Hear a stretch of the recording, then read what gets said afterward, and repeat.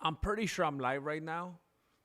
For at least the after the factors, I'm pretty sure I'm live right now. Well, technically I'm unlisted right now. So if anybody watched this, that's why I'm specifying after the factors. If anybody watches this after the fact, they're gonna see this. This video is live right now, but it's also unlisted. So even though it is being streamed out into the universe, it is not visible yet until I click public. So only the after the factors are gonna see this right now, unless some of the people that watch it right now, when I go live, unless they come back also and they also identify as after the factors, then that's amazing. I love that as well. That's fantastic. Those double dippers right there, that's special, bro. That's different. I want to thank you for being here, spending your time with me.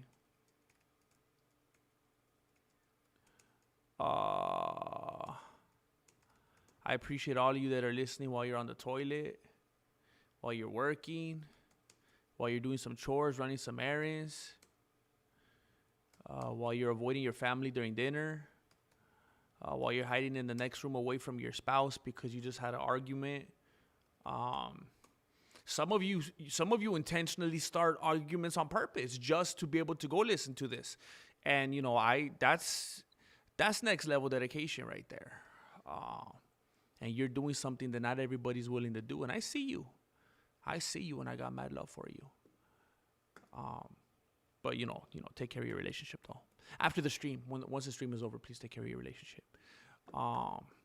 We're about to go live right now. In 3, 2. Wayne's World. Woo, woo, woo.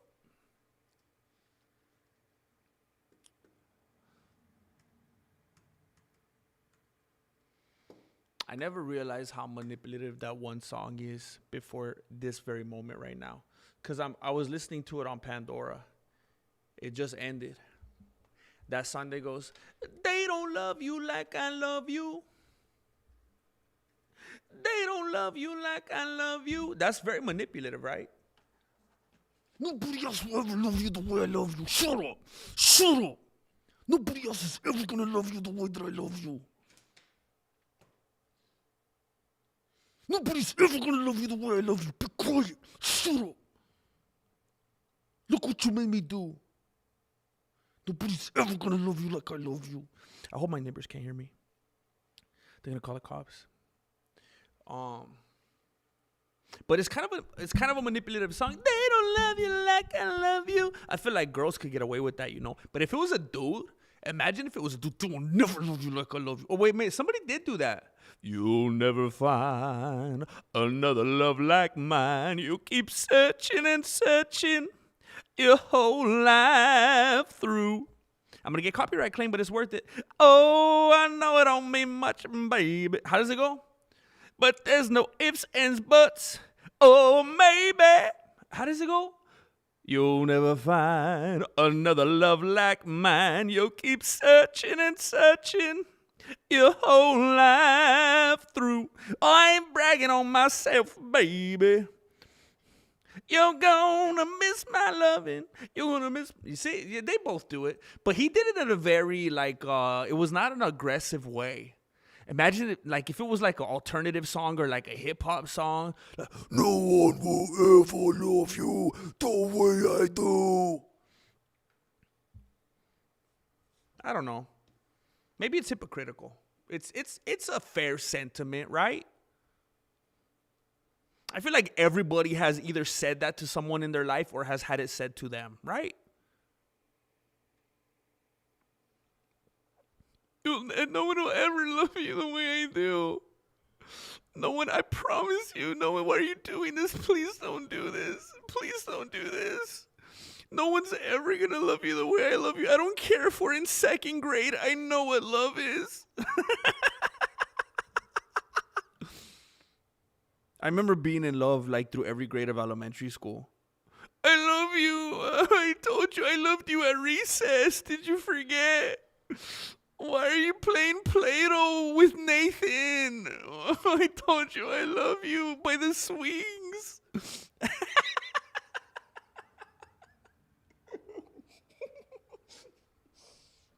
Oh my gosh, brother. Are you intoxicated or something? I started crying, bro. My trauma started coming back from kindergarten, bro. Stupid Nathan, dude. My trauma came back, bro. I'm a lover. What's up, David? What's up, Caimon? Another one.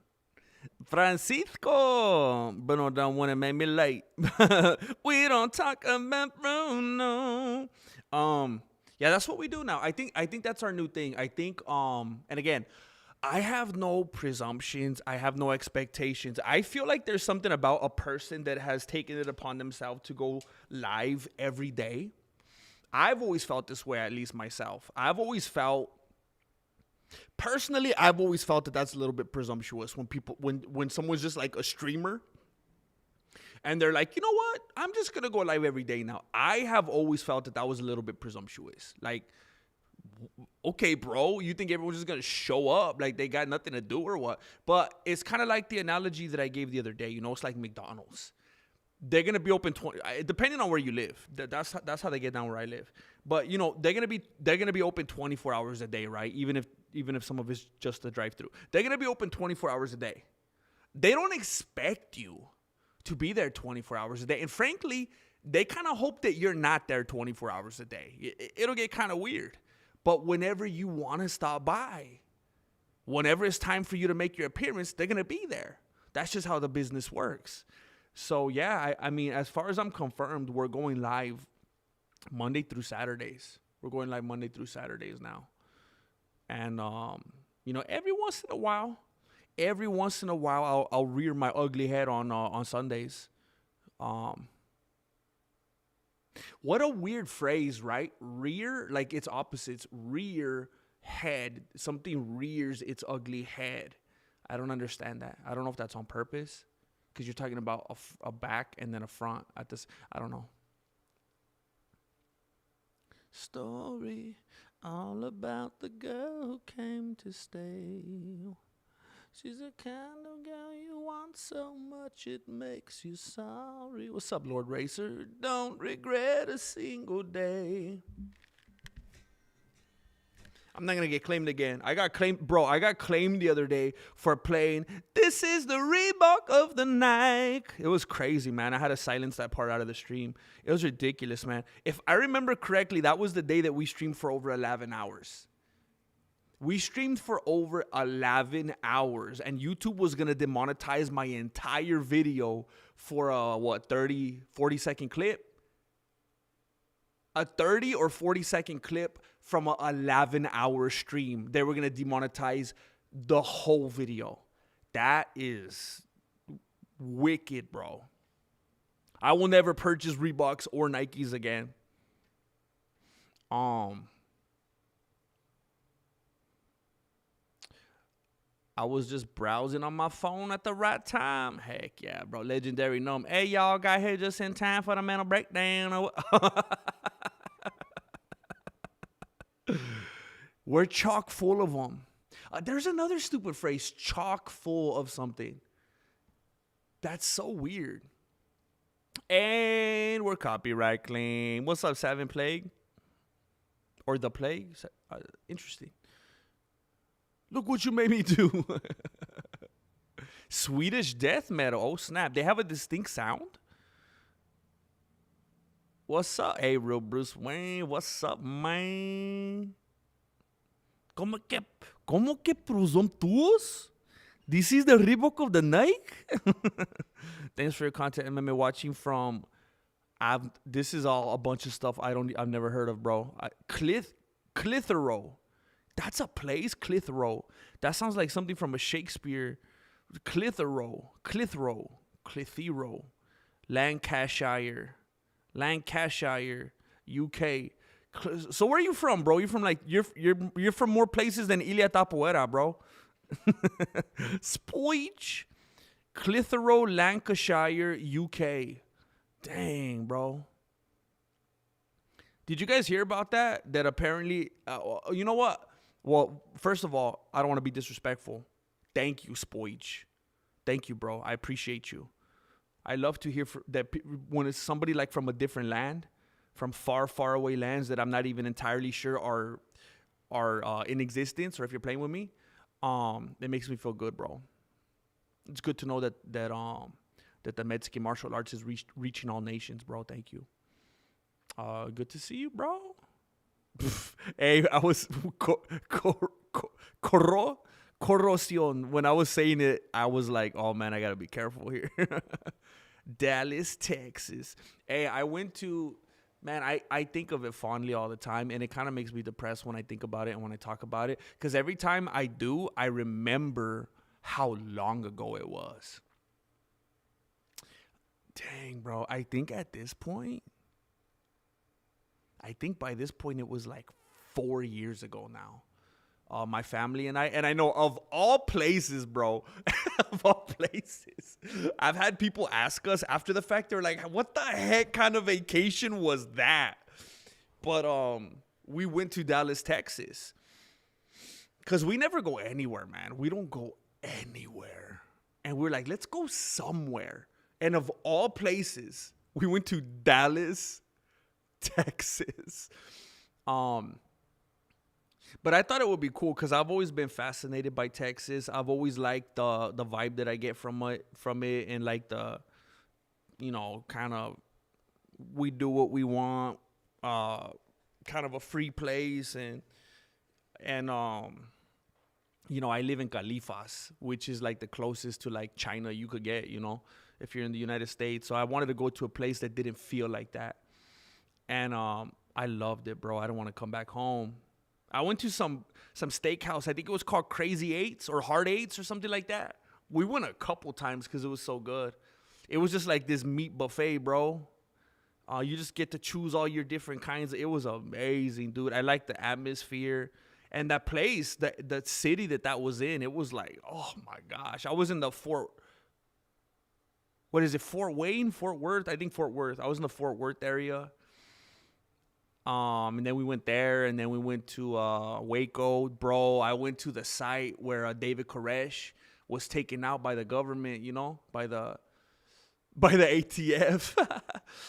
And it was crazy, dude. I went out there. It was eerie. You could see like the bus. You know how they had this bus that they would chill, like an underground bunker kind of thing. You could see part of the bus creeping out of the ground.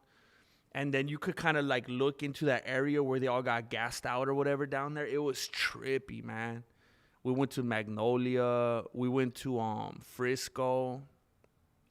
Frisco Kid was a friend of mine. Wow, wow, wow, wow. I don't want to come home, bro. It was cool. It was humid though, dude. I got like this glandular issue or something like that, man. I don't know. Like I talk about it all the time. I'll just be sitting in my living room. I'll just be on the couch, and I won't even be watching Cops, dude. I'll be watching anything. I'll be watching Seinfeld reruns. I'll be sitting on the couch, and I'll just be sweating, bro. I'm always dehydrated. I think it's because I don't drink water, but I'm always dehydrated, dude. Imagine me in Texas. Every time, if you would have just seen me mobbing around, just walking wherever, I'm just getting some ice cream or whatever, it looked like I just jumped in and out of a pool. I was drenched, dude. My family was embarrassed. We went to the zoo. We went to the Dallas Zoo. I forget what it was called. It was like one of the biggest world zoo or something. It was crazy. They had a bunch of stuff. I was just walking around just drenched, bro. I can't believe I didn't hyperventilate or something like that. We went miniature golfing, and it was indoors. It was like this cool, like spooky. I don't even know why it was like that. It's not even like it was Halloween or anything. I don't know if you've ever heard of this if you're from the Dallas area. We went to this miniature golf place in Dallas, and it was indoor, and it was like dark, and it was like spooky stuff, and it was like all these lights, and I was just sweating, bro. People were just looking at me nonstop. And I was like, you recognize me? Did you know I'm the grandmaster? And they're like, no, you're sweaty. Should we call somebody? Do you need do you need a doctor? I was like, no, but I'm the grandmaster. And they're like, we don't know what that means. Jukebox Hero. I always thought that song was so weird, dude. I was close, Legendary. I was close. Man, I love this song so much. Have you guys ever heard of the Silverstein pickups? All the go in betweens. I love this song, man. By the way, I'm going to talk about my topic, my title, and my thumbnail very soon here. I was just saying my salutations to everybody. That's how Manny Pacquiao calls his... No way, does he? Clitheroe has a castle. Does Dallas have a castle? Oh, snap. There's a castle? I think Dallas has a White Castle, though. Do they? I don't know. I went to... I always wanted to eat at a White Castle ever since I watched Harold and Kumar when I was a little kid. And I never have. But I did go to Whataburger, and I was very underwhelmed. It tastes basic. It was like going to Foster's Freeze. It was like the same thing. It wasn't nasty or anything. It wasn't disgusting. It was just one of those things where it had been hyped up so much that I was like, what?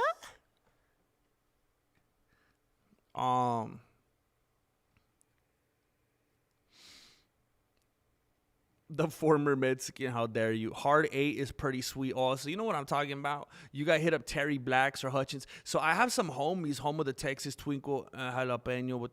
Dang, so I have some homies. Oh, the Voto Studios boys. If you guys have been around this channel for the long run, then you already know that this channel used to be called Voto Studios. And I used to make the videos with a couple of homies.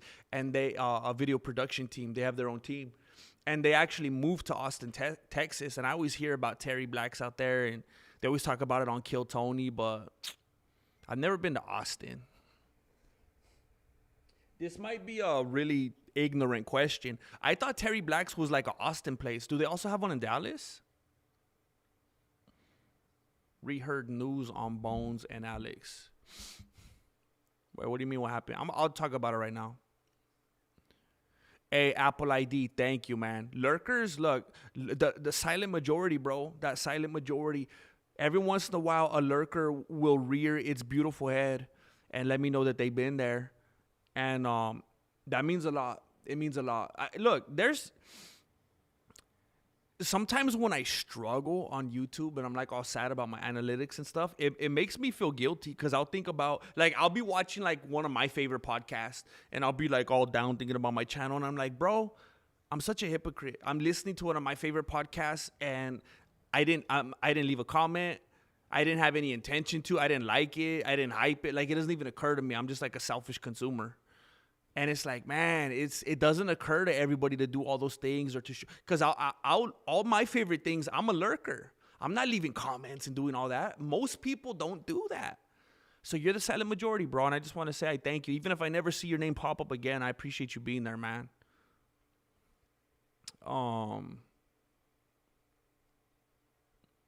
Casablanca. Bro. I never realized that old classic movie Casablanca meant White House. Is it about, it was the dude, is the dude in, I've never watched it. Is the main character like the president in that movie? It's interesting as someone from the East Coast to hear you mention names of common things from out West. And I'm like, what did I mention from the West? Because I mentioned Foster's Freeze. Do they have Foster's Freeze out there? Or wait a minute, even Texas feels like West Coast to you, huh? That's crazy.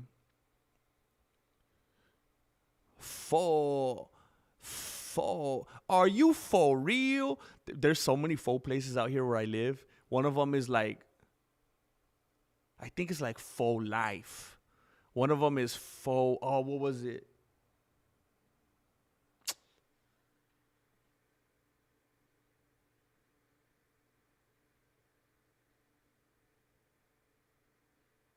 Forever. I don't know. I can't even think of, there's like 5 different ones. I can't believe I can't even think of the best ones right now. I'm always making, like, not making fun of them. I think they're funny. But what is it? There's Faux Real, Forever, Faux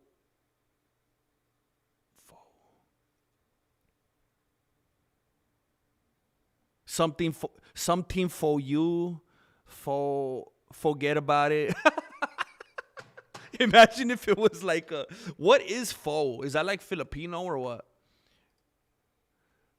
What kind of food is pho? What is like Vietnamese? Oh, it is Vietnamese. Imagine if there was like a Vietnamese, bro. That is brilliant. I need to text that to myself. I'll just say fusion and then I'll remember. Imagine if there was like a Vietnamese and Italian fusion type of place, and they had what's it called? And they did like a collaboration. It was Forget About It.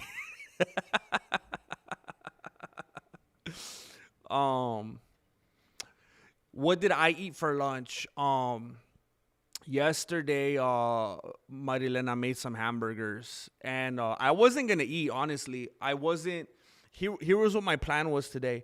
I was gonna come in here and stream, and then I wasn't gonna eat nothing. I wasn't gonna eat anything all day. Soon as the stream's over, I'm gonna go work out. I'm gonna go pump some iron in the garage. I'm gonna get a good. I built out a new routine. I have like my whole workout ready to go.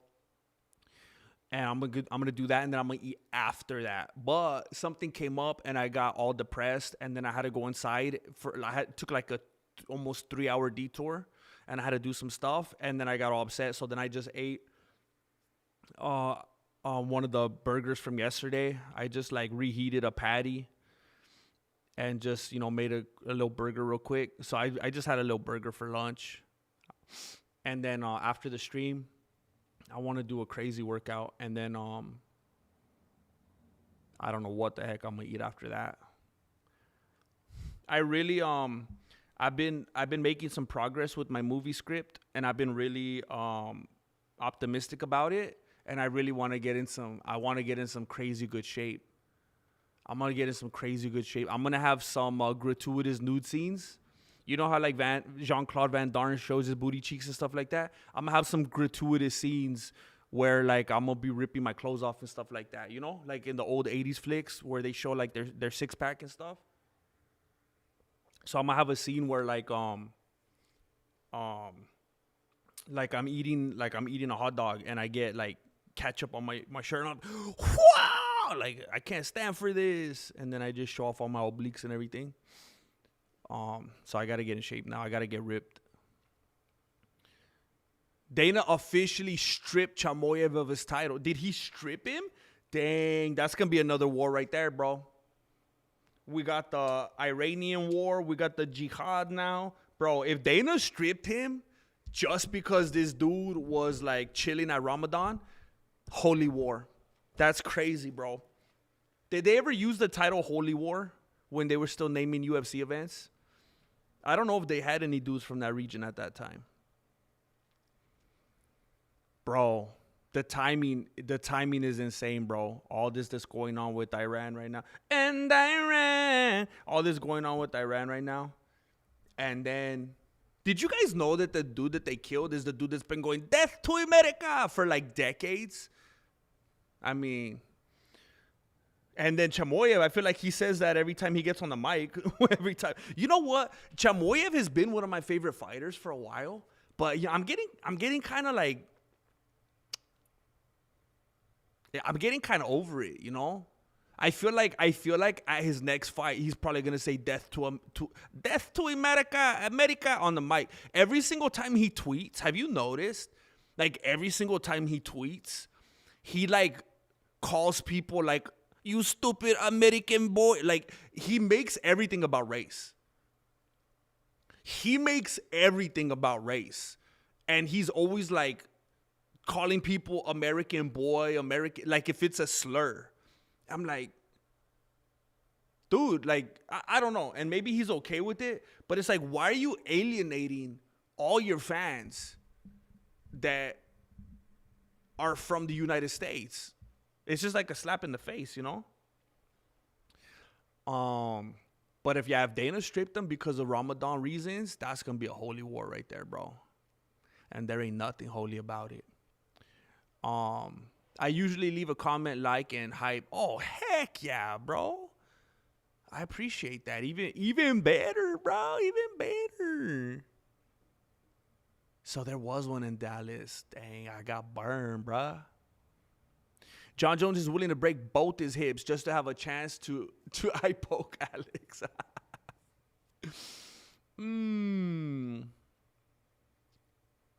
Fuck you. Oh, pff.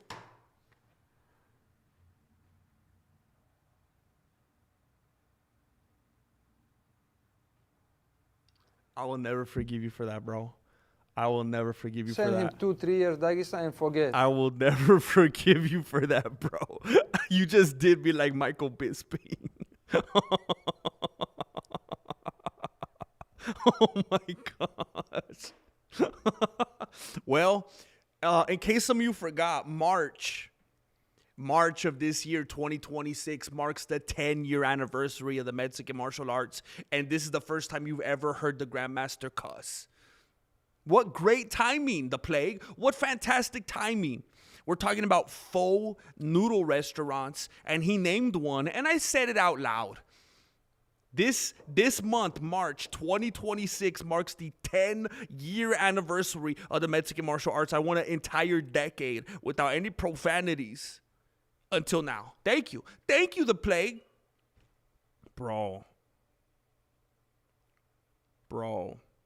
Faux show. Bride of the Feistos. We're like two ships in the night. Makes me sad. Fee Fi Fo Fum. That'll be a good one. Please tell me why you're not doing stand up. I hate like, here's the thing that would sound stupid about me even talking about it, bro. I feel like me even talking about it makes it sound like I think I could even do it. Like, again, I keep using the word presumptuous, but I feel like me even talking about this and saying this out loud sounds presumptuous. Like, oh, okay, bro, like you'd even get that far anyway. But I feel like I wouldn't even want to pursue it because I know that part of that lifestyle is touring, traveling. I would never want to have that kind of life. I'm a homebody. I'm a family guy. I want my funnest, best, happiest times are sitting around a table with my family, chilling out with my family, relaxing with my family. I don't want to go anywhere. I don't want to get on a train. I don't want to get on a plane. I don't even like getting in an automobile. So it's not for me, man. The lifestyle alone. You know what I would love to do? I would love to, which I'm working on right now. I was trying to do that for a while, trying to get into TV, trying to get into movies. And by the way, no disrespect, March, I'm always like flabbergasted when anybody ever thinks I'm funny and they're like, you should do stand-up. And I'm like, why not movies? Why do people always go to stand-up? I'd rather, like, if I had an agent right in front of my face and they're like, stand-up, movies, or TV, I go, let's go. Get the stand-up out of my face, bro. Movies and TV, let's go.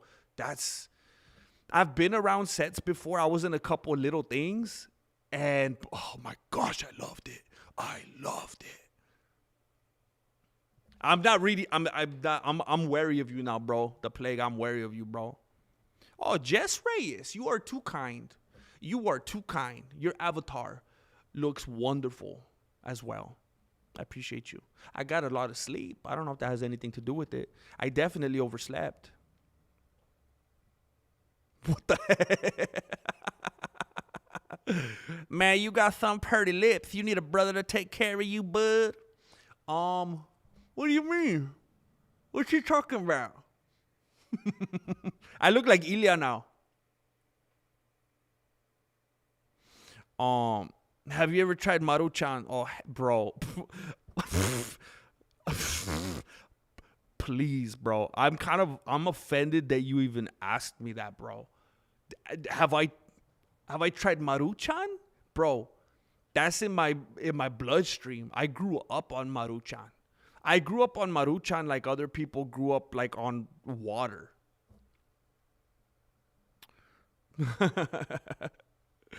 I love that. I don't know if that originated with Wayne's World or if they just made it popular. Greek salad for lunch. Dang. just hearing Greek salad makes my stomach growl. Like I could eat a pound of Greek salad and still be hungry because it's salad, you know? Like, how do you eat salad for a meal and not be like, all right, now what's my real meal? Like, that doesn't make you still hungry? P90X. Heck yeah, bro. Bro, Octopus, I'm telling you, dude, I'm gonna get like comedically ripped, bro. It's gonna be like like there's one word I have in my mind, bro. I'm gonna get like gratuitously ripped. Just for the laughs, bro. And I talk about it a lot. I used to live that way, bro. I used to be like all annoying about it. I was like, I would live without my shirt off, bro. And so I know I could get there, bro. Chamoyev will not be coming to the asado. Yeah, he's getting annoying, bro. Without America, no one would be watching him. Yeah, it's weird, bro. Yeah, and you're right, bro. Because even his own people don't even want to fight him. Like they can't even fight each other. Like they need to fight. They have like this weird reverse racism kind of thing where they don't even want to fight each other. So it's like you have to come and fight Americans. It's like, man, don't bite the hand that feeds you, bro. The Boston Mafia. Oh snap.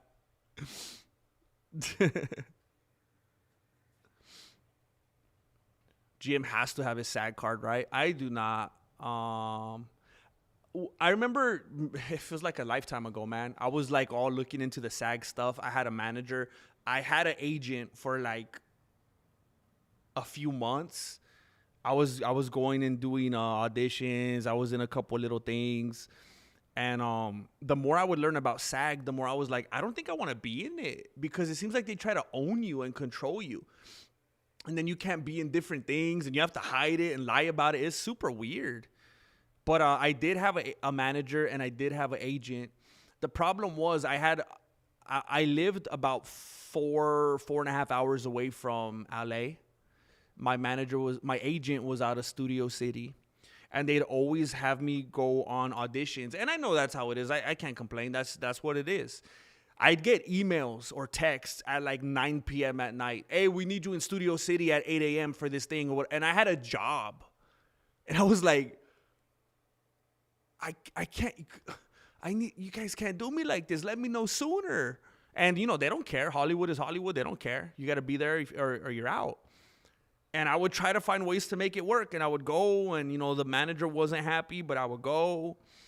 And they kept sending me on stupid stuff, man. I remember they were sending me on a couple different things back to back where they wanted me to play like this, like, young like high school student and this, and I'm like, bro, what are you doing? Like, I'm just gonna waste a 9-hour round trip of my life. I'm taking off work. What are you trying to have? It was like the weirdest stuff that didn't make any sense for me. And I told the agent, now I'm gonna back off for a little bit. And then I don't know, she got all butthurt or whatever. And then I didn't have an agent anymore. And then my manager passed away. She was the best, bro. Like, it might have been like total love bombing and manipulation. Who knows, for all I know.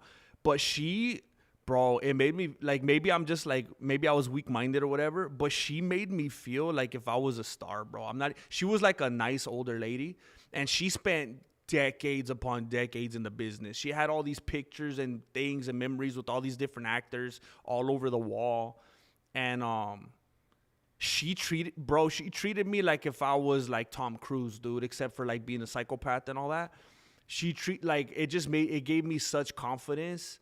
And she hyped me up. And it was, dang, when she passed away, I just felt like she was like my Cus de model, you know? And she was like my Brian Epstein. And when she, when she passed away, I was like, dude, it's over. Like, I had no more contacts after that. Cussing is so therapeutic. Though I love cussing, that's why I can't be a YouTuber. It's dumb though. I've been demonetized for so many ridiculous things, and I've never had any cussing. And then you'll find a bunch of stuff with cussing, all this vulgar stuff, and they're doing good. They're thriving. So, I mean, I think you'll be fine. Figure 4 eye poke. Drop them likes. I appreciate it. Time to delete the channel and start a new one. I already tried, bro. I tried. I got a little taste, and then I was like, oh, nah, that doesn't work either. Mesa Rod. That was my 15 seconds, bro. He's gonna deport unemployed citizens. Dang, even unemployed citizens, next level right there. Oh, I remember that, bro. I remember that. We read some of those names online a while back, bro, on one of the streams. Chinese chicken salad is different for sure. Felipe Esparza.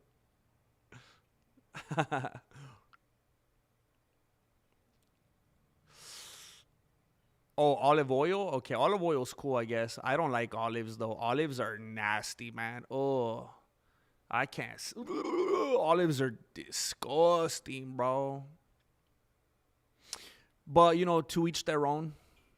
Disgusting accoutrement. Hey, GM, thanks for streaming. I'm having a rough day. Just finished working out to angry music. It's nice to have you hanging out now to chill and have my recovery meal. I'm sorry to hear that, bro. Sorry that you're having a rough day. It feels good, bro, to get a pump going, and you're just listening to some like something takes a part of me. Like if something feels good, bro, you just start sweating. Get that dopamine going. Push that pain, bro. Pumped a lot of pain down in New Orleans. Something therapeutic about that, man. Just do what you got to do. You might go for another sesh. You might go for another sesh a little later. Get that pump on, bro. I'm happy to be a part of it. I'm happy to be any little part I could be of making it better. I legit never eaten a salad before in my life. The one time I ate a vegetable, I was allergic to it. Oh, dang. I used to eat so much celery with a bunch. I used to have celery with my peanut butter. That's how I got down. Ham and cheese toasties. That's pretty good, actually. Yeah, I know it's stupid. I know it's a dumb thing to say. And I've said it before. Like when I watch a person eating a salad, I actually like get upset. And I'm like, who are you trying to impress, bro? And no disrespect to anybody. Like, I'm not trying to be messed up. I know there's people in here that are much healthier eaters than me, and that's a good thing. Maybe it's something subconscious where I'm just hating on people that are being healthier than me. I don't know. But like if I just see a person sitting there eating a salad, I'm like, what are you trying to do, bro? I'm gonna give you a sticker. Like, what are you doing? Eat some hot Cheetos, bro. Eat some fruit roll-ups. You're fine, dude.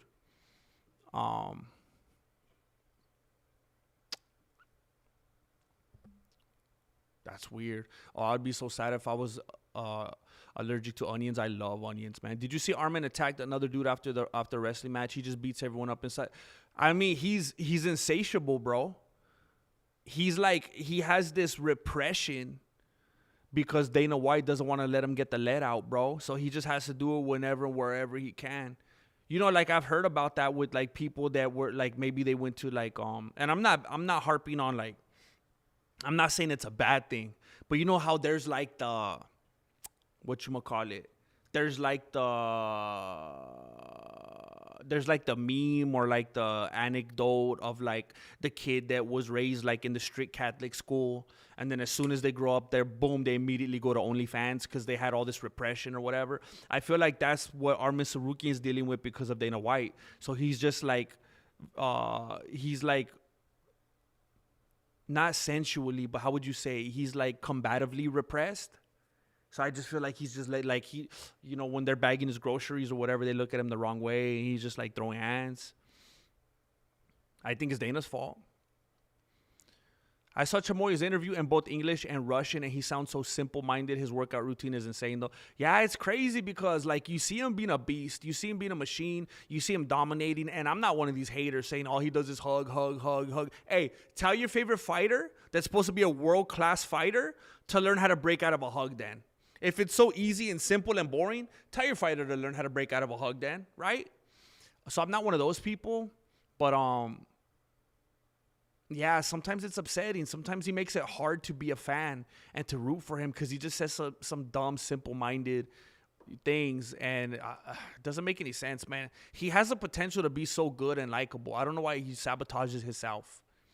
The only thing that I had that I felt like I could make myself feel better with the other day when he's always like dissing on Americans is maybe it's Ramzan Kadyrov thing.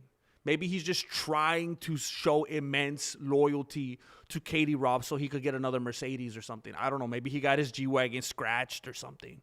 Maybe the wheels are getting a little bald or something. Maybe he needs another one.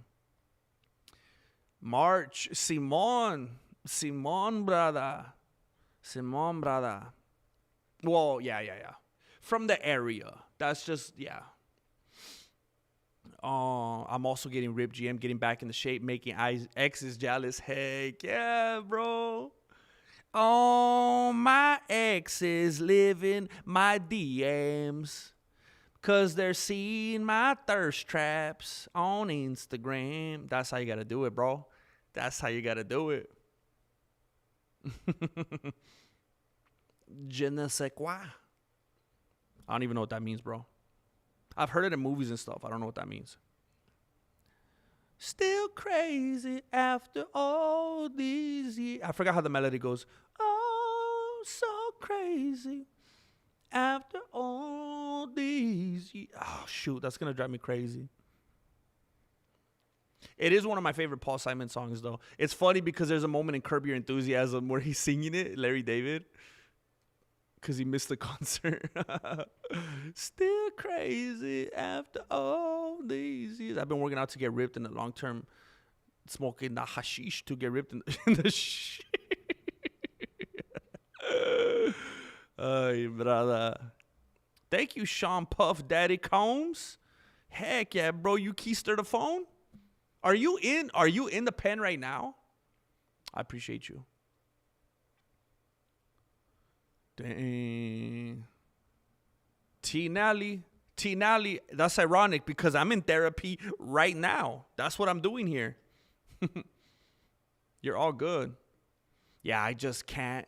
Ooh, I can't get down with olives, man. Ooh. No, I don't care what color they are. They stink. Oh, my gosh. I would get so mad, bro. Because my dad would always want olives on the pizza, man. Always. And I remember being a little kid just picking all of them out, dude. Just taking forever trying to pick them out. Especially when it was like leftovers. And the next day when the pizza's all cold because it's harder. You know, it's harder to pick them out.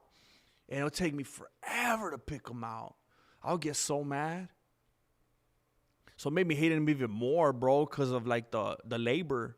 Not only were they nasty and stinky, they were labor intensive, bro. Oh, heck yeah, I love that song.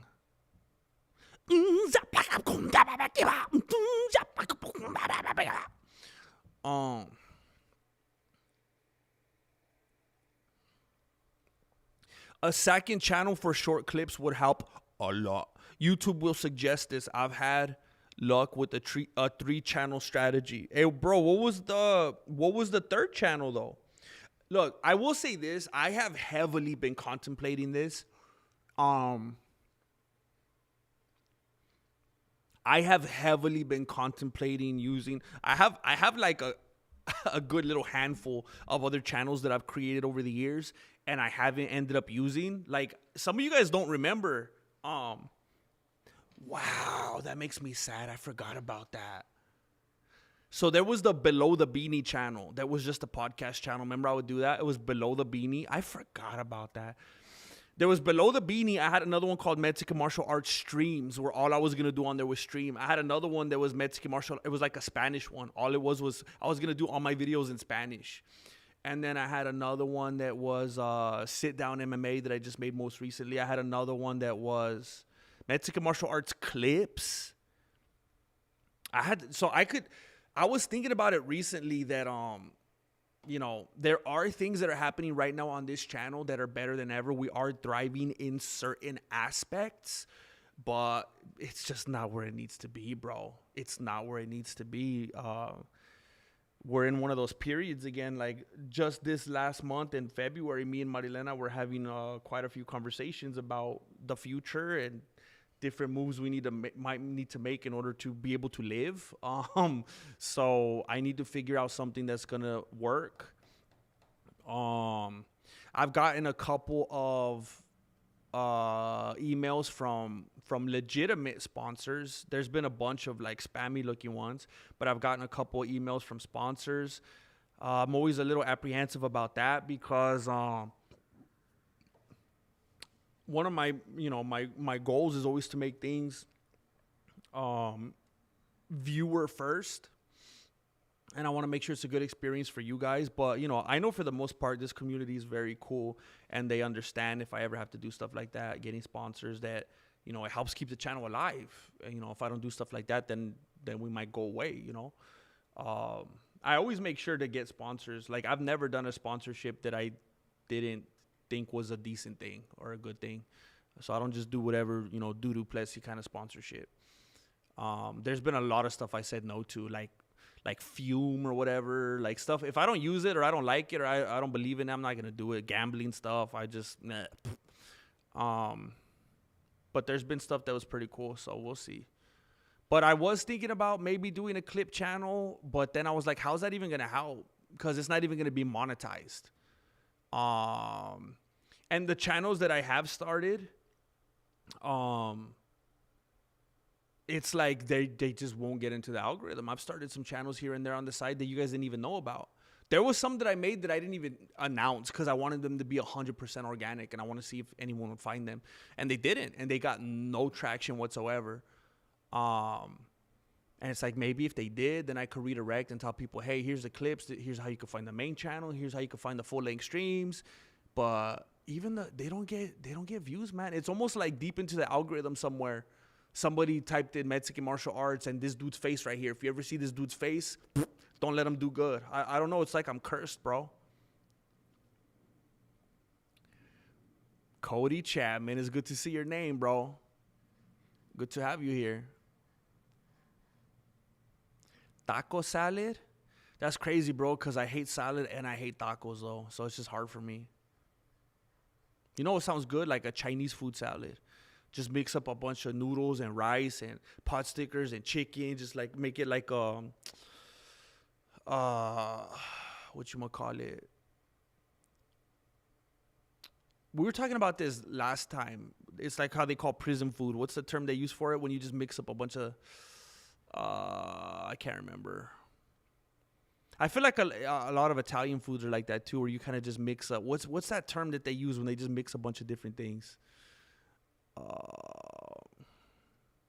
Yeah, he's been sick for a while. Hasn't he been dying for like a couple months already? Ramzan Kadyrov? Olives are good for Mexicans? Ooh, how, bro? How? I feel like they use olives for population control. You bring back traumatic memories. I never knew I had a picking out olives from my pizza. Hey, Below the Beanie was a good time, bro. I really did have fun doing that. Don't be a weenie. Watch Below the Beanie. Heck yeah, dude. You're making me nostalgic, bro. Dang, took me to a simpler place. Man, good to see Hoser. ARJR, man, we were about to send out a search party, homie. Oh, what the heck? Why don't you work with Jesse on Fire? I think he got mad at me.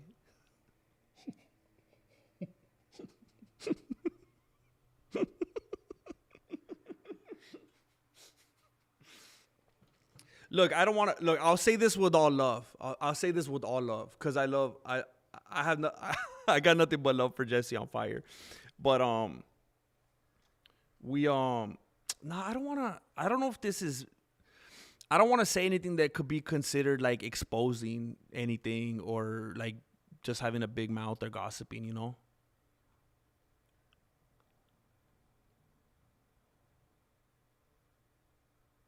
I'll say this. Me and him did like several, we were doing collabs for a while. Like we were on a little hot streak. We did a few collabs together within the span of like, I don't know, it was pretty condensed. And then the Raja Jackson situation happened, and he was just lighting up Raja. And I was, some of you will remember. Some of you in here didn't absolutely love some of the stuff I was saying either. But hey, I try to remind you guys sometimes why this channel exists and what I'm doing here and what we're doing here. You know, we're having some fun. So I did a collab with him, and I was saying some like... I was being like Raja's, you know, I was playing like devil's advocate, you know? So I was trying to give some context to the situation, and I was playing like defense attorney to Raja Jackson a little bit. And I was laying out points, man. I was being as objective as possible. And he seemed very unsettled and uncomfortable during, and was giving me a lot of looks like, what? And I was quadrupling down, bro. He would like give me these pockets to like, because it was live. And he would tell the people, he was like, I think this is what he meant. And I was like, nah, here's what I'm saying. And then I would say it again. And I was just going hard. And it was like weird. And he kind of ended it abruptly. And then he made that video members only. And then I never heard from him again. And before that, we would talk a lot, bro. But I will say right now, I think that's hilarious. I got nothing but love for that dude.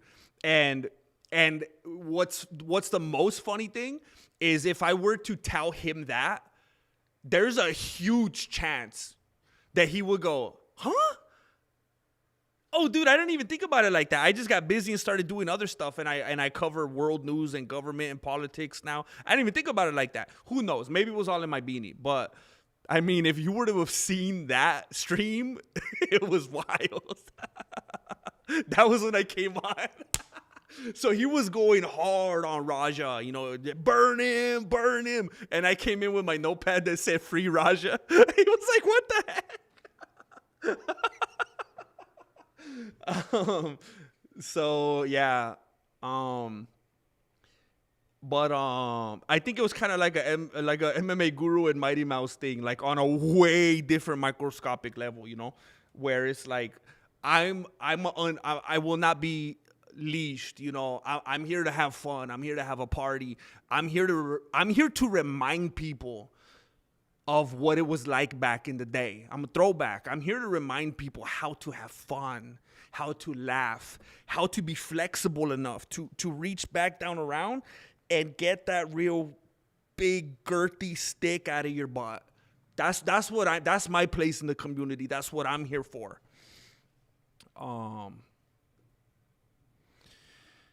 If I sub to a channel, the channel will no longer be in my main feed since the algo wants me to find new stuff all the time. A clip channel keeps you in the suggestions. Third channel is an off-brand topic. Oh, snap, bro. Wait a minute. So here's what I'm wondering, bro. Okay. Hey, please stay here with me. I got some more questions, bro. If I make a clip channel, let's say people are sub to this channel right here, the Metzke Martial Arts. If I make a clip channel, then it might help me show up more often in people's feeds who aren't subscribed to this channel, right? I mean, no. Let's say there's people subscribed to this channel and they're not seeing this channel's uploads. That makes all the sense. Bro, do you work at YouTube? That makes all the sense, dude. Because YouTube's like that now. They don't care about me. If someone's already subscribed to me, then they're like, oh, let's give them new people. So if anything, they repress me. So let's say someone's subscribed to this channel, right? And then I make a clip channel. The people that are subscribed to this channel, they might not be seeing these uploads as much as I like them to, but they're going to see the clip channel one, right? Here's the problem, though. What if they see my clip channel and they're like, oh, snap, he has a clip channel, and they subscribe to that? Now they're not going to get those notifications either?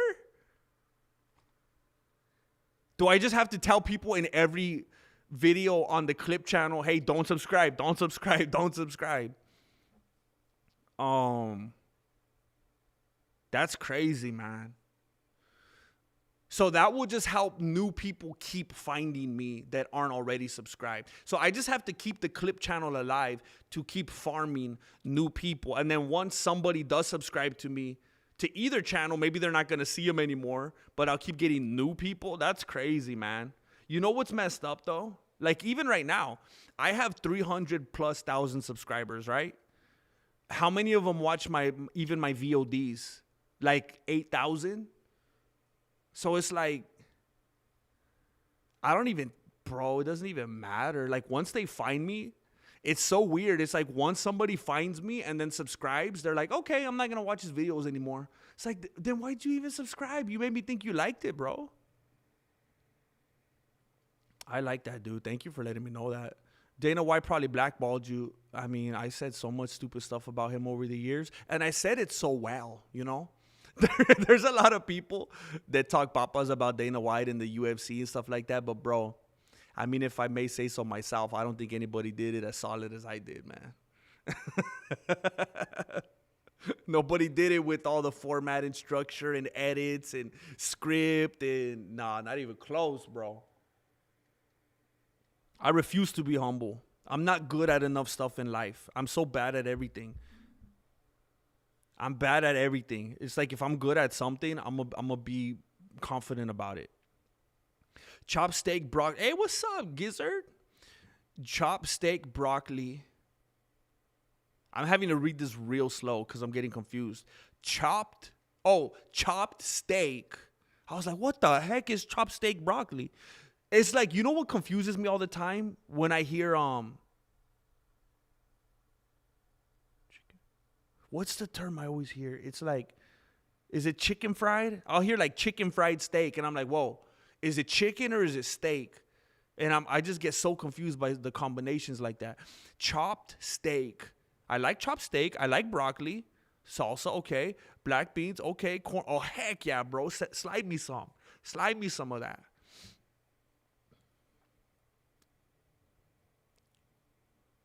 I think leaving streams up can rank the algorithm.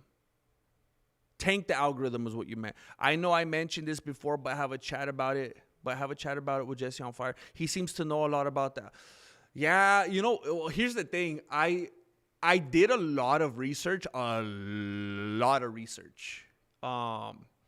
Like obsessive research. And I was kind of auditing a lot of channels on YouTube.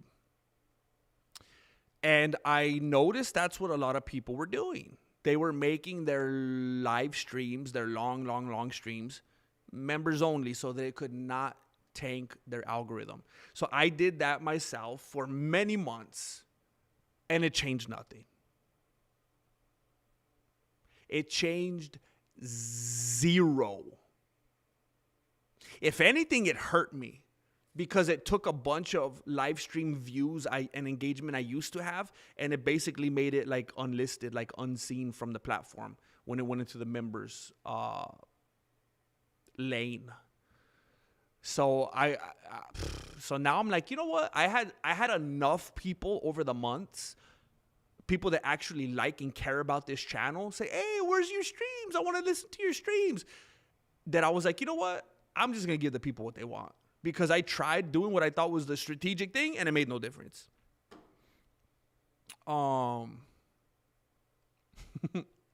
Hey, Saginaw, Miami in the house. You ever seen a grown man naked? All my love and affection. You remember that? Did you see that? I don't know how I only caught one of you guys collabs. Watch you both all the time. Yeah, we did at least a few of them. We were kind of on this thing, like we had a little bromance going on, you know. And then it was funny, bro.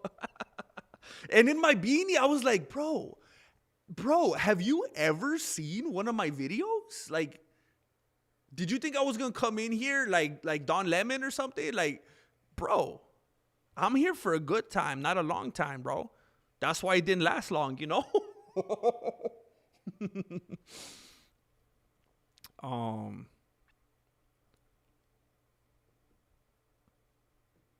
Dang, that would be hilarious. Yeah, heck yeah. I mean, I will do anything for. I mean, I've had that conversation with Marilena a lot. If something is funny, if something is genuinely funny, I'm in. You cannot convince me otherwise. I'm not going to play ball. I'm not going to apologize. I'm not going to put my tail between my... If something's funny, I see you at the finish line, homie. Like, I'm here for people, like you were saying earlier, bro. I'm here for when someone had a rough day, for when someone's going through it, for when someone needs a chuckle. That's what I'm here for. I'm not here to be PC with you. I'm not here to be on my soapbox. I'm not here to make sure I don't get canceled. Also, I'm always making sure, because that's pathetic, and I don't like plucking low-hanging fruit. I'm also not an edgelord. But I'm here to have a good time. And I will not be convinced otherwise. Yeah.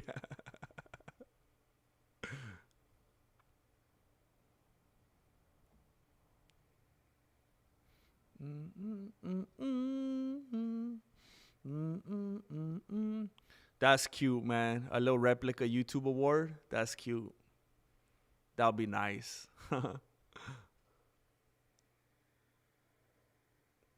Why flip-flops? It's the noon chanclas, bro. I saw a debate on. I saw a debate with Jesse on Fire and this political guy named Jason Berms. Jesse was in support of Connor in regard to his being a cochino, and Jason was not having it. Okay, so Jesse on Fire went full grandmaster. He flipped the script.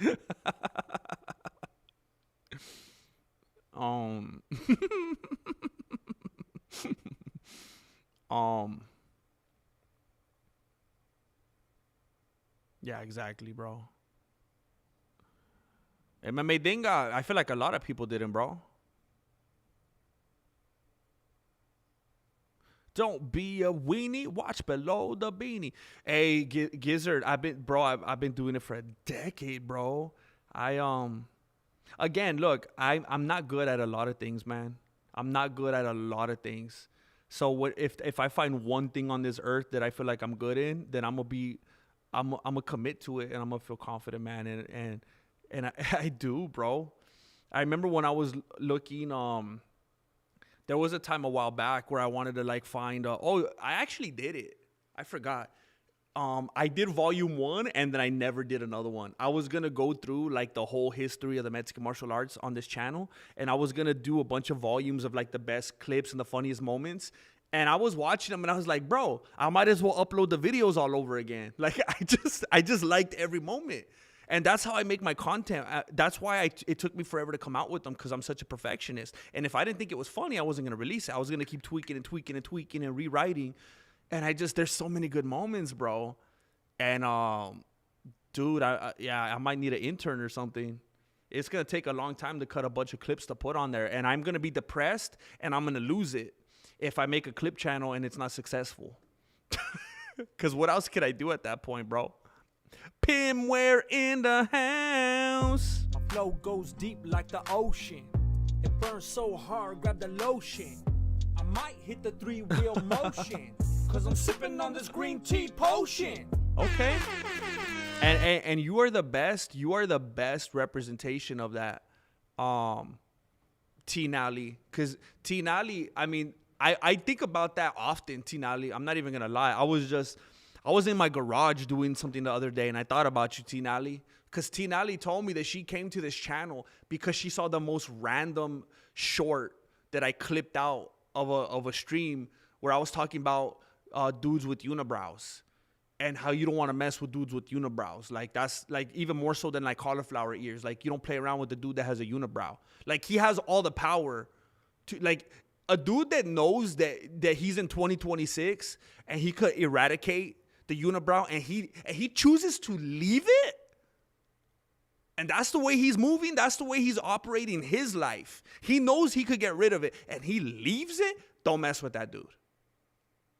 She saw a short of me talking about that, and boom, she's here today. It had nothing to do with Mexican martial arts, nothing to do with Conor McGregor or the UFC rankings. And I think about that sometimes. Like, man, I got to put more stuff up. Make DVDs at this point. I'm tempted, bro. Remember that movie that I made, or the thing that I was working on when I wanted to try to pitch a movie? I was calling it straight to DVD. Grandmaster, your last video was hilarious. The one about Ilya not being Hispanic literally had me bursting with laughter at work today. Thank you, Octopus. Hey, you know what's crazy, bro? Sometimes I do a video. Look, when I used to edit the videos meticulously, those ones I was like, all right, this is a piece of art, right? And I'm gonna work on this, and I'm gonna edit it, and I'm gonna be very particular with it, right? Sometimes when I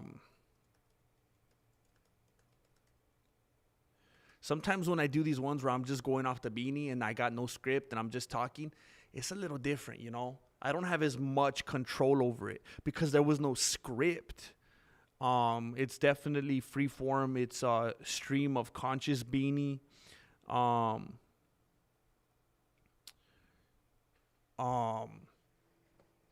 So sometimes I'll upload a video, and I'm not gonna say I don't believe in it, because ultimately I feel like I wouldn't upload a video that I didn't believe in.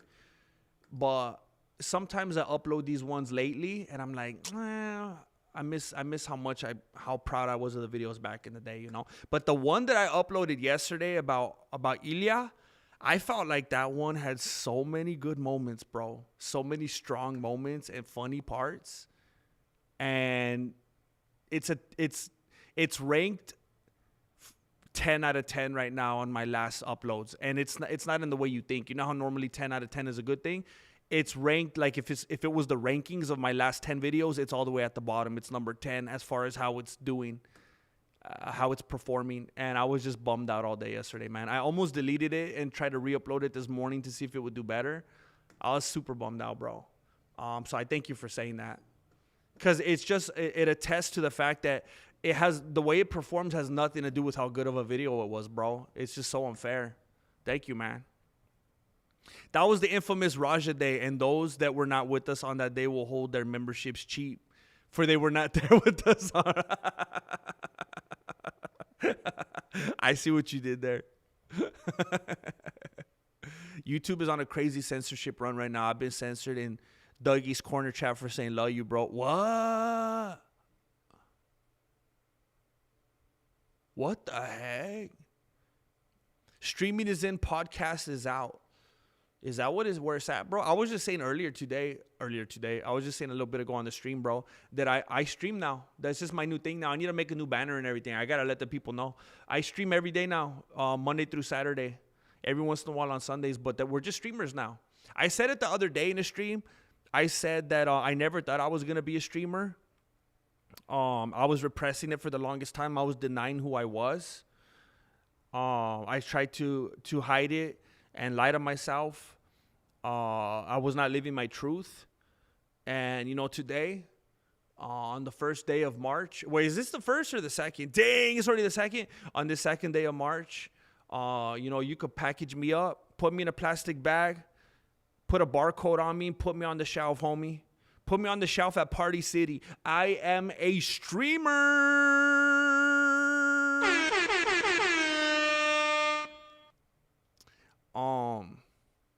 You have many moments that are short gold. I start clipping them for you, but we never win any. Oh, what the heck? That does sound familiar, T. Nally. There's so many. I mean, we talked about it a while back on the stream here too. And there was actually some people midstream that were clipping parts out of my videos. And it's never, you know, I'm gonna have to just, be a savage. And I'm just gonna have to go on a tear and figure it out. I cannot put that weight on other people. I'm gonna have to figure out how to do that. And I apologize for you. Like, I don't want you having to go through those hoops, and I haven't even fully figured it out. The clipping tool on YouTube is kind of. I think clipping. Honestly, I think clipping shorts externally in a different kind of software like iMovie is far superior than the YouTube clipping thing. Especially because, like, on the YouTube clipping thing, you don't even have the ability to put it on another channel. It just stays on the same channel. And that's a huge hindrance, because if my channel already has bad visibility, then clipping isn't going to make much of a difference. Oh, nah, Jack Black is far distant relative. You don't want John Jones on the White House car? Why are you trying to do him like that? You don't want a black man in the White House? Go to Kick.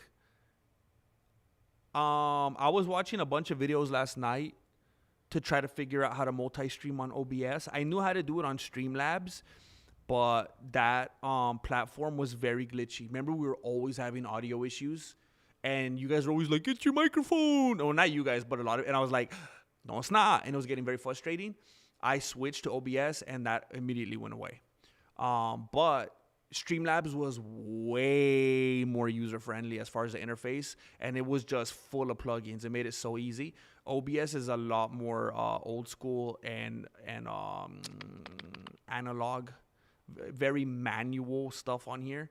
So I need to figure out how to multi-stream on here, and then I think I'm going to start putting it out on everything: Kick, Twitch, Facebook, TikTok, everything.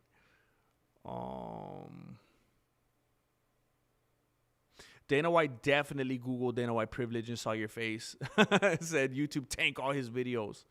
I wonder if that would happen, bro. I wonder if the internet respects me enough to give me credit. Dana White privilege.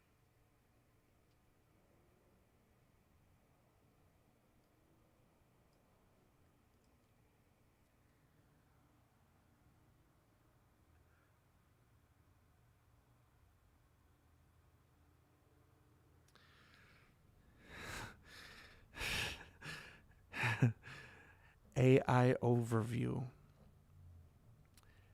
Dana White privilege is a slang term in MMA coined by Tony Ferguson.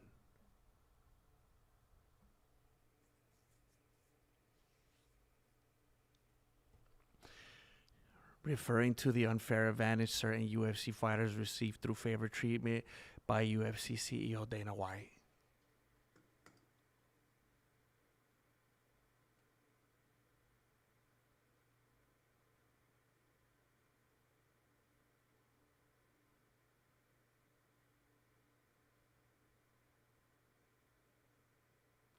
I'm never gonna get my credit, bro. I'm never. You know what? You know what is Wow,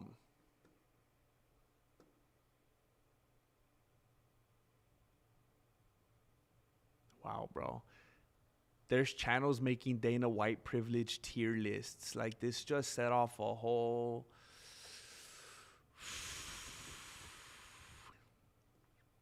You know what I just realized I am right now?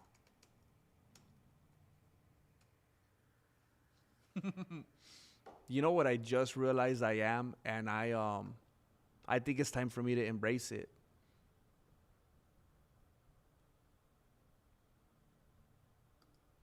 I think I'm the Vincent Van Gogh of the MMA community.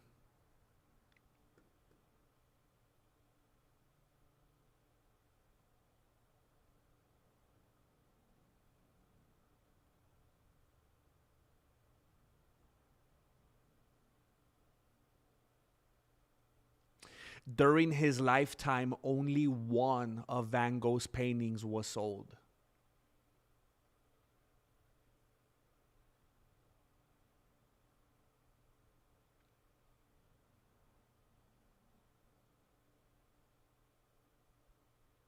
Dang. Van Gogh suffered from psychotic episodes and delusions. He was worried about his mental stability and often neglected his physical health. He did not eat properly and drank heavily.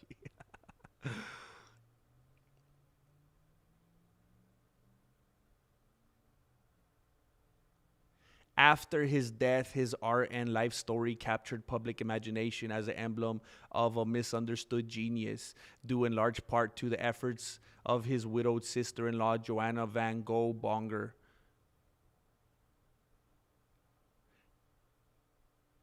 Van Gogh's work gained widespread critical and commercial success following his death.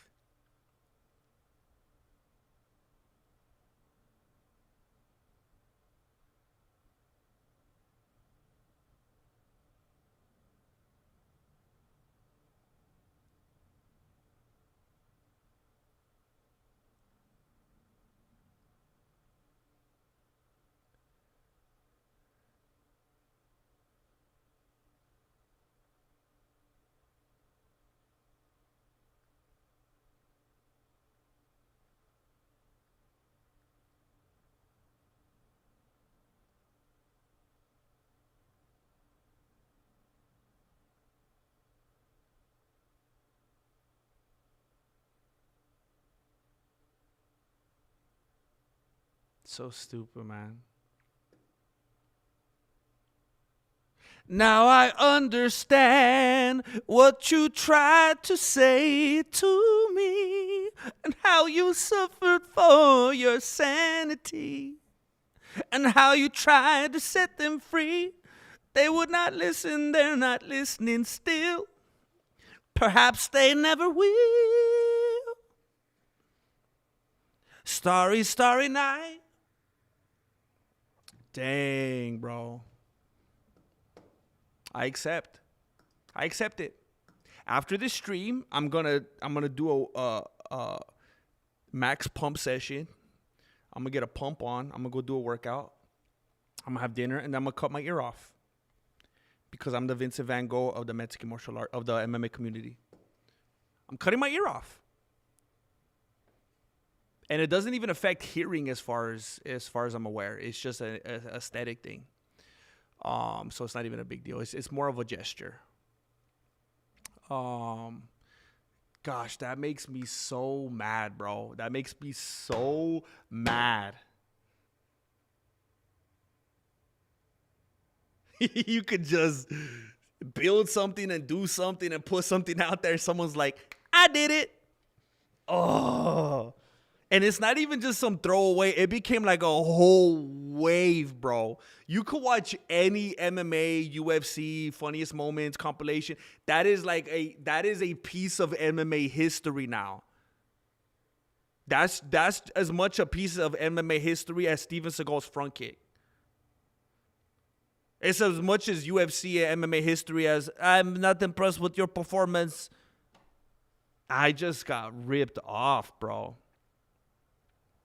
It's okay. It's okay. It's okay.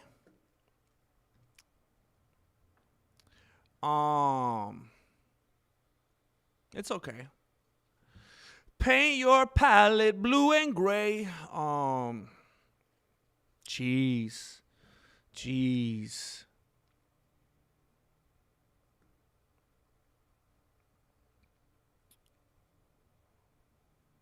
It's only they're trying to fool the public.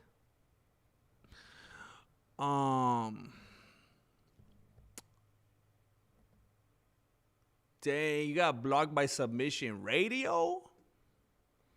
I feel like those dudes are like, man, what'd you do to make them mad? They seem like pretty like amicable dudes.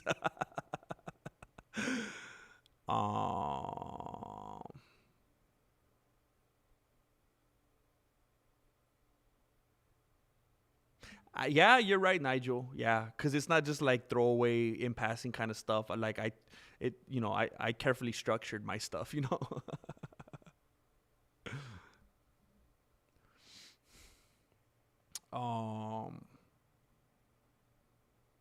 Thank you, Hoser.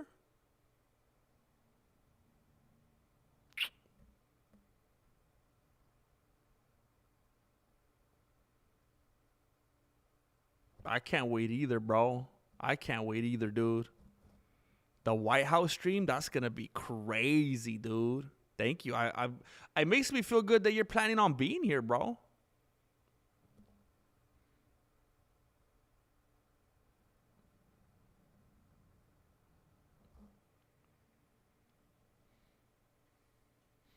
Hey, as artwork videos, as art. I'm glad you're here, bro.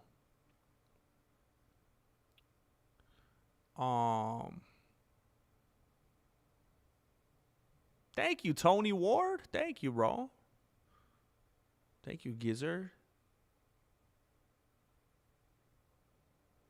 Your chats are super interactive, and that's awesome. Thank you, man. I try to do my best of, which I'll do in a little bit. I try to do my best of balancing actually bringing you guys some news and some content and actually talking about what's going on, some topics, and then, you know, riffing in the chat. So that's the funnest part to me, being able to talk with you guys.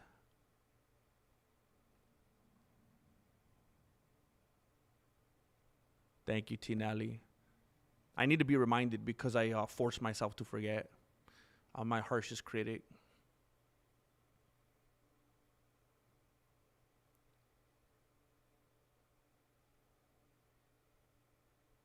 Heck yeah, shout out to the real ones from the 80s and 90s that I feel like I know even though I never met, just like the Grandmaster. Heck yeah, Tony Ward. That's the good times, bro.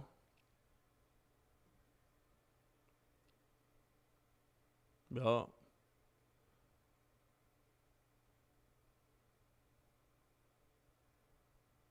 Thank you, Nigel.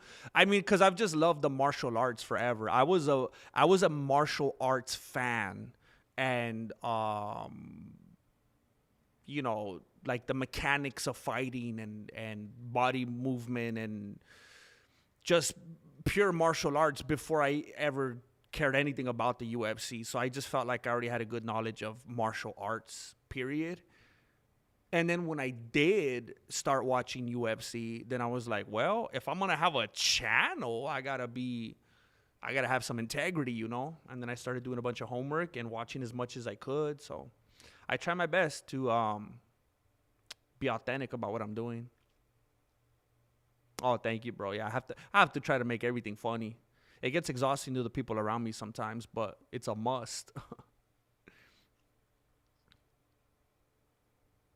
Oh, Tom Bout, that was one of the dudes from Voto Studios. You know how I always talk about the dudes that have the video production company in Austin, Texas, that actually started the channel with me, Voto Studios. The guy that's like the founder, like the main guy, his name is Alex. That's his brother.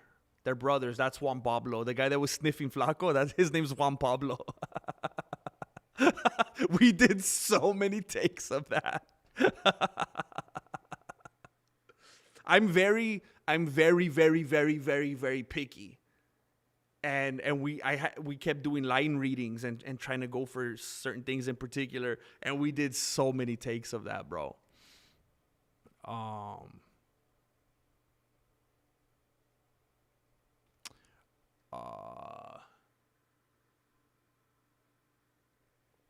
Jess Reyes, I mean, to be fair,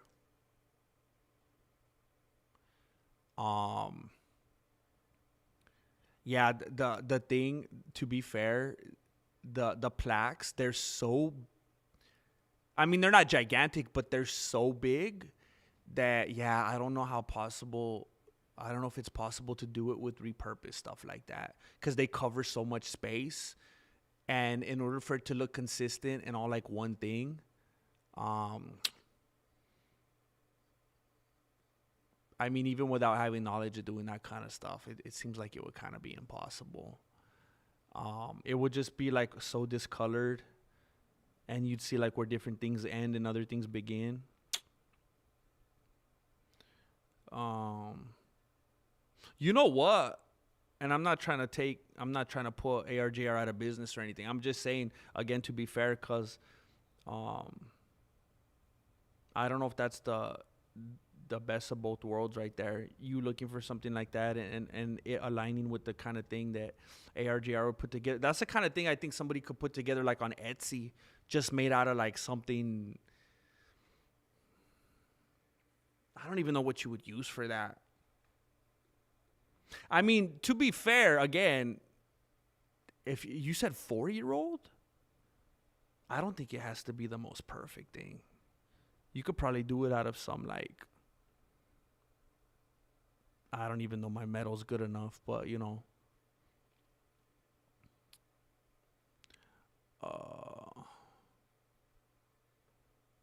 Which country has the least number of fighters in the UFC? Pfft, seems like the United States these days, bro. Long streams kept up can hurt in the sense of the percentage watched on a 2-hour video will be a lot lower. Yeah, so look, I don't know how to Athena Idaron. That was my biggest fear for the longest time. The average view duration. But then when I did like crazy research the last couple weeks and I was having all these extensive conversations with Gemini, it seemed like what was being prioritized, at least in 2026, is not average view duration, but average watch time. And that's what I noticed even with my VODs.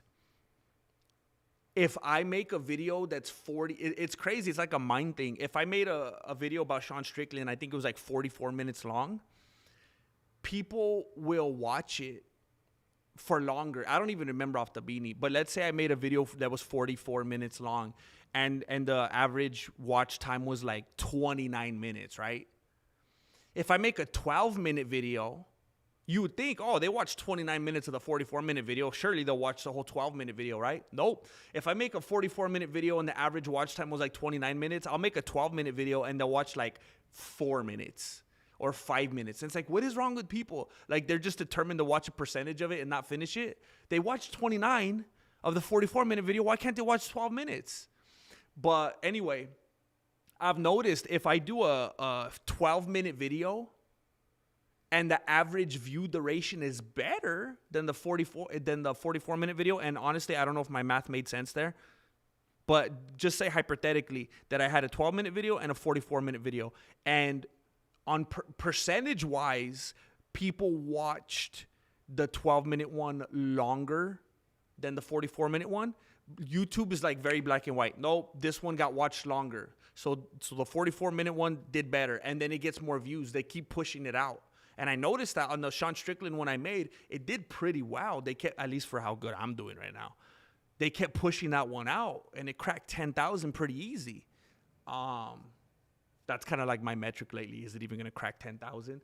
10,000 for me is like how 100,000 used to be for me back in the day. That's how I know I did okay. And it seems like the total minutes watched is what they seem to be looking for right now. But I know what you're saying, because that's what I was afraid of forever. And that's why one day I freaked out and I made every live stream I ever did members only. But now I'm like I did a live stream the other day. Which one was it?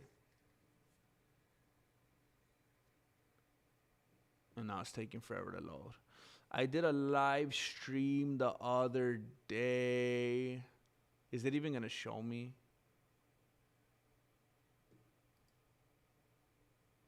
What the heck? It's had plenty of time to show me by now. It's not going to show me. Oh, okay. I did a live stream the other day.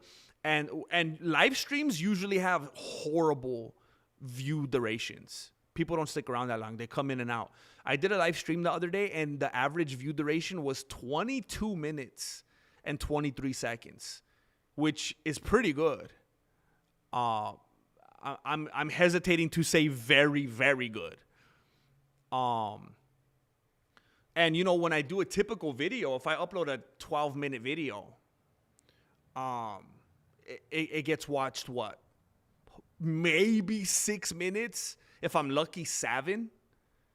And this was 22 minutes. So I feel like if I keep doing streams, and I'm doing them long enough that I get more like a 22-minute, it's going to look like it's bumping up and up and up and up to YouTube. Maybe that's going to help me. I don't know. It's a very hard tug of war average watch time. Wait, what is it? Average watch time versus average view duration? Something like that. There's two different ones. It's the percentage overall based on how long the video was that they watched, and then just straight watch how many minutes. But it gets tricky. That video specifically, GM, it had me dying, man. It was truly the funniest thing I've seen recently. You're the best, man. Thank you. Thank you. I felt very confident when I uploaded it, bro. I felt very good about it, and then it tanked, and I was like, what the heck? Am I delusional? Clip the funny parts and give the people what they want. Shorts and longs. Hey, Athena, what do you think if I do a clip channel? Because T. Nally, what I was thinking is like, if I'm going to embark on something like that, because I got longs on here, I guess. But I was like, if I'm going to embark on something like that, I can't do anything beyond shorts. I'm only one grandmaster, you know. There's only one of me. At least for now, there's only one of me. And could I get away, Athena, with doing a clip channel with only shorts? Or do I got to clip like 10-minute videos too?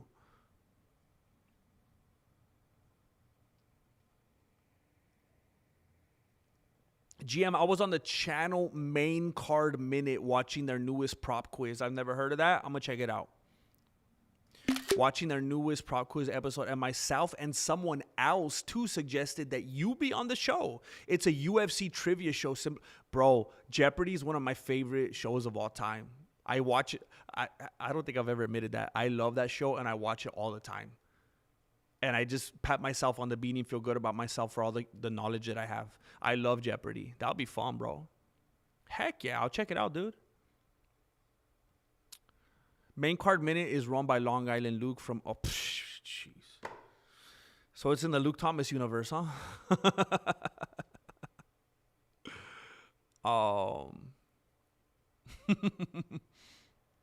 Bro, that's... I've tried to get, I mean, I know that other channels, other people just being like big, long-time viewers and hardcore people on here, clipping and putting it on other channels, external channels is like the way to go. But I feel like my viewers here are older people who have careers, who have jobs, who have kids, who have responsibilities. I feel like there's a lot of other channels out there whose viewer base is like, 17-year-olds and stuff like that. And they're like amped up to clip people's channels and feel like they're doing something and feeling like they're getting seen and stuff like that. I feel like I don't have that viewer base. My viewer base is people that are chanclas on the ground trying to live their own lives, trying to pay their own bills, trying to do their own things. So I feel like I'm in a different spot. I don't think it's an option for me to have other channels clip the content. That's a big ask, unless they're like super young and they don't got anything going on,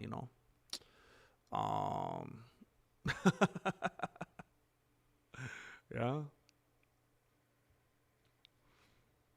The long streams are the way to go, in my opinion. Break them up into a bunch of vids, shorts, and you're laughing. You're literally the perfect guy for the job. You have the real conversation. Yeah, thank you, man. Yeah, that's how I feel a lot of the time when I'm laughing.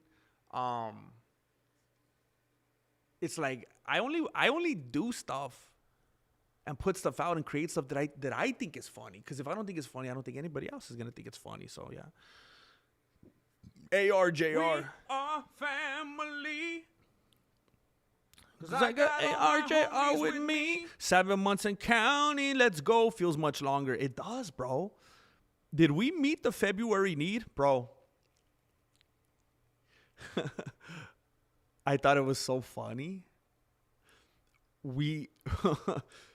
And what I thought was funny was I doubt most people paid attention and noticed. And I don't even know if it was about that. I think people were just being generous, because that's the community that we're in. We surpassed it by $100.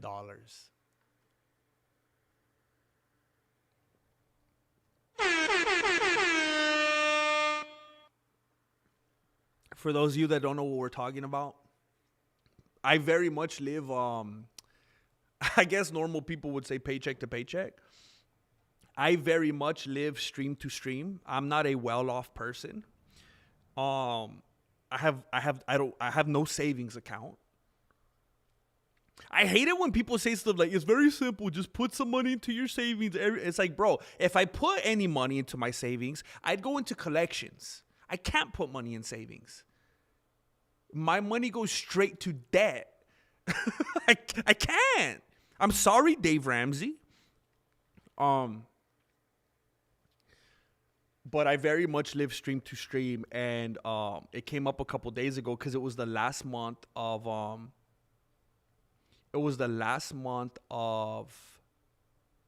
February, and you know, rent's due on the 1st. I'm a renter now. Rent's due on the 1st, and it was tough because I was like, hey, I'm gonna be real with you guys. It's a Mexican martial arts telethon. I was as active as I could be during the month, and I didn't cut it. February's a short month, and I was short, and people came through, and we surpassed it by $100. And you guys allowed me to make it into March, which marks the 10-year anniversary of the Mexican martial arts, and I actually get to celebrate a decade with you now.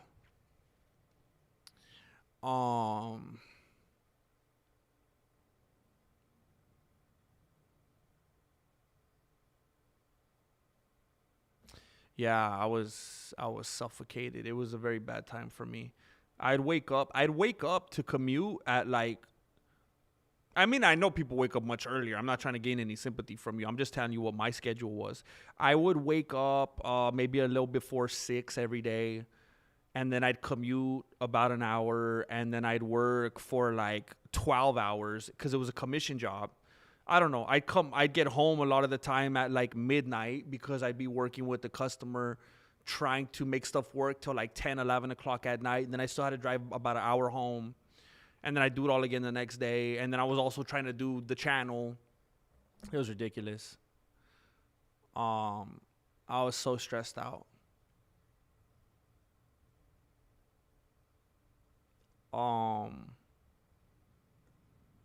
Yeah, personally, I really do hate AI. I really do hate it. And I'm so picky about everything that comes from me. I had this thing.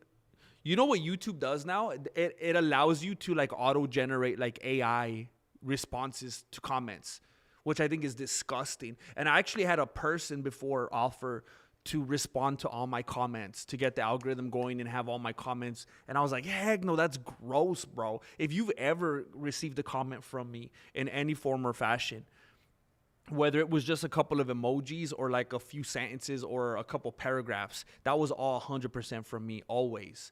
Even the emojis, I always try to make the emojis somehow relevant to something that you said or a way that I feel based on what you said. It's never just stock stuff. I hate that. Oh, that sounds good, Plague. Hauser. We 32 months flexing. Been on with the membership for a butt now. I think that was a typo, but I like it. And a big boo to Ferguson. Yeah, that it hurts, man. I maybe it's stupid, and it does. And I admitted this before. It does feel like one of those things that anybody could come to that conclusion. It does feel like one of those generic enough things that it feels like anyone could have come up with that. But here's the thing: I did though, and I said it many times online on videos with thousands and thousands of views first. That's why it hurts. And then it also hurts because it became one of the biggest talked about, supposedly funniest things that's happened in the MMA community. And that could have been a big break for me, but I didn't get that. Not only that, do you know how many times I said Dana White privilege in my videos after that, and people accused me of stealing it from Tony? Oh my gosh, bro. What a feeling that was. What a feeling that was. And it wasn't just Dana White privilege. It was Dana White power. Dana White power play. Dana White power move. Then he used it for the Dana White power slap. Dana White knight in shining armor. All his All his papas. Dana White lies. Dana White is right. Dana White noise. Thank you, Bert. Tony the Cucuchino taking everything I work for. I'm not surprised. So sad, man.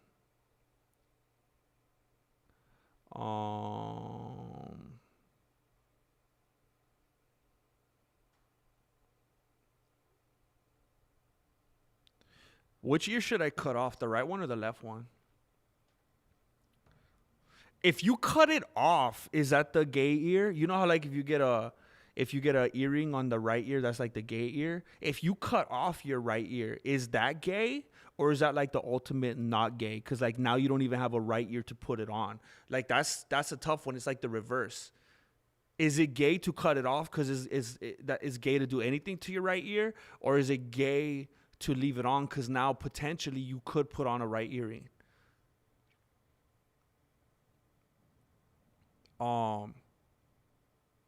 Dang, Nigel. Mine too, bro. I'm barely at the part right now where you guys are responding to Vincent Van Gogh, and I just realized I'm depressingly far behind.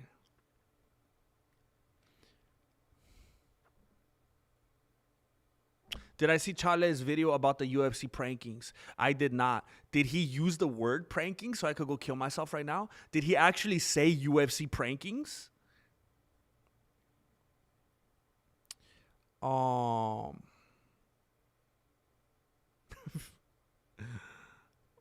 Vincent Van Gogh cut my ear off. Bite it off yourself. Take 2 titles at once.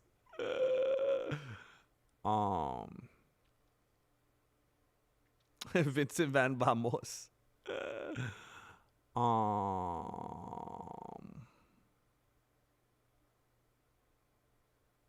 Oh shoot. I do need to do that Tom bout. I can't paint, bro. I remember when I was a lot younger, I wanted to try to be like the rest of my family. A lot of people in my family can draw so good, man. Like amazing. And paint. Like everyone basically. I forgot. Everyone in my, what do you call it? My nuclear family.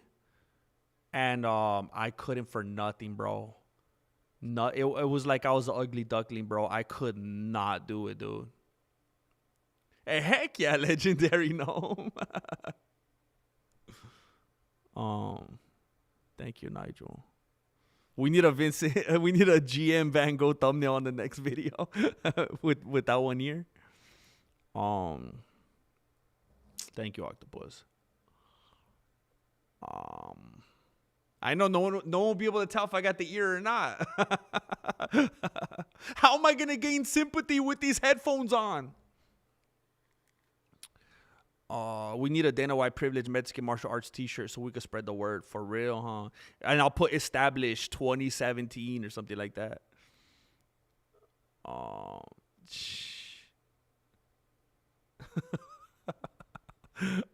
I'm big. I don't know if I'm bigger than Van. I'm bigger right now than Van Gogh was before he died. I'm not bigger than Van Gogh right now, but I'm bigger than he was before he died. You have to take an eye out, like this being. What if I take off an ear and an eye?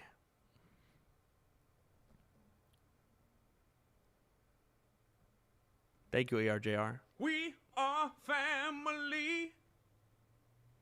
What the heck? My homies with me. YouTube's doing that funky stuff again where somebody gifts and it doesn't show who got it. Why does it do that? Marloca.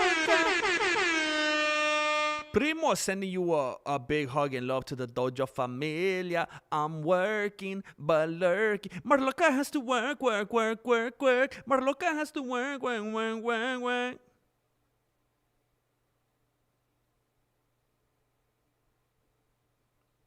Marloca has to work.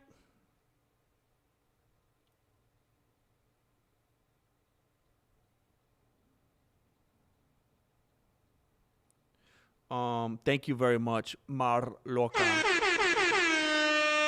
I'm very sorry that you have to work, but I'm very happy that you're here and you're getting to listen to some of the shenanigans. But you know what? You might be one of those people that actually finds fulfillment and happiness in your job. So maybe it's good that you're working.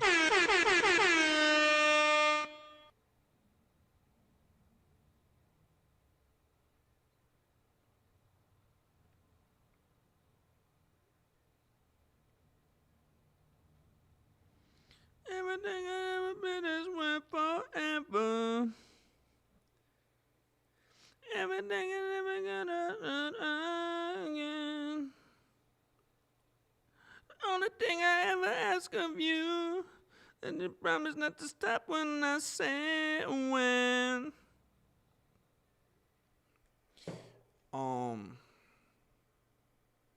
Heck yeah, that's the best base. That's the best base for UFC, being a martial arts fan even before that. Or is it not? You know what? Actually, I feel like it's the opposite sometimes. I feel like if you're a true, pure martial arts fan, and then you watch the UFC, you're like, why are these dudes fighting like they're behind the liquor store? Like, sometimes it seems totally devoid of actual martial arts skill.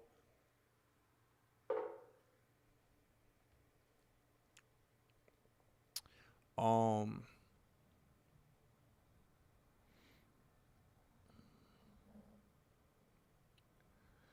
getting along with you. You even came up with Dana's white power, and no one ever credited you but the truthers. I know, bro. I just get done dirty, bro. I just died in your arms tonight. Yeah, there's a lot of stuff I gotta do, right? I don't even want to say some of the stuff that I should do, because I feel like it opens me up to some whatever. There's a lot of things that I should have done by now, man. ARJR.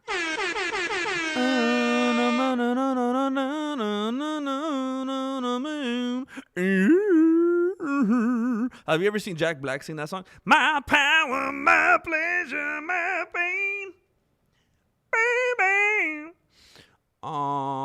Thank you, Octopus. Yes, would you guys, do Octopus with no friends a favor and watch the video that I put out earlier today, which he thinks is the best video that I've put out ever in the last 24 hours. I would appreciate it very much.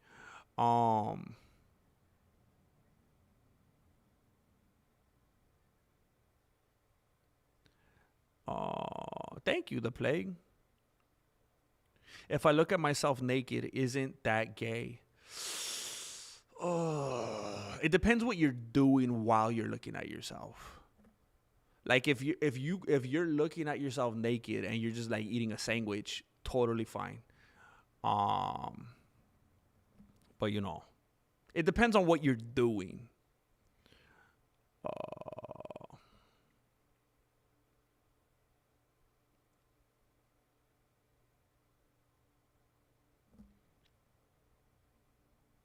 Yeah, it's crazy, bro. Athena, it's like there's totally different algorithms, because sometimes when I put it on my main channel, the shorts, it'll have like the arrow down, like my watch time is down, because my last long form video had like 8 minutes watched, and the short has 40 seconds, because it's only a 40-second video. How's it going to get watched longer than that if it's only 40 seconds? But it'll say percentage-wise that it was watched like 110%, because people watch it again, or they let it play, and I'm like, what the heck? It's still hurting me? It's crazy, man.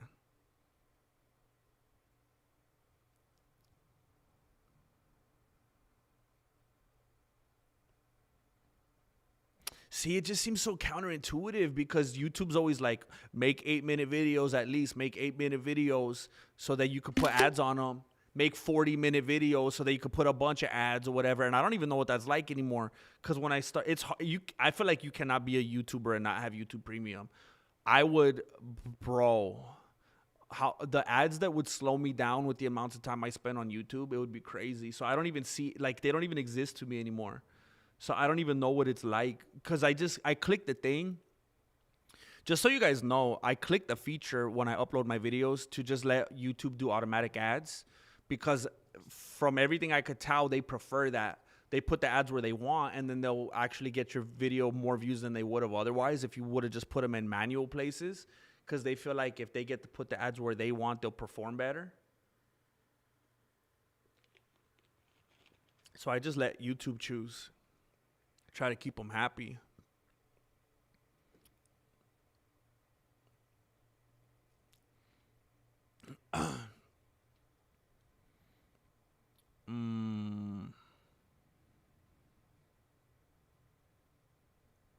Wait, what the heck?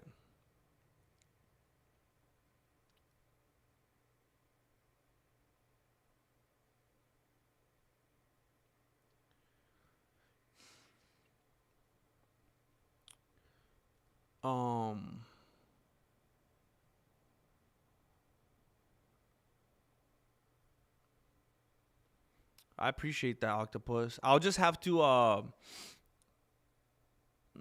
take down all the bad things I've ever said about Luke Thomas. I'll just have to take down every video. Thank you, Hoser. Thank you, bro. 10 years down, 10 more minutes to go.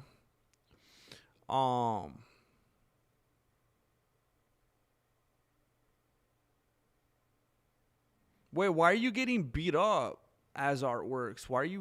Who's fighting you?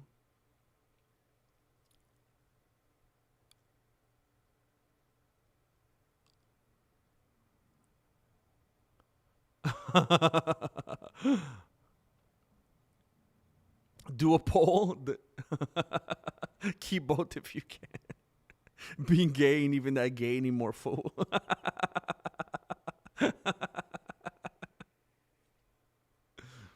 Oh, hey, thank you, Perry the Blueberry. Oh, bro, from Friday, you were watching the 11-hour stream, bro? Did you crack your Bible open? We got D, bro.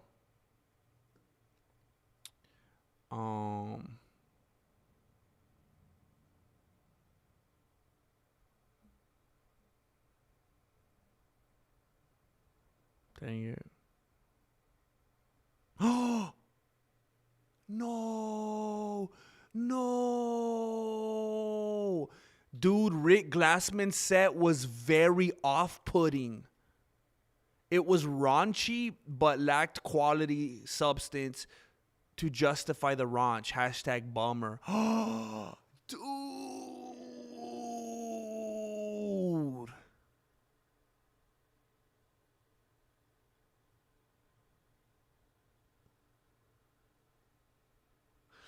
You know what? Melancholy, there are certain times when I watch one of his podcasts, I feel like, I don't know if it's just me, bro. You know how he does that first? And I don't feel like he used to do it as much. I feel like he really stretches it out now. Like, he really milks it these days. You know the beginning part of the podcast where he likes to show all that behind the scenes stuff before they really get into it? I feel like there's been times when I click play on the video and that part happens, and then I leave before that's even over. Because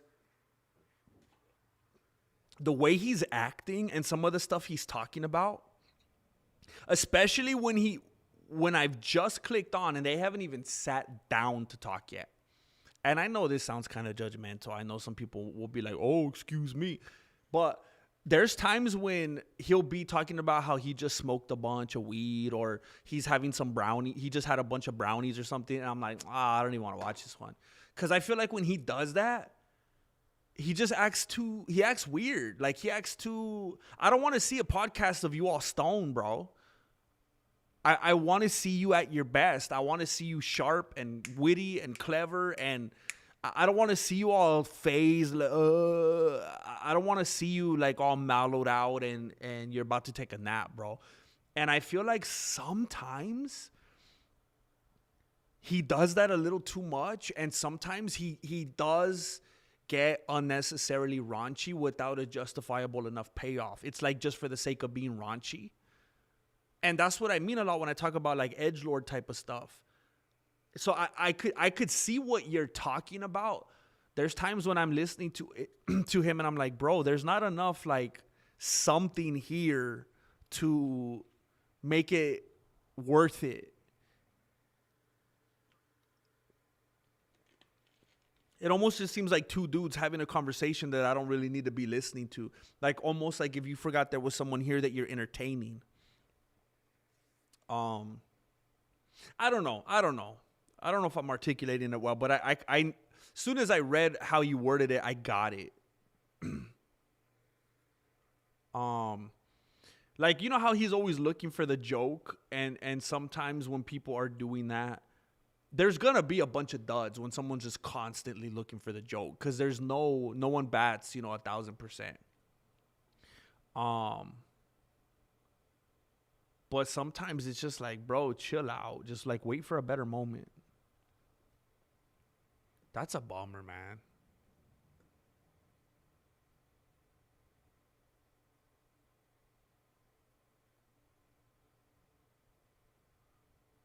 No way.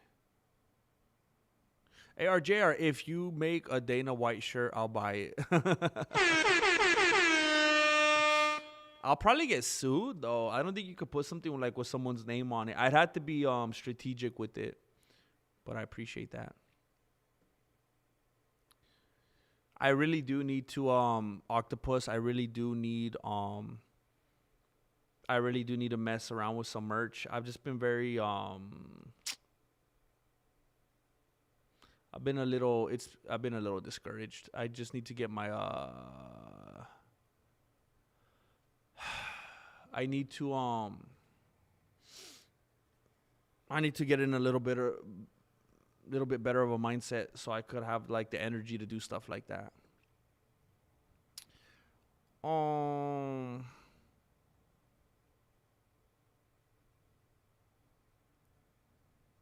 It made me question him as an individual. Yeah, for real. Because look, I've been a big fan of his.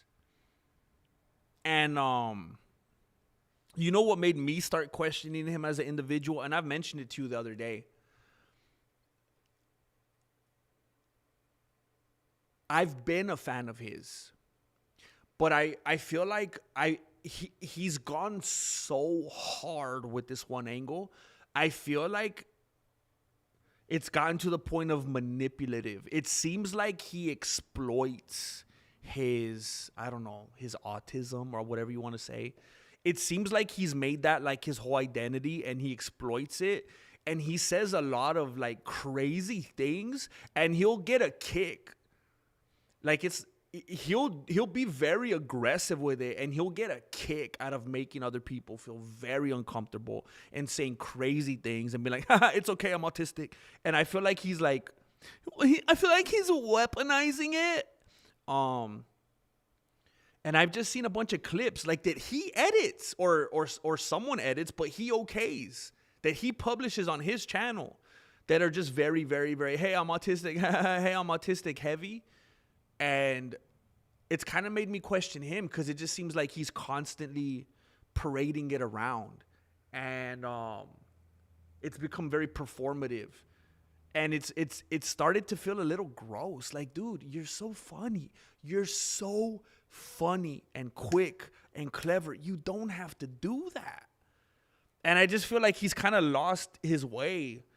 And he's become a little bit of an edgelord. And it's disappointing because I've seen him do otherwise. And I know he doesn't have to do that. It's a bummer. Chuck Fury, $10 for 10 years. Congrats, homie. Looking on a long drive. I'm so happy to, bro. You're doing it, bro. And you're really doing it. We're really doing it, Chuck Fury. I just, man, when you do these pop-ins and you're out there driving and I know you're doing your thing and you're putting that work in and you're making progress, it feels so good, bro. And, you know, in a little sense, I feel like I'm living vivaciously through you, bro. It just feels so good to know that you're out there doing it. Thank you, man. Thank you for rocking with me all this time. His name was, we're talking about a dude named Rick Glassman. Thank you, Chuck Fury. The first 15 minutes was great and clever, but he stretched out this bit about finding a certain part on a woman and went on and on. He also totally ripped off a portion of Bernie Mac's set. Oh, snap. The problem with that, Melancholy, and I get it, I tend to be I was joking about that not that long ago. That I tend to have like you know, and I think the OG, I think a lot of people will call it like an Andy Kaufman type of humor, you know, where you'll do things that are like the last thing you would think you're supposed to do and just drag the heck out of something, man. And the more awkward the audience gets and unsettled, the funnier it gets, at least to you. And at a certain point, it's almost like you're just doing it to amuse yourself. And the whole funny part is like, oh, look at how awkward this is and how weird I made it. And that's like a real Pacific kind of comedy. And it could get weird, man. Yeah, like I wanted to make sure, Nigel, I knew, you know, everybody handles it differently. And different people feel different on it. Different celebrities and entertainers act different when they're on it. And, you know, because I've consumed so much of this guy's content, I feel like this guy specifically, when he's like that, I feel like it has a negative effect on what he does, you know.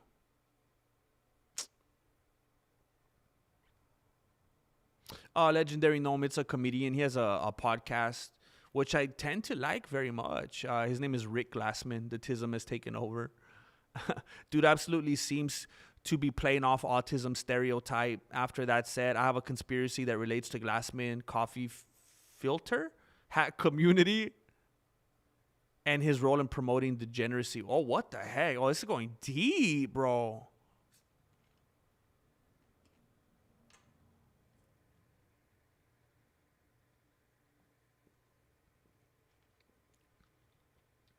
Oh, I was very confused by what you were saying. That was an illustration so you don't get blocked by YouTube.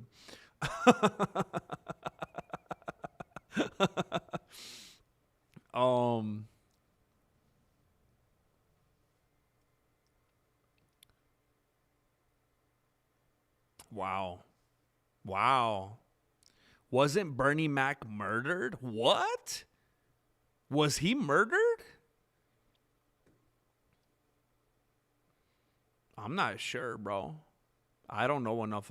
Hey, what if Bernie Mac was murdered by Rick Glassman?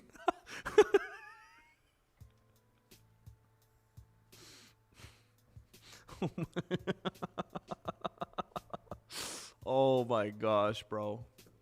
We figured it out.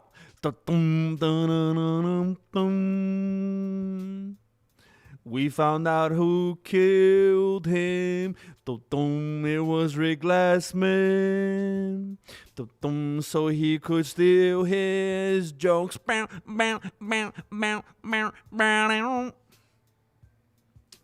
I didn't know about that.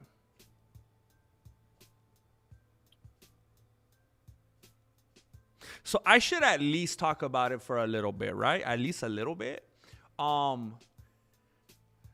So I have, the UFC is going mainstream.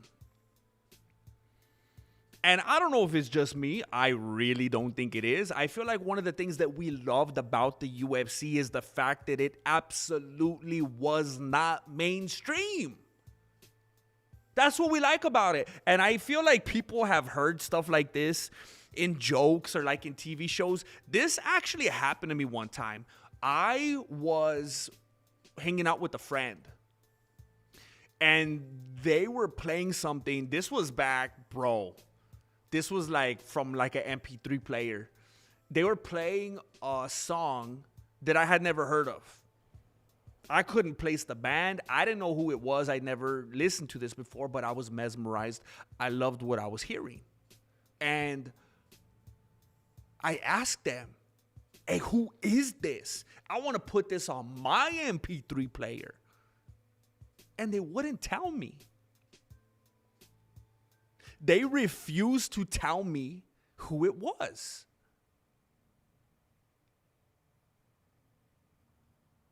They said something along the lines of, like, I want to keep them underground. I don't want them to go mainstream. I'm not even playing with you, bro. They wouldn't tell me who it was because they liked the fact they wouldn't tell me who it was because they liked the fact that it was like their sweet little obsession. Like they wanted to keep it under wraps. They wanted to make sure that it stayed underground. They thought that they were, you know, keeping watch on the gate right here. They wanted to make sure that these dudes didn't explode and sell out and go mainstream. My homie, he wouldn't tell me. Turns out that group was One Direction. I'm just playing. Nah, hey, to this day, I don't know who it was. But there's something to that. That's the way we are. That's the way we operate. We like stuff like that. Stuff that's ours. Stuff that's our dirty little secret. That is what we enjoy. And that's what the UFC used to be to us. It used to be our dirty little secret.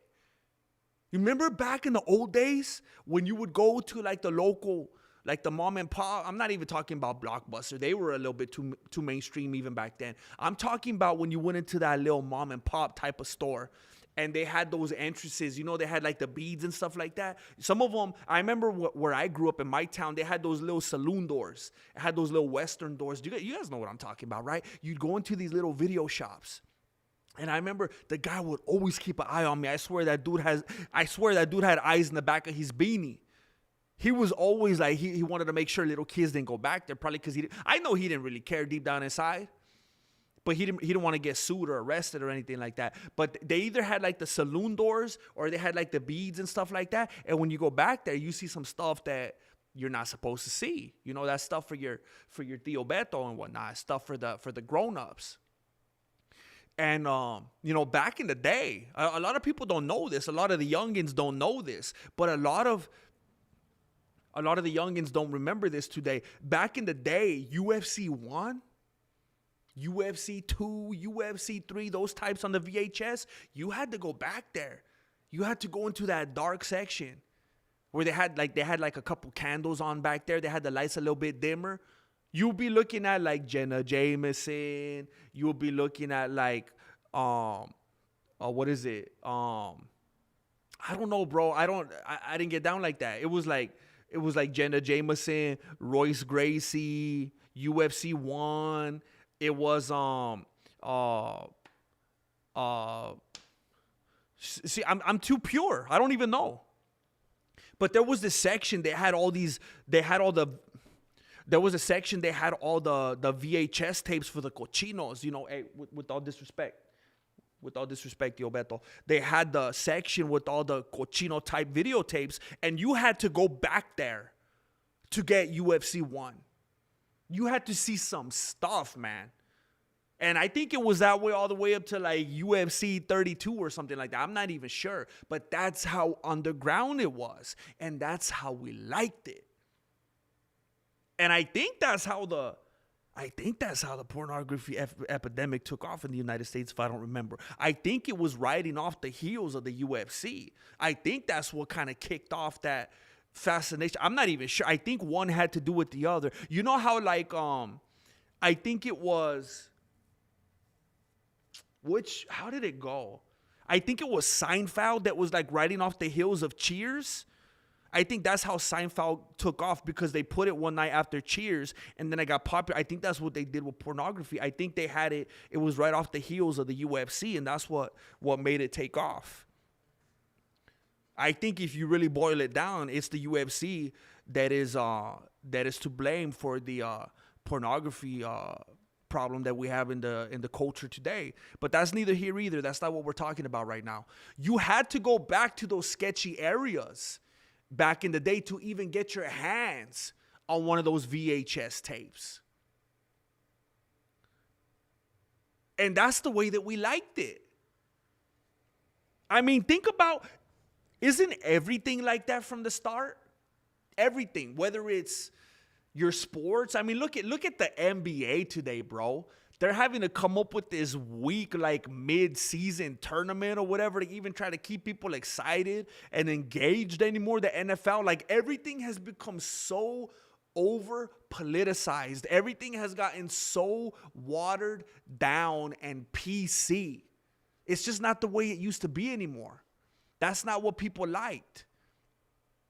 I think about one of my favorite, you know what is probably my favorite album from front to back of all time? Parachutes. Parachutes by Coldplay.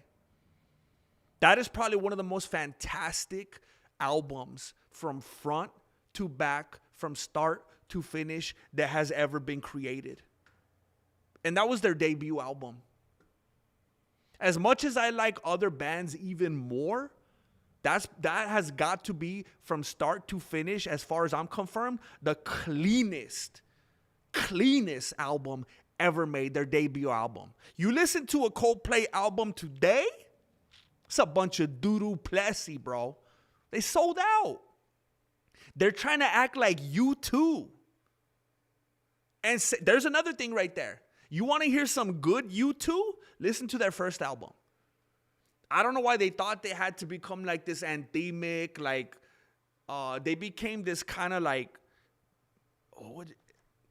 there's a term that somebody used for it. I think it was on that movie Almost Famous. They became too like, they became very like anthemic and like sanctimonious. It was weird, bro. Every time I hear any music of like U2, I feel like, I don't know. I feel like there's about to be some kind of like a ritual or ceremony or something. It got weird. But it's like, think about Fight Club. Imagine if there was no first rule of Fight Club. Imagine if everybody was allowed to talk about Fight Club. What would happen? I don't know if you saw the movie, but it was rough around the edges. It was dark. It was cool. That's where a man could be a man, you know? That's where you could spread your wings and do what you got to do. And you kept it under wraps and you felt good about yourself, you know? Had some grit. What would happen to Fight Club if everybody talked about it? I'll tell you. UFC in 2026 on Paramount Plus. That's what happens when you talk about Fight Club. It gets watered down.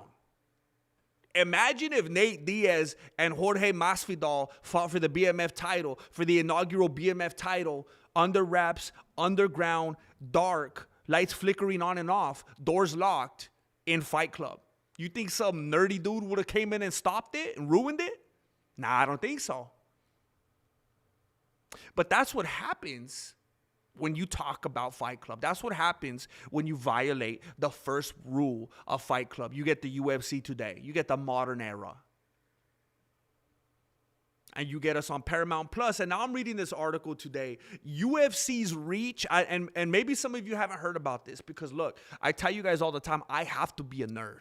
I have to go above and beyond and find out all this stuff so I could talk to you about it. If you're just out there living your life today, handling your own business, you haven't even heard about this yet. UFC's reach will, I messed up. UFC's reach will more than double to over 200 million subscribers as Paramount Plus plans to merge with HBO Max. You heard that right.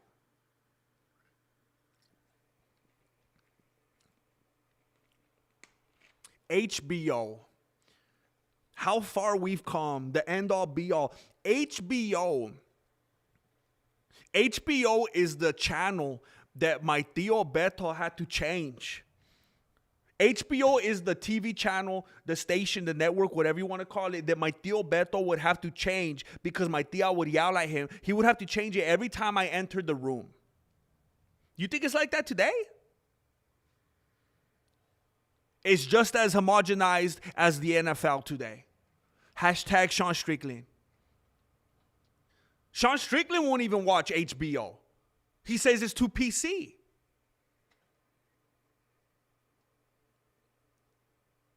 UFC is in that era where it is so mainstream. I mean, what happens when things go mainstream? Think of some of your favorite YouTubers. Think of some YouTubers that aren't your favorite. Think of the things that they were able to get away with before they had such a platform. And then once they're flying above the radar, and once people are watching them and writing articles about them and so on and so forth and etc., either you got to change your whole thing and you got to switch it up on all your viewers and switch it up on what got you to the dance in the first place, or you're demonetized. And now you got to save face and keep it up and keep doing the same thing, and now you're not even making money. Paramount announced plans to merge streaming services with HBO Max to reach over 200 million subscribers.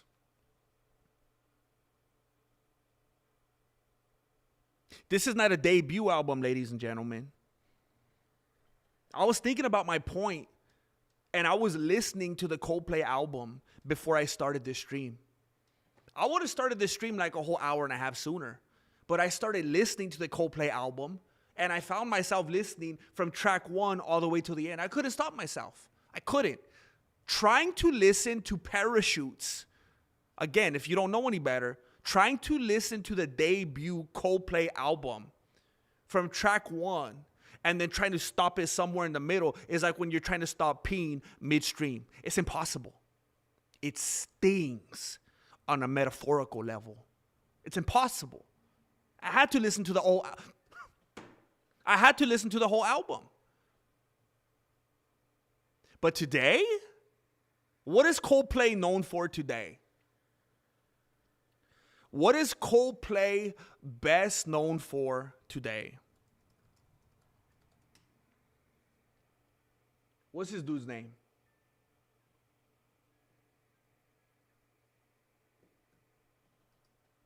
Does anybody know the answer to that? What is Coldplay best known for today? Time's up. For exposing cheaters. That's what Coldplay, that's their calling card today. That's what they are best known for in the modern era. For exposing cheaters. For exposing infidelity. That's what they do. It's like when everybody was like, who's Paul McCartney? It's very nice of Kanye West to help out this old guy. Remember a few years ago, everyone was like, who is this dude? Oh, how nice. Kanye West is giving this old man his start. He's letting this old man live out his dream. They didn't even know who Paul McCartney was. They thought he was Big John McCartney's brother. We got people today, we got zillennials today that didn't even know that Coldplay played music. They didn't even know that Parachutes came out. We got zillennials today who think that Coldplay is in cahoots with Joey Greco and the show Cheaters. That they took it next level like Impractical Joker style, and they're out in the big open world sandbox and they're exposing cheaters on the Titantron.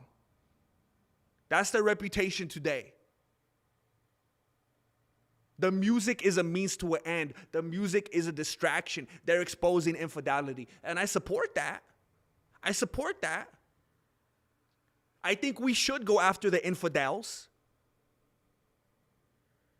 Ironically, Coldplay, a Coldplay song. That's fortuitous. It was not planned.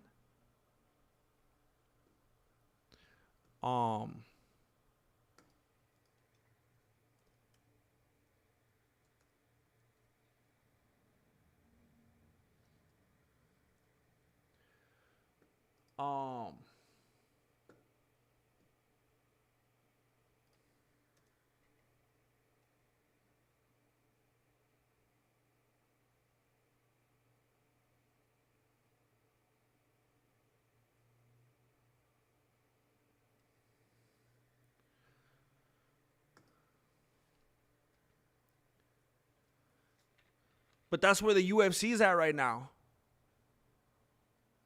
Would you would you forgive your girl if she ever caught you cheating?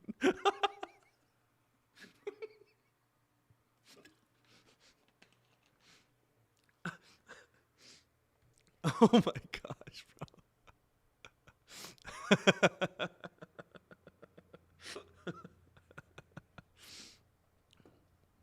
That's a strong man. I would never do such a thing, but that'd be funny. Like, oh, you going through my phone, huh? See, that's why I did what I did, because I knew you was like that. You don't think I could see the signs?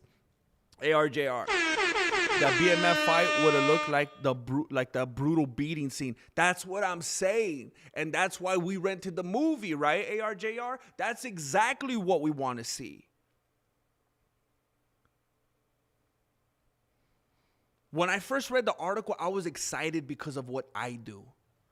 I was excited because if we're bringing 200 million more subscribers to the sport, I thought, hey, I'm going to think selfishly. I'm going to think there's more people who could be exposed to my content. I'm going to be covering this sport. I'm going to be talking about this. Of course, I want more traffic. But they're continuing to do more and more so what they did to, what's that dude's name with the turtleneck? Steve Jobs. And I know we have villainized Dana White. And I know that we make fun of him. And I know that we blame him for a lot of the stuff that we see. But he's a pawn. He's a patsy. He's a mouthpiece. They're doing him like they did Steve Jobs.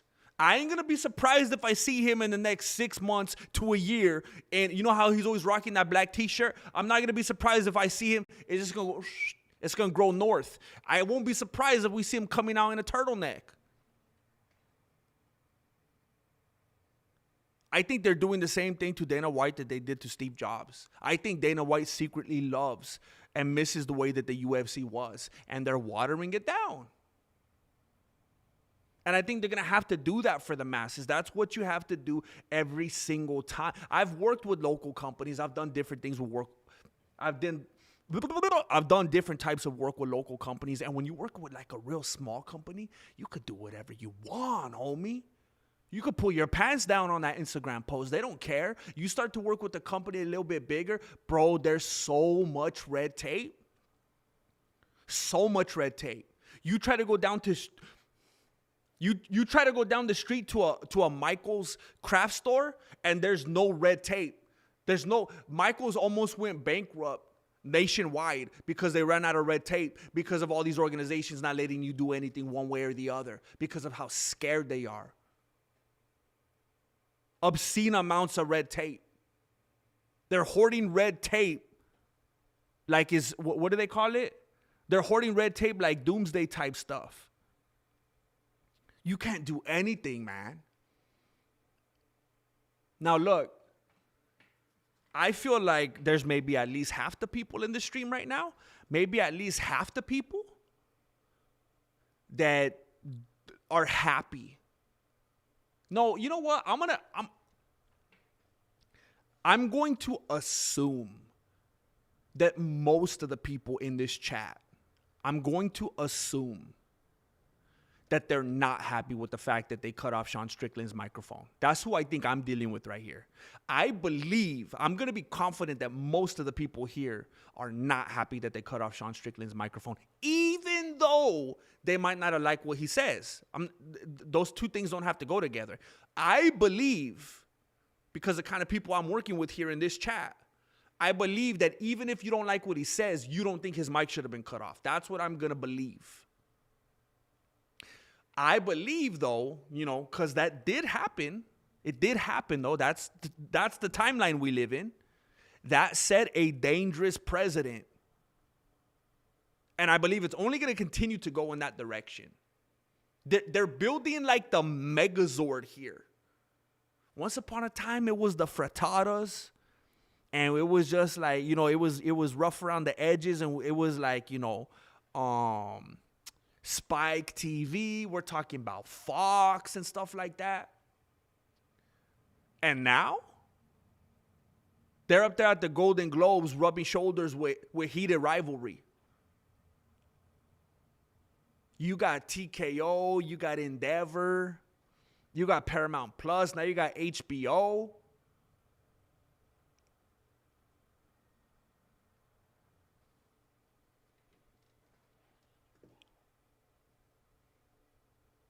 Dang. The UFC 7-year, $7.7 billion deal $7.7 billion deal with Paramount just started in January, but the move to a new broadcast home is going to pay off even more if a planned merger with Warner Bros. Is approved. Paramount Skydance, led by CEO David Allison, reached an agreement days ago to purchase Warner Bros. And all its assets, which includes HBO and the HBO MAX streaming service, which boasts over 131 million subscribers. On Monday, Allison announced plans to merge Paramount Plus with HBO Max, which will result in over 200 million subscribers based on the current totals for the two services. Paramount Plus currently has just over 79.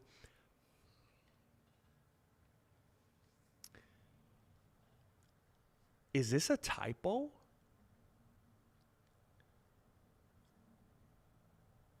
Paramount Plus currently has just over 70. That's not. Wait a minute. That's not possible. Wait a minute. Wait a minute. I think.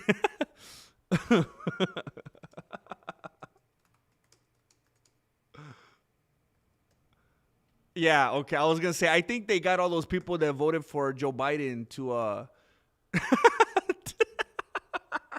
to sign up for Paramount. It says right here, man, hey, how am I going to take you serious, MMA fighting? It says Paramount Plus currently has just over 79 billion subscribers. Who wrote this? Dr. Evil? 79 billion. Paramount Plus currently has just over 79 billion subscribers, yet somehow there's only 8.29 billion people on the earth right now. Was there just like a bunch of babies born that have credit cards? 79 billion. I think they meant million. As we said, I had to go to Google real quick. I was like, hold up. Did we get more people on the earth? Did they find out all those dudes in the rainforest? Like there was way more people than they thought? Yeah, Max Bluestein. Dang, let's celebrate their first super on a live stream. I was so sure that maybe it's because you remember. I felt like I see. Dang, thank you. Thank you for the first one on here, bro. Flow goes deep like the ocean. It burns so hard, grab the Intergalactic streaming lotion. I might hit the confirmed. three-wheel motion, cause I'm sipping on this green tea potion. Thank you very much, Max Bluestein. Paramount currently, apparently, okay, let's correct this, has over 79 million subscribers. As we said, we do plan to put the two services together, which today gives us a little over 200 million direct-to-consumer subscribers, David Allison said during investor call on Monday. We think that really positions us to compete with the leaders in the space. What are you talking about? What other leaders? You can't just be talking about MMA, right? There's no other leaders at that level, at that capacity. It's a monopoly, bro. At Paramount, by the middle of this year, we'll have completed the consolidation of our... He totally sounds like Dr. Evil. At Paramount, by middle of this year, we'll have completed the... like he's talking about like when he was taking over the world. We'll have completed the consolidation. I feel like I used to do Dr. Evil so good when I was younger. I'm very upset right now. We'll have completed the consolidation of our three services under one unified stack. And you could see us taking a similar approach to this platform going forward. And we think the combined offering and given the amount of content and what we could do from the tech side really will put us in a position to be able to compete with the most scaled players in DTC. What is that? Oh, direct to consumer. Wait. Yeah. I forgot. Obviously Paramount has to clear regulatory issues for the merger with Warner Bros. To become official, but once that happens, the two streaming services are expected to combine into one. While that gives the UFC more than double the reach for potential viewers, it also likely means a price change.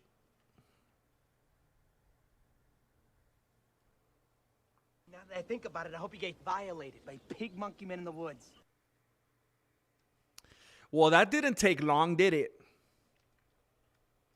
That didn't take long, did it? While that gives the UFC more than double the reach for potential viewers, it also likely means a price change for customers subscribing to the service. So what if you're an existing customer? Am I going to get grandfathered in? Or are you going to hike it up on me every year like Netflix? That's only good for us. Well, obviously, bro. That's only good for us, TKO Group Holdings President and Chief Operating Officer Mark Shapiro said about the merger on Monday. That's where it starts for me. Okay, of course, bro. What kind of a dummy is saying this thing publicly? That's only good for us. That's where it starts for me. Our house just got bigger. This dude is talking about price hikes and saying that's good for us. Our house just got bigger. After announcing terms of the deal to acquire the UFC's broadcast rights, Paramount increased the price for Paramount Plus, but only by $1 for each existing plan. One with ads, one without ads. The basic package runs $8.99 per month with the premium plan at $13.99 per month.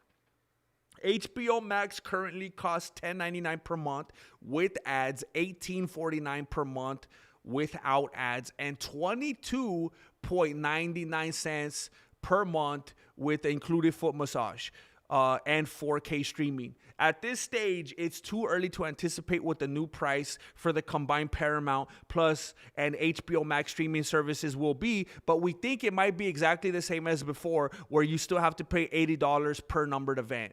Wow.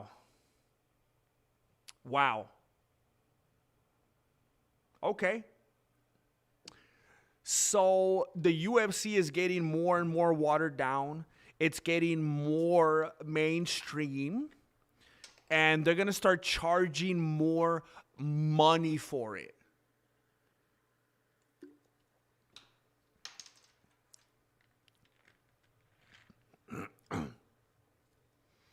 Wow.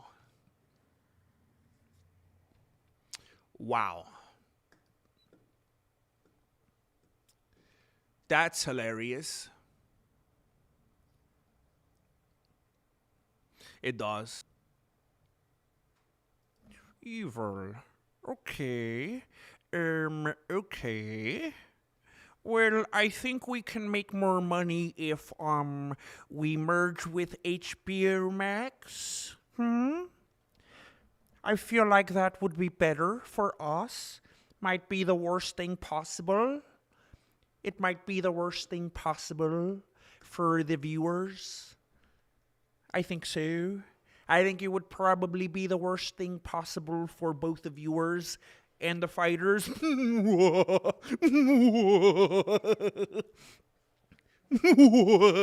I think it would probably be the worst thing possible for the viewers and the fighters, but where else are they gonna go?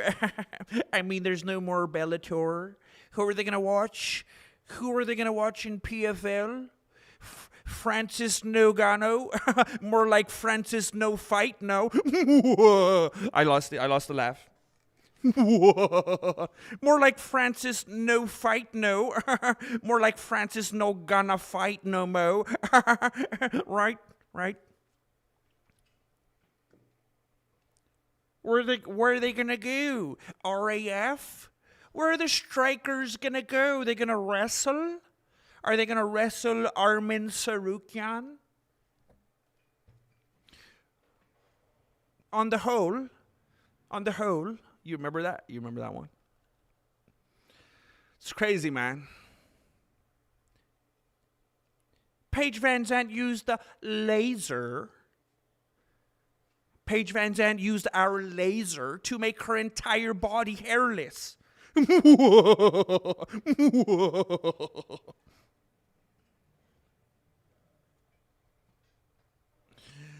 How dare you, Legendary? No. How dare you?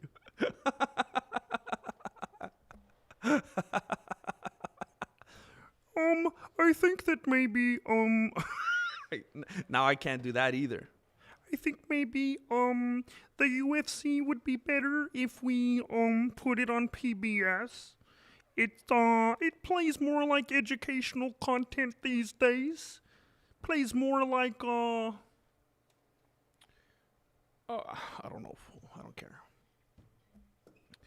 Wow, man. I just think that the more popular something gets, I mean, think about when you were first like with your lady, bro. Think about when you were first with your boyfriend, and it was just like hot and heavy, you know. You're just like finding different places because you both live at home with your parents, and you're just finding like different dimly lit. You both still live at home with your parents, and you're just going around town trying to fight. Take 3. You know, you still both live at home with your parents, and you're like driving around trying to find like the best dimly lit places so, you know, you could get to know each other better and whatnot. And then it's just like, your body is a wonderland. And then, you know, fast forward, and you're sitting across from each other at the dinner table. And you're like contemplating strangling them because you hate the way they chew, right? And like they make this weird look with their face. Like they're winking or something. Like I don't know if it's some kind of a twitch, or I think it's something that may have adapted over the years because they weren't doing it when you first dated, or did you just not notice it? And if this person would have went away, would anybody even notice? Because they're not even in that much touch that often with their family. Would anybody miss them? And you know, the way they scrape their teeth with a fork and stuff like that. And you just feel like if you ended it right now, that it wouldn't really have that. There's a lot going on in the world right now, like with the files and the aliens and Iran. And like, would anybody even know that your significant other was even gone?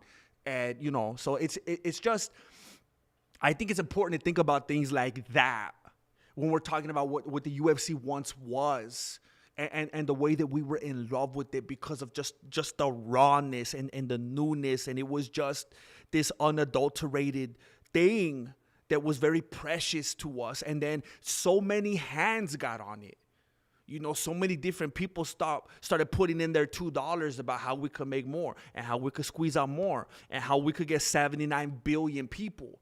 You know, they're bringing in people from Venus and Mars and Mercury and whatnot.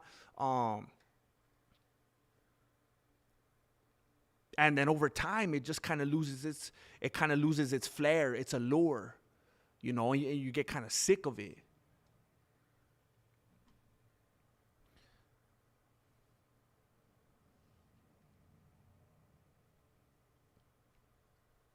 I don't know how to do it. I haven't watched that. I haven't watched it enough. I don't even know.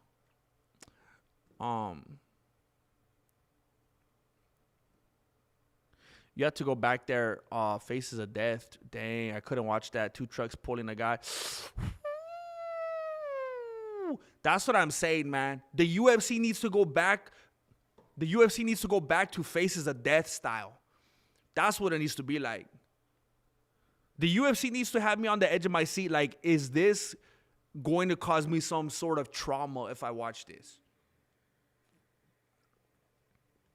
That's what it was before. It was kind of like an adrenaline rush kind of thing. Like you're living vivaciously through these individuals. That's what it was back in the day, man.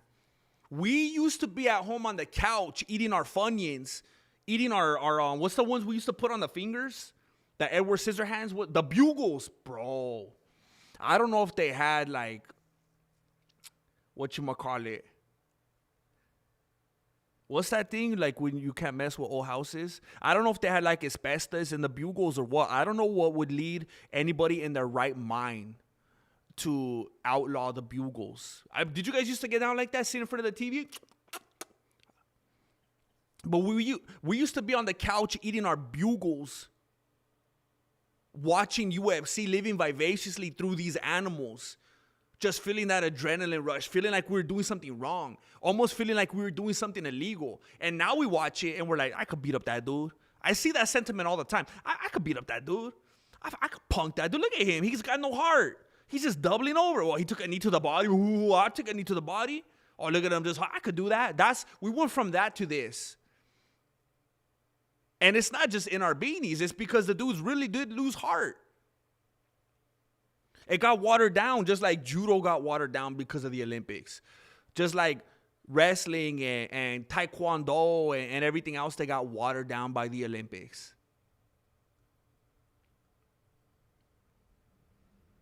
Bert. You're absolutely 100% right, Grandmaster. Everything going mainstream turns to trash. For that reason, we'll do everything we can to make you stay hidden. I've said that a lot over the last several months. I've kind of had a revelation.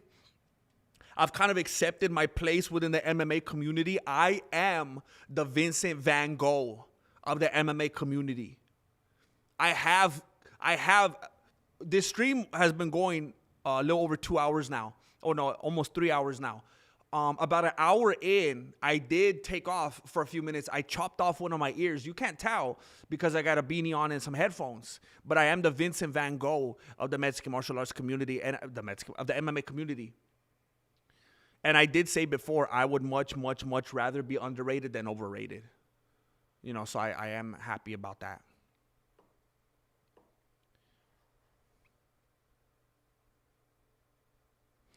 Hey, I feel the same way, Plague. I could sit at a dinner table and just be talking straight. I could be talking about chorro. You could show me a picture of it. I could be talking about, like, you know, some obscene stuff and just be eating. I don't know. Like, I always think it's a bunch of softies when people are like, oh, gross, don't talk about that. We're eating. I'm like, what are you talking? Why does it matter? I don't know. I get down like that too, man.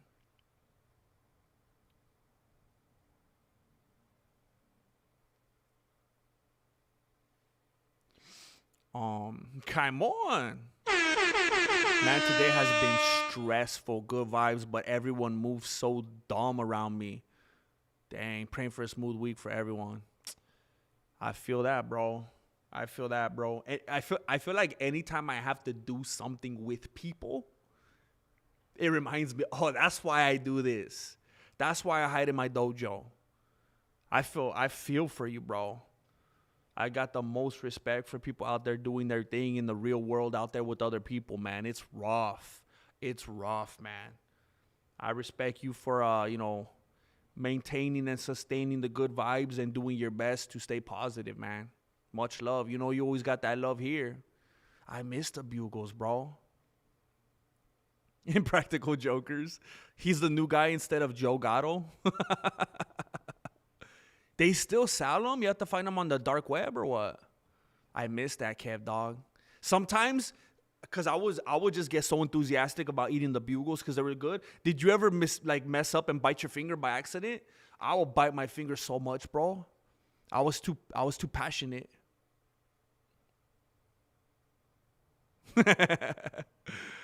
Yeah, F-bomb, I have to admit. Yeah.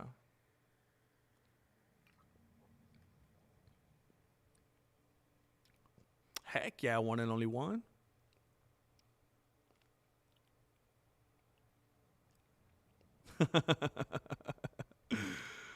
I will bite my tongue. I will bite my tongue. GM, the spirit within you recently has been absolutely amazing. Are you approaching your final form? I don't know, bro. You know what's super weird? You know what is really, really weird? I have been feeling better and better and better and better lately and more passionate about what I'm doing. And I feel like I'm going in a right direction. I really do. But I feel like things have gotten even harder for me. It's weird. I feel like I'm finding my rhythm. I feel like things are better. I feel like things are getting funny and entertaining. I feel like people are responding to them well. But things are getting even harder. And I swear I try not to talk about this a lot because I don't want it to come off a certain way. But it's getting even harder to live, right? You know? it may be a stupid choice of me to try to do this full time. Maybe that's my problem. But it's getting harder and tighter. Even though I feel like I've been going in the right direction and kind of finding my rhythm, so it doesn't make any sense. Life is, I keep having that conversation with Marilena. Why does life feel even harder now? I don't know what to do. So yeah, that makes no sense to me. Makes no sense.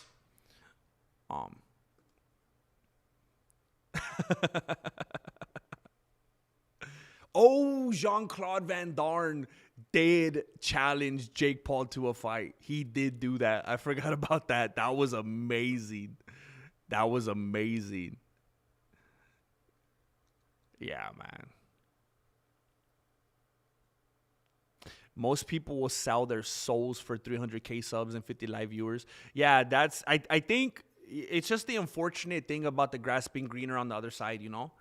Because if anything, me having 300,000 subscribers is 100% a tease.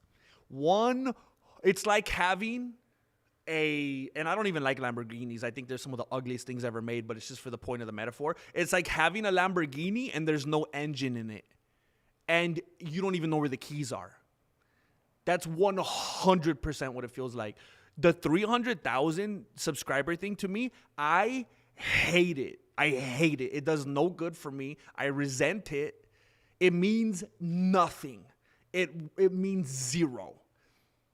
And if anything, it makes me upset because it's like, I actually admire that you can actually be this fake. Either because those people click subscribe and then they're like, I never meant to come back though. I don't care. Or because of YouTube. But yeah, it means nothing, bro. People just need to understand those numbers mean nothing, man.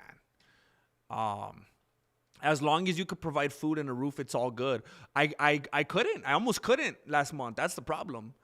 That's what ARJR was bringing up a little bit ago. It wasn't until container. It wasn't until the last day of the month when I had the Mexican martial arts telethon. I wasn't even going to be able to pay my rent. I can't even provide food and a roof. That's the problem. So it seems like on a month-to-month basis, I have the conversation with Marilena. What should we do? But yeah. I don't want to talk about that. I don't want to talk about it because then what happens is people come in and they think I've just been talking about that for 4 hours and that's all I want to talk about. I'm only talking about it because people are bringing up stuff and asking stuff along those lines. I'm not trying to talk about it. I'm not trying to focus on it. It's fine. Michael Fury. We are family. I got Michael Fury with me.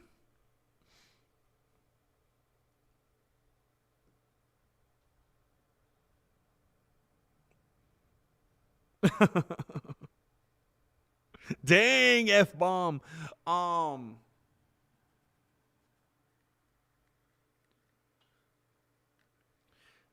It's I'll get there. I sympathize with you. I understand it. I see it all around me. It's rough, bro. When you try your best, but you can't succeed. We're staying on theme, huh?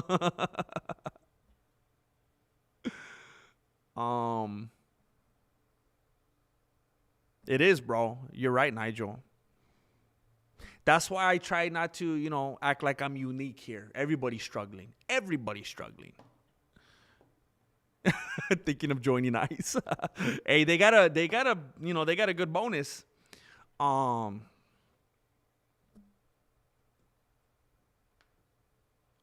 Premium chat for a Q&A, $2.99 for.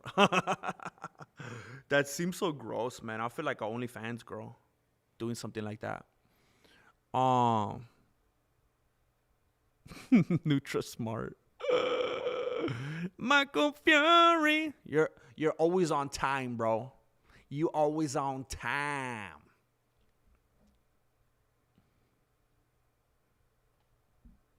Good to see you, Rob's neighbor. I did not talk about it yet. Nice ice. Be the nice ice. Come on, guys. Look, guys, just be cool. I'm just gonna walk alongside you. I ain't even gonna put hands on you. Just come back. Let's just cross right back over the border. Come on, dude. Come on, dude. Let's not make it weird. Thanks, man. Well, just raise, it would be the same thing. It would be the same thing because I have YouTube memberships already. I have a Patreon already. So it's not like I could think that I would just start an OnlyFans and then be like a millionaire, you know. If that were the case, I'd be a millionaire from Patreon or YouTube membership, you know. It's just I don't know what it is, bro. I don't know if it's my beanie. I don't know if it's my hoodie. I don't know if it's the colors on my hoodie. I don't know if it's my opinions, but it's just me, bro. It's just me. It's all good. It's all good, though. Things could be much worse, right? Things could be much worse. I could not have this sparkling ice drink. You know how sad I'd be if I didn't have this sparkling ice drink? I'd be really sad, bro. Don't worry, for money, God will take care of you. Bert, are you playing with me, bro? Aren't you an atheist, bro? I'm just kidding. I think you said you weren't an atheist. Thank you, bro. I appreciate you. You are right, by the way. You are right.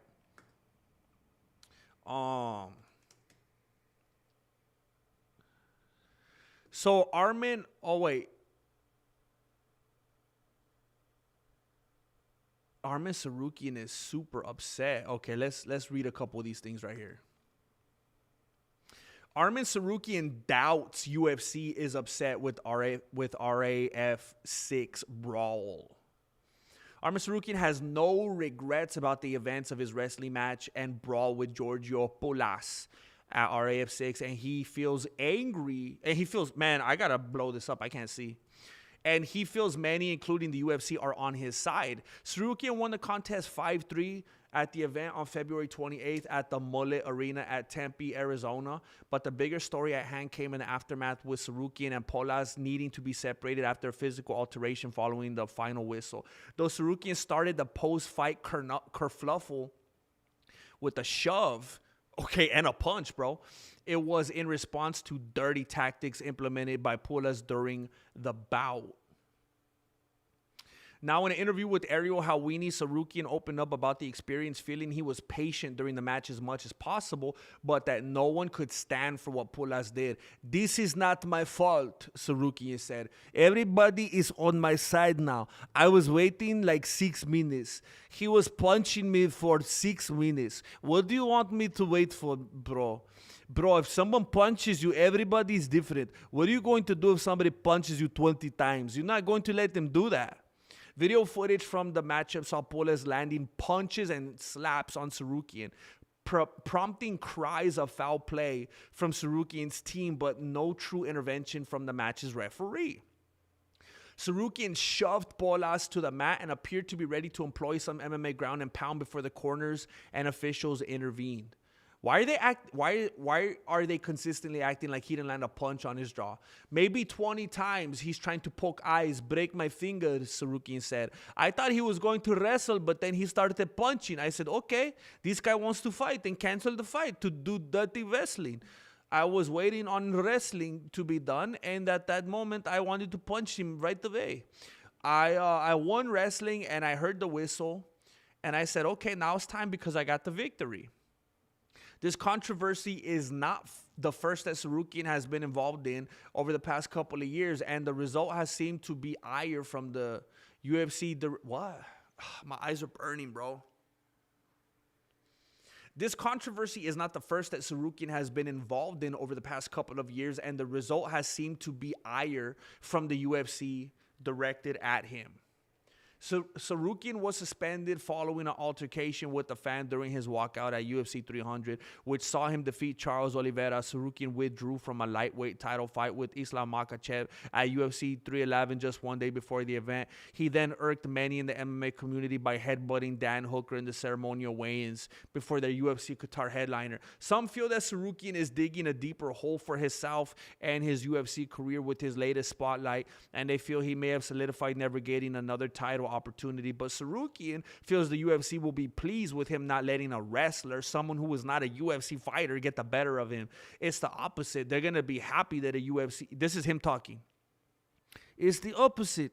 They're going to be happy that the UFC fighter don't let somebody beat up a UFC fighter. UFC fighter goes to freestyle wrestling and beat the freestyle wrestler and to show what's the level of the UFC.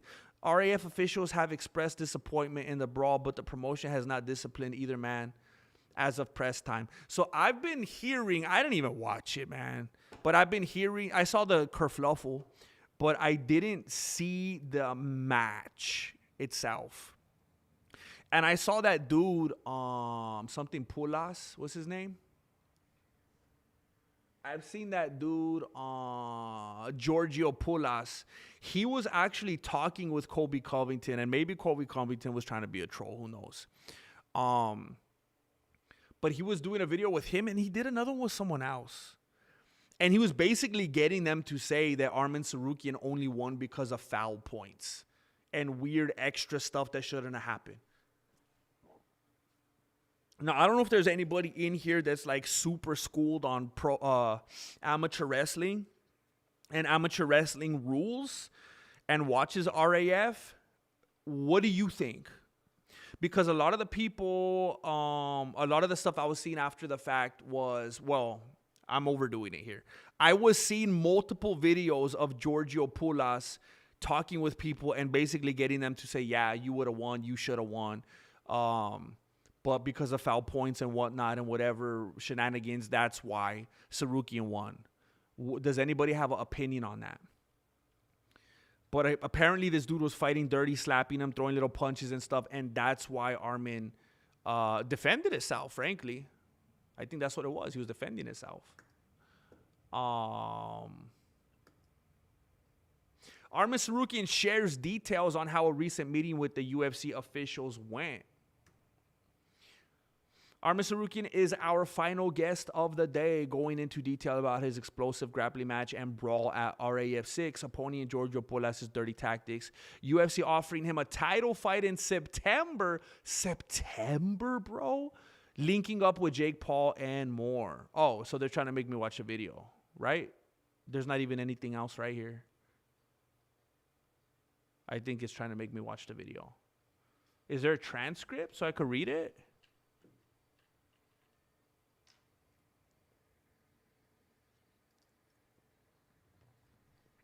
Oh, that's why. I didn't even know. I thought Ariel was his own thing. Does he work for Yahoo? Because this is on a Yahoo page, and it's making me watch Ariel's video. And it's saying, our final guest. Is Ariel, like, owned by Yahoo? I didn't even know that.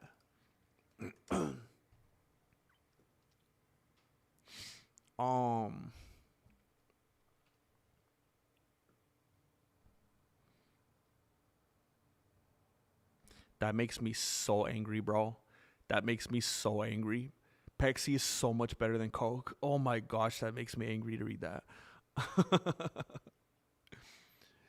Tim Welch said there's no commission for RAF. Oh, I see. I was thinking like sales commission. I was like, what? So there shouldn't be any issues with Arman coming back. Any publicity is good publicity when you're RAF. That's a good point.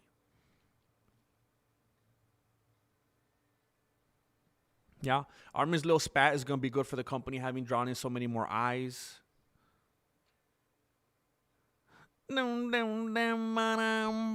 I literally have a sweet on-camera gig for you in Burbank. Combate Global. Wait a minute, bro.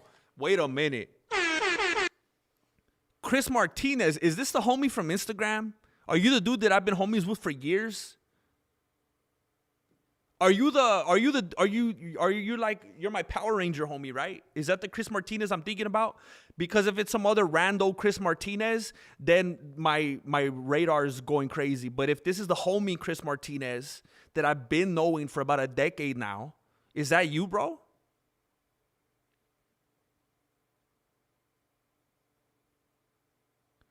I literally have a sweet on-camera gig for you at Burbank with Combate Global.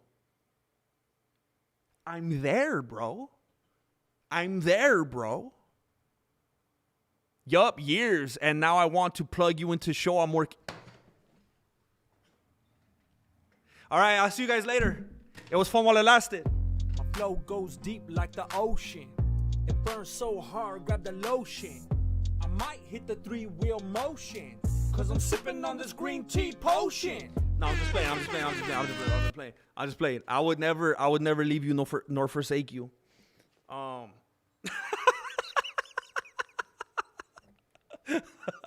Hey, let me so long. Nah.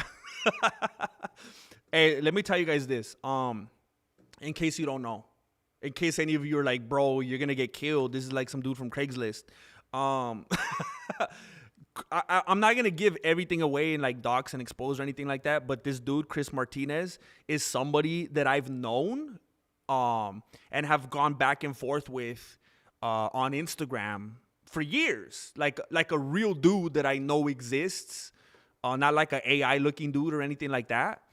And he's done extensive work in the MMA community. And I'm not talking about in the Mexican martial arts community. I'm just talking about in the MMA community, period, bro.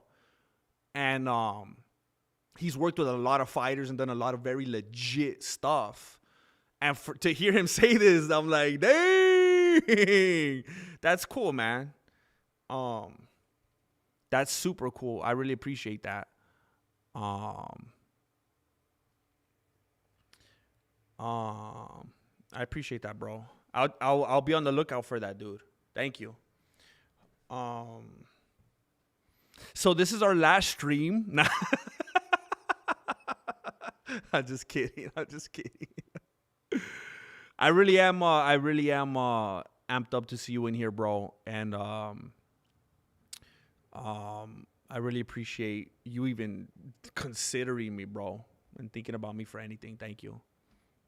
You know what's weird? I'm always getting emails. Like, that's a weird coincidence, like small world, bro.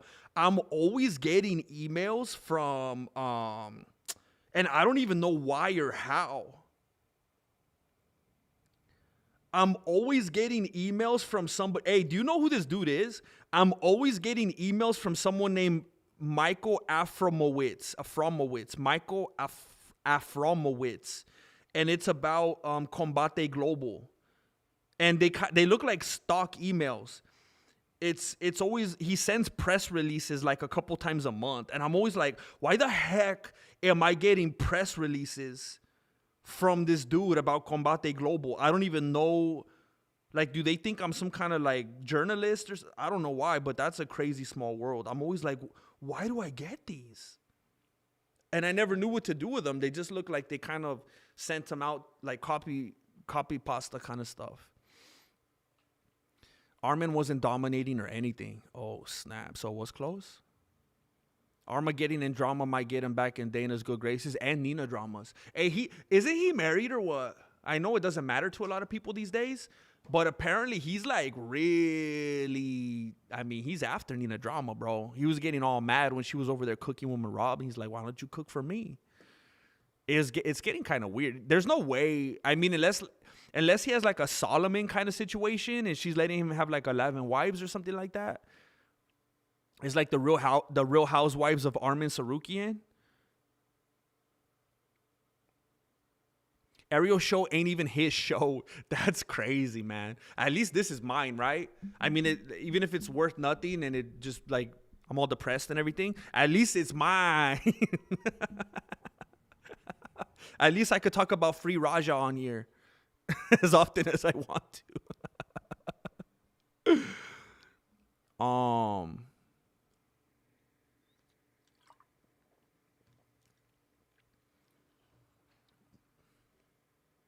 You are right. As artwork videos, I have heavily been thinking about that lately. Honestly, it's very interesting that you just brought that up. I've been heavily thinking about that lately. I watched the fight. What's up, Drew in the house? I watched the fight, and he did not need to hit him after the end of it. He should have just let his work and score tell the story because the brawl overshadows the actual match. Yeah, there's something to be said about that, man. Hey, dude, I'm a very... Here's the thing. You could spit in my face. You could disrespect me. You could call me, just don't call me late for dinner. But if you're like I'm not special here. Everybody's like this, no, not everybody's like this. Because a lot of people, you even look at them sideways, they get all insecure. You could do whatever to me, bro. I'm talking about some things, bro, like whatever, bro. But if you do something to like somebody that I care about or someone I gotta be defensive of, like I'm always super cool. Like you, bro. I'm telling you, I'll be up there. You could be just treating me so bad, and I'll be like, forgive them, they know not what they do, type of stuff, But the other day, my boy was in a game. Jesse Jr. was in a game, and man, he was being disrespected.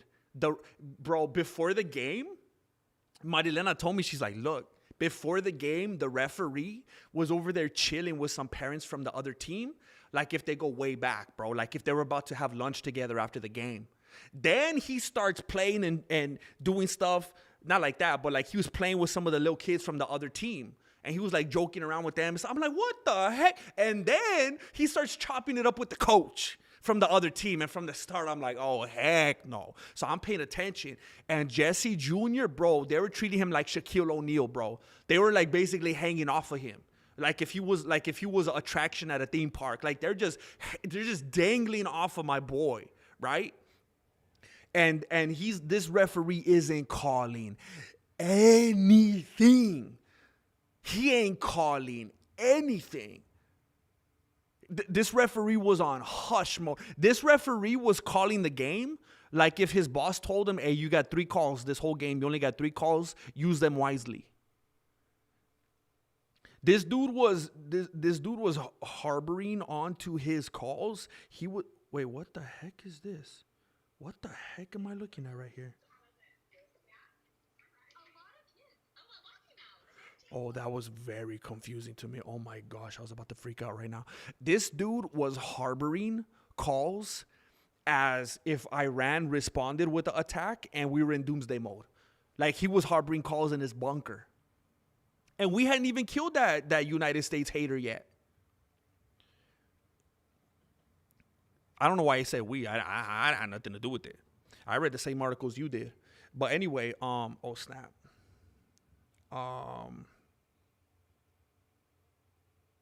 Anyway, by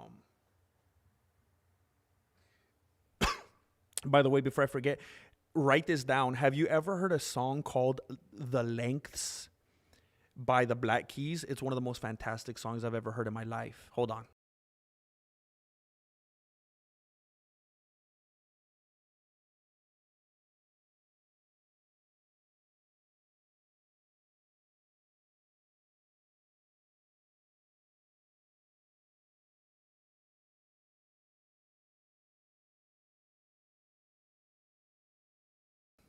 There's a song that's one of the best songs ever by the Black Keys called The Lengths. And I remember one time it popped up on my Pandora and I was like, that's what this band sounds like. And I was so excited. And then I started listening to more of their stuff and I was like, oh, they don't sound like this at all. It's just like one song. So I was disappointed. But what the heck were we talking about? Oh, I was at a game and everybody was hanging off of Jesse Jr. And then so he gets frustrated and he tries to give some back, right? He's like, all right, because I told him, I was like, bro, you got to do what you got to do. They're obviously playing a certain way. You got to let them know what's up. So he does one little thing. It wasn't even crazy. I lost it. And I started shouting at the referee. And I don't know if he thought he was going to come up in my face and intimidate or what. But I was letting him know what's up. And he was trying to tell me why he did what he did. And I said, all good, bro. I got eyes too.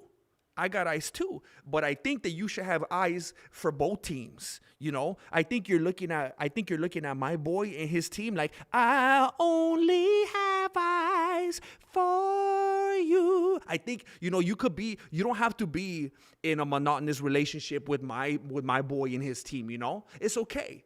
It's okay. You could play both sides of the field, You could look at the other team every once in a while as well. I was shouting. I never shout like that, bro. I was very upset. It was, so what I'm saying, I was responding to what What's Up Drew was saying. It's like, I'll tell my boy often, because he's playing in an environment lately where he's growing, he's getting strong, and he's getting bigger, right? And a lot of the kids that play with him have the appearance they look a lot smaller, and that's not his fault. He's growing, he's getting bigger, he's getting stronger, right? And they always give the little eeny-peeny little pee-wee kids the calls. They always give it to them. It's not fair. They'll do the same thing to him, and then when he does it, they call him because he's in there like Goliath. So they come after him. It's not his fault. So I'll tell him, let the plane speak for itself. I tell him, I don't want you to be one of these. I'll even show him highlights sometimes.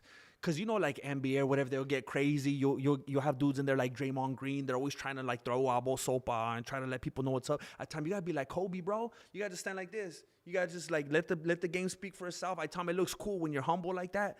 And you just let them do what they need to do. And you don't even make a big deal out of it, You're cool.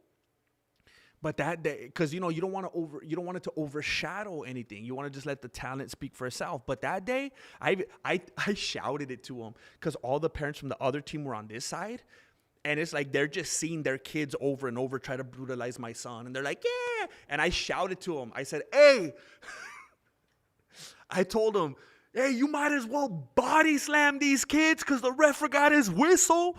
So I was telling them, I was shouting out loud to body slam the kids. And I was showing them, hey, I was going like this. I was saying, do what you got to do. Like, I lost it, bro. I lost it. I went full Amrin Sarukian, bro. I was waiting for one of those dads to get up in my face, bro. I was waiting for someone to come up there and say, hey, you're talking, ooh. Oh, bro. I'm telling you, bro. I was pulling the belt tighter on my dickies. I was stretching and everything.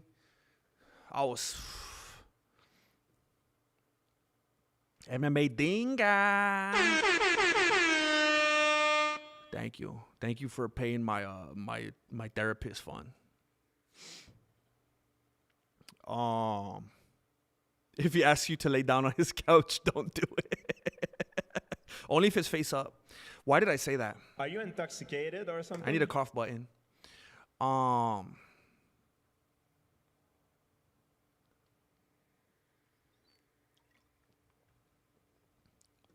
Imagine being like a commentator or something, bro. Imagine I'm the Mexican Joe Rogan.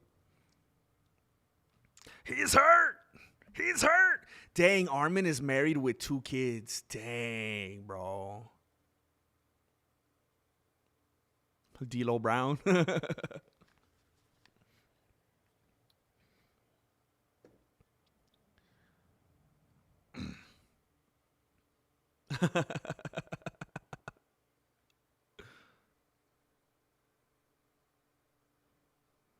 Yeah, you should look it up when you get time. I think, honestly, I think it's one of their deep cuts. I don't think it's a sound that they're known for, but I like it a lot.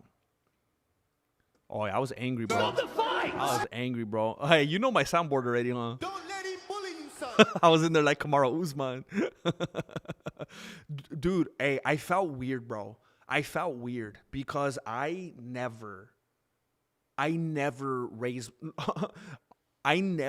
my voice, and honestly, and no disrespect to the women in here, I don't think that's a masculine thing to do.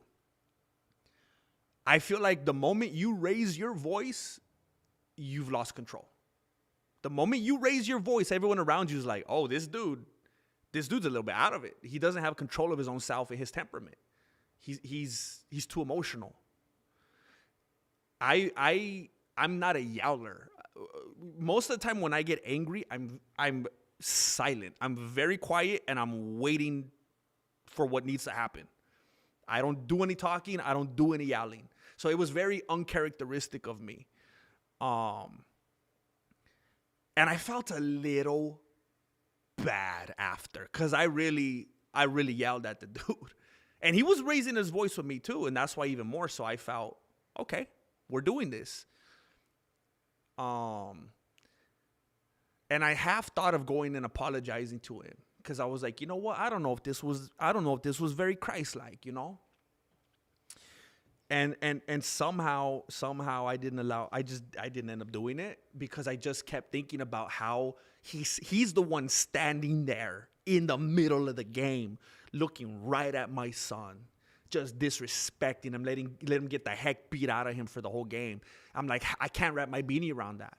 There's something wrong with this dude. And again, he was over there chopping it up with the parents, with the players, with the coaches, having a good old time with them. I was like, heck no, this is dirty. That was a dirty vato. And this was for some championship stuff. So, I mean, the check was in the mail, bro. So it just felt weird. Like, it almost felt like an out of body. Because, like, when I kind of settled down, I was like, oh, snap. I never do that. I felt kind of, it was embarrassing. I felt weird. But, hey, I mean, that's what, I think everybody can get there when it's the kids, you know. It was a flexual tension moment. Jesse wanted to have a friendly, hateful sparring with someone. Bro, hey, dude, bro, when I was, because I kept rattling off the whole game. I kept talking to the ref. I was like, what did I tell him? I said a bunch of dumps. Hey, bro, I got a whistle in the car if you need one. Like, I was just letting them have it the whole game. And I kept looking over at the other parents. I was like sizing up the other dads. I was like, all right, bro, I don't see any formidable centers of gravity over there on that side. Let's go, bro.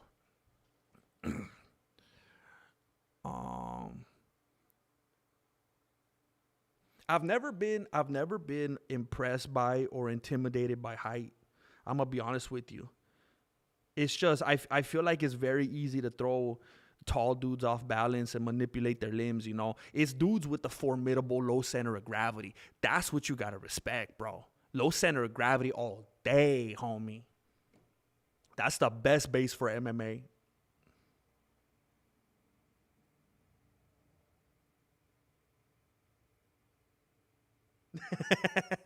I could never. I want to say thank you to somebody very, very loving and generous in the chat who's very confusing at the same time. Very confusing. It's kind of a Khamzat Chamoyev, Ramzan Kadyrov kind of situation. Very, you know, just filled with blessures and gifts and heartwarming and whatnot. But also, I'll kill you. If you cross them, you know. What movie is that from? I've been saying that my whole life, but I don't know where I got it from. There was this movie where someone goes, I kill you. I can't remember what it's from. But thank you very much. Thank you very much for supporting. I am determined. Yeah, thank you. The support goes a long way. I'm determined to start off March strong so I don't have to feel like I did at the end of the month anymore. I need to be very active and consistent at the beginning of the month so that we don't have, you know, these pathetic telethons or anything like that. And I'm thinking, I'm confident, I'm not 100% yet, but I'm confident that tomorrow is going to be the movie night. And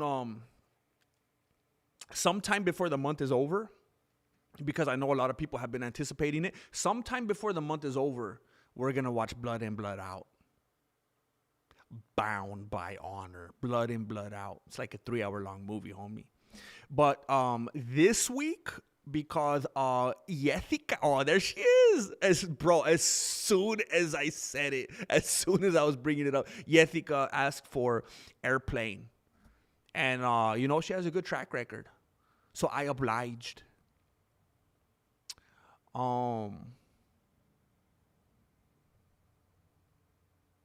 Jesse Altabini said some local stuff. Bro, I was letting it go, bro. I feel bad, though. Give the ref a free martial arts lesson right there on the field. Oh, heck yeah. Hey, I couldn't do it that good with my headphones, though. F-bomb. Oh, my beanie almost flew off. I can't do it that good with headwear.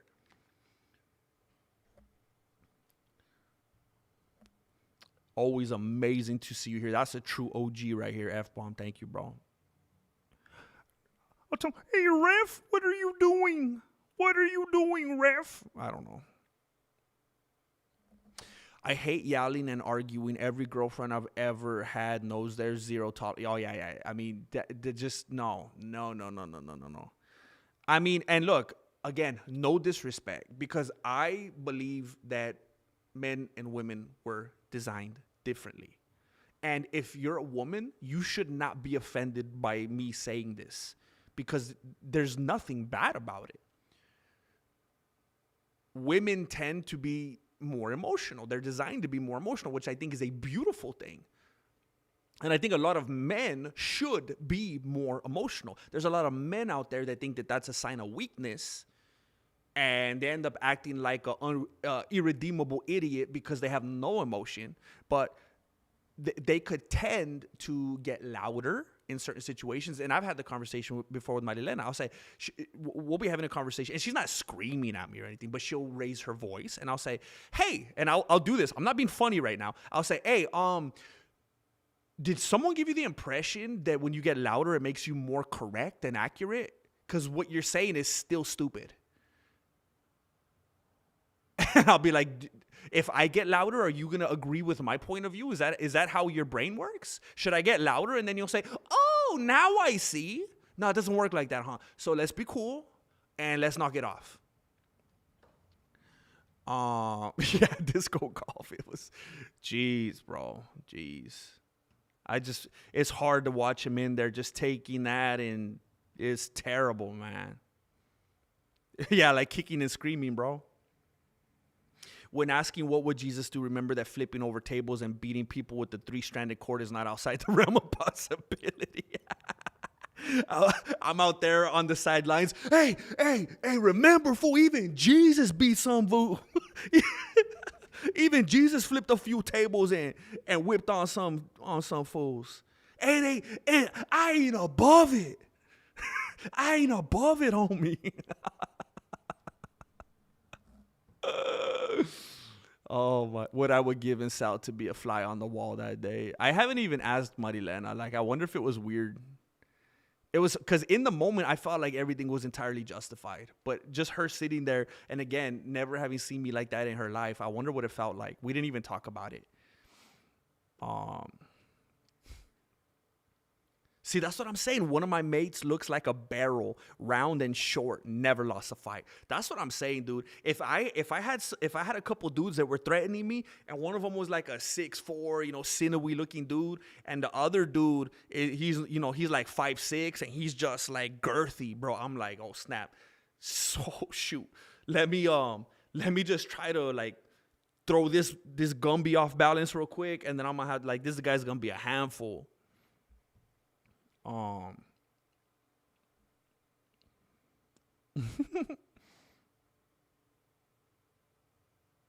the heck?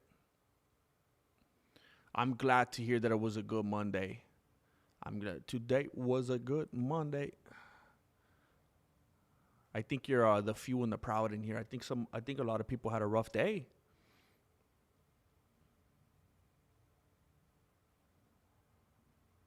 Oh, dang, Nigel, 6'5".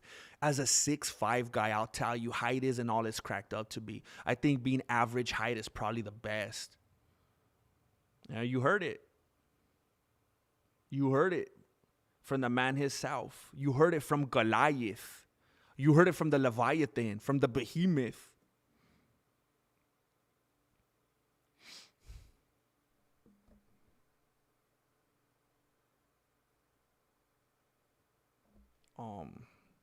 Oh, heck yeah, MMA Dinga. Heck yeah, bro. Wait, did I say Airplane? Police Academy. We already watched Airplane. I think, are they made by the same people? I always feel like Airplane and Police Academy came from like the same brain. It's like the same style. I don't know why I thought that. Police Academy. My 6'7" friend says the same. He's very shy too and says he hates being stared at like some giant. Everyone asks if you're a basketball player. Dang.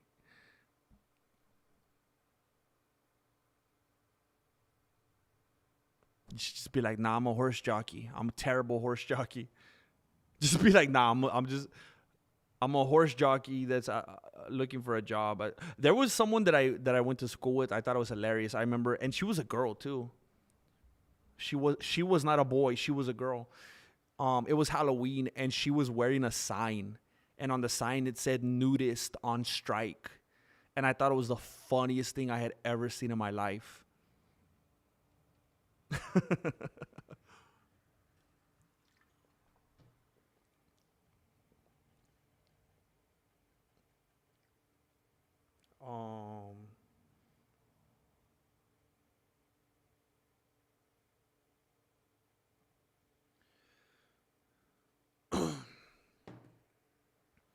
Hey, Jay. Hey, Grandmaster, would you have actually played touch butt with some of the other parents or refs if they started to? Oh, heck yeah, bro. Oh, heck yeah. I would be slapping booties left and right, homie. I'm telling you, bro, I was ready. Like, no. Okay, okay. Let me re-answer that, okay? Let me re-answer that. I will never, ever start a fight in my life. It is not my personality. It is not my disposition. I'm a lover, not a fighter. I'm Miyagi style. I will never start a fight. It's just not in my DNA. I'm not one of those dudes. It seems like there's some dudes that are just built to go around looking to, you know, like insecure dudes going around looking to prove something. That I'm the farthest thing from that. But if I'm verbally defending or speaking on something that I think is unjustifiable, and some other dude, because you know what I hate about the venue that we were at? It was 11 in the morning. And they were serving, I might sound like a square for saying this. It was 11 in the morning at this particular venue, and they serve alcohol there. So we're there watching our kids play, our little kids play, and there's a bunch of parents sitting there drinking beer at 11 in the morning. So I would never start something, but if I'm voicing, hey, what the heck, ref? What are you allowing here? This is not cool. And some other guy came and got in my face and like shoved me or something. I mean, I'm not going to pull guard and lay there and cry.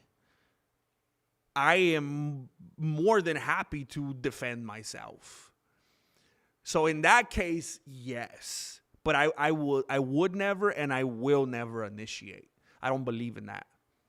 I think if you do that, I don't want to insult anybody here, and because I don't think that means it has to identify you as a person. I'm just saying, I think the act of doing that, and maybe you've done it, and maybe you've grown since then. I think the act of doing that is a very insecure, weak-minded thing to do.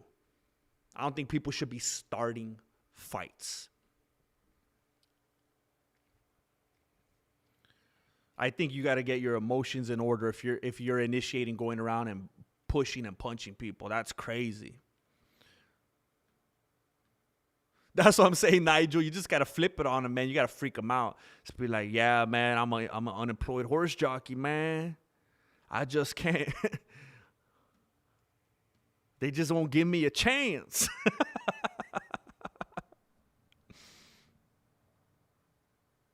If she were a boy, would you call her a she still?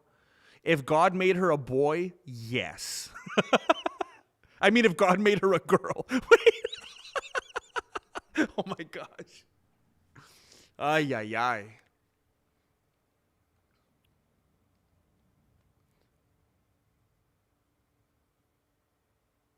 Heck yeah. Heck yeah. Yeah, It is insane to me. I know that I can come off as a square because of how I talk about alcohol and stuff like that sometimes. But this was a venue that was literally only open. This wasn't like a thing on the side. It was literally only open to host these kids playing. And they were serving beer. And it was open before I got there. It was open before our game. I think they opened at like 10. So they were serving beer since 10 a.m. for kids' games.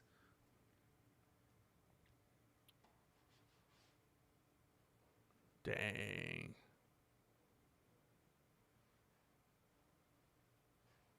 Down under.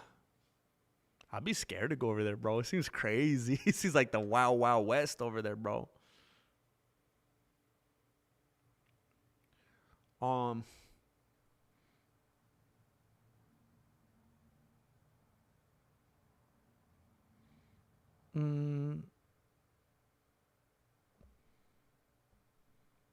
Dang.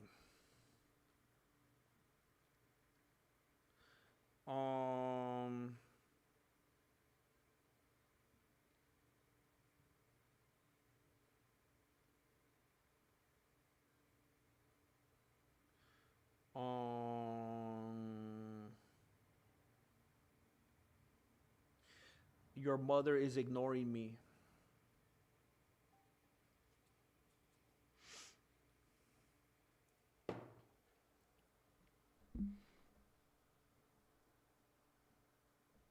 No, no beer. It was mimosas, alcohol with orange juice. Man, I used to work with these people. I don't get what it is about like the corporate, like everyone's like, you have to just get all buzzed up at lunchtime. You have to drink. You have to drink. Of course you can't have tea. You can't have iced tea or a soda. You have to have alcohol, of course, or you're a loser. And for breakfast, they all have mimosas. Like, why does everyone have to live like... It's like people are just in so much pain or something. They can't just function without being under the influence of something. I don't understand it. I remember having to go to breakfast with people for breakfast meetings and stuff like that. Mimosa. Can I have another mimosa? And I'm like, I'll have another Coke, please. I'll have another black coffee. I guess I'll drive to the office.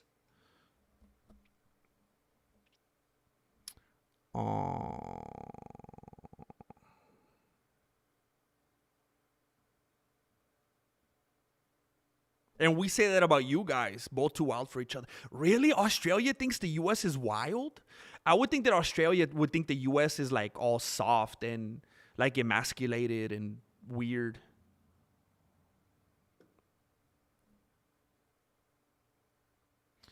I mean, I don't know if he was having it at 11 a.m. at a kid's game, you know?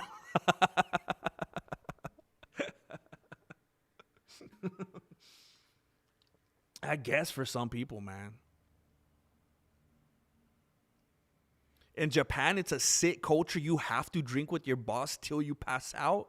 Dang, imagine the boss is just drinking like unalcoholic drink the whole time, and then he just starts like emptying out your pockets or something. I was going to go another way with it, but I bailed. I didn't want to go that route.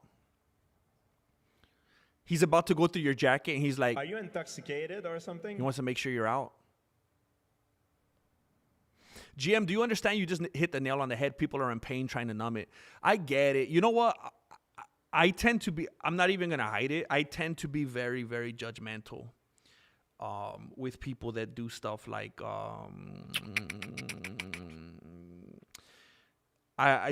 maybe it's a flaw of mine, and I'm going to admit it. I'm going to be open with you.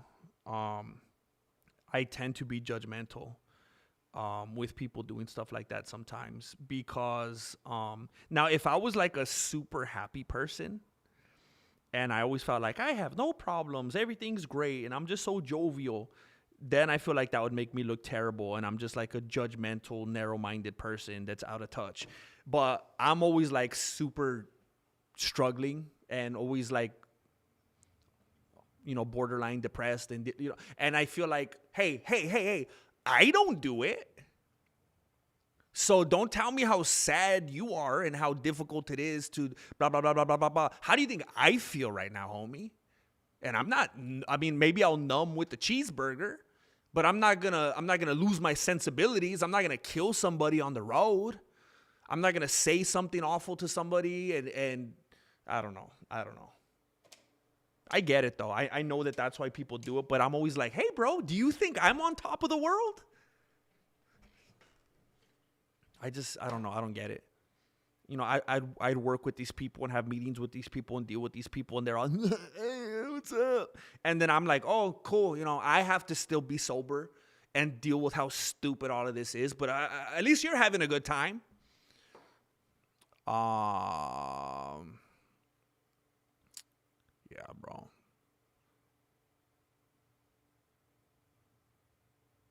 I have another iced coffee. Over half a gallon of liquor a day, bro. Bro. Jeez.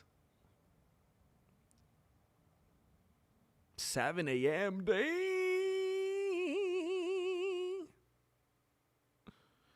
Hold on. This is bothering me tremendously. What the heck is going on here?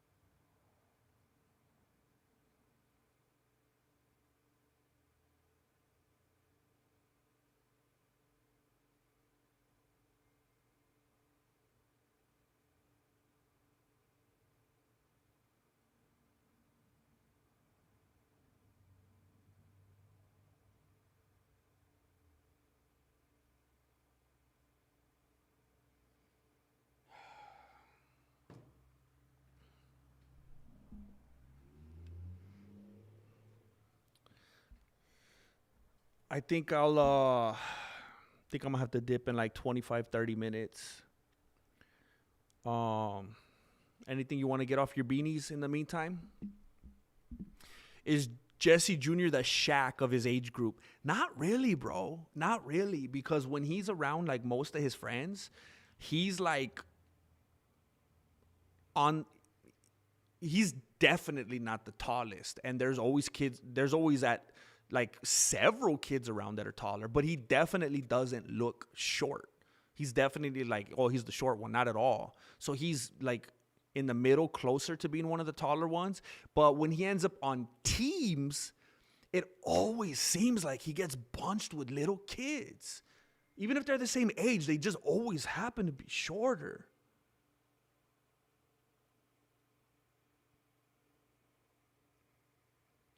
I'm just glad that everybody has their phone on silent at all times, so no one ever knows when I'm trying to get a hold of them, period.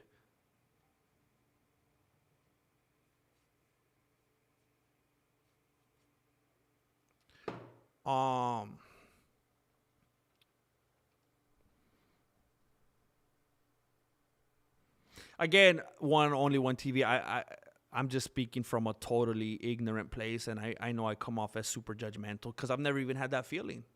I mean, that's probably how I feel. I mean, somebody was laughing at me the other day because they were like, that's how you know he's a food addict. Because I was eating and I was feeling good. I started dancing. It just makes me move different, you know? That's how I feel when I eat food.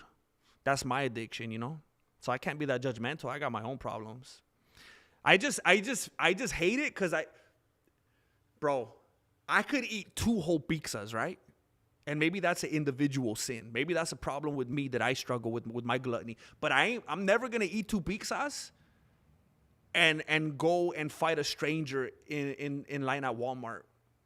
I'm never going to eat 2 pizzas and go kill a whole family on the freeway. I'm never going to eat 2 pizzas and, you know, be unfaithful at a Christmas party. I'm never going to eat 2 pizzas and say some scathing thing and hurt my best friend's feelings or something to a relative. You know, I've just seen it do only the ugliest things ever. So I hate it. I hate it. But I try not to make it a topic of conversation because I know I'm in the minority.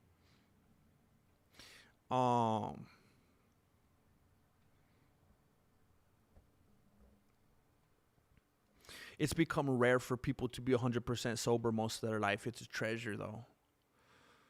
Yeah. I always feel like I just spotted a unicorn or something.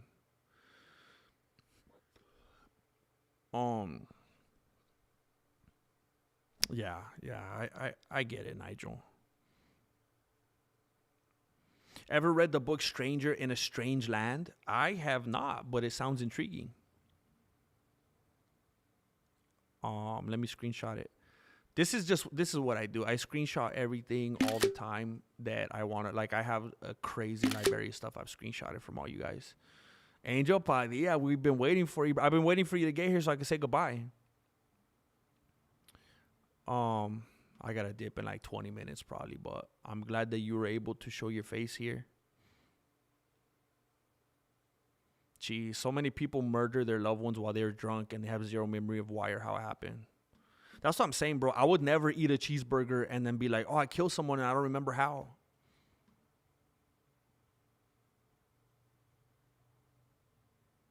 Dang. Never say never. Yeah, olives, that's just like irreconcilable differences right there, bro. I'm the same way about alcohol, GM, especially since it's so socially acceptable. Yeah, it's always blown my beanie that people don't see right through that. Like, of course it's so legal and socially acceptable. Of course, it's a population control tactic. Of course, it's so accessible to us. It's been beautiful. The last night, it was amazing. Marloca. Last night, the last couple nights I was doing it actually. The night before it was kind of cloudy and funky looking. But last night it was super clear. I love just looking at the sky and the moon. I love it. I eat pizza with wings and I like the wings. I like the wings, bro. I feel like people that are sober are some of the easiest to swing moods. Maybe, bro. I guess because they're just feeling everything, you know?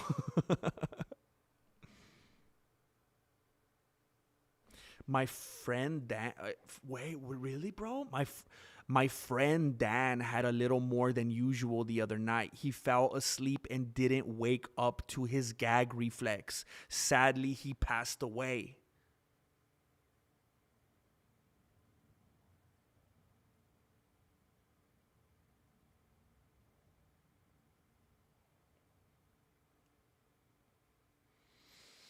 Dang, man. Why does that happen so often? Like, what is it about the gag reflex? Because, you know, that I've heard that happen so many times. And, like, you see it on TV shows and movies and stuff. How do they not wake? I guess like, that level of being under the influence, it just has you so knocked out. Is that what it is? Like, otherwise, would you wake up if you weren't so under the influence? That has to be it, right? I'm sorry to hear that, man. I'm sorry to hear that. Jeez.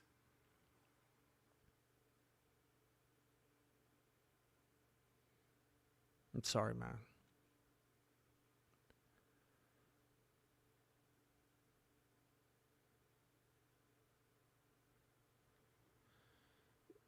The fragility of life, man. I was just talking the other day about how someone we knew was in the ICU on the verge of passing away, and she passed away on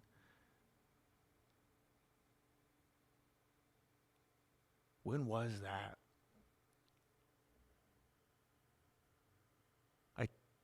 It was Saturday or Sunday. I kind of think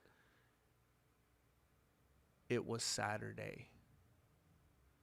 And it just shows you, man, like the fragility of life. Like, I'm not saying that we all think that. Like, I don't think there's anyone right here that's under the illusion that you're immortal or anything like that. I'm gonna live forever. And I'm not talking about souls, you know. But some people just, it's not that they think that way logically and conscientiously, but they live like it. We just, on a day-to-day basis, and again, it's not that we do it intentionally or think about it or plan to do it, But by default, we just so happen to live in a way like we're going to live forever. We don't live like it's maybe the last day of our lives. We don't live with gratitude and appreciation and some caution and taking care of ourselves and thinking about all the what about that? I should err on the side of this. And then when someone passes away, it had me all messed up, man.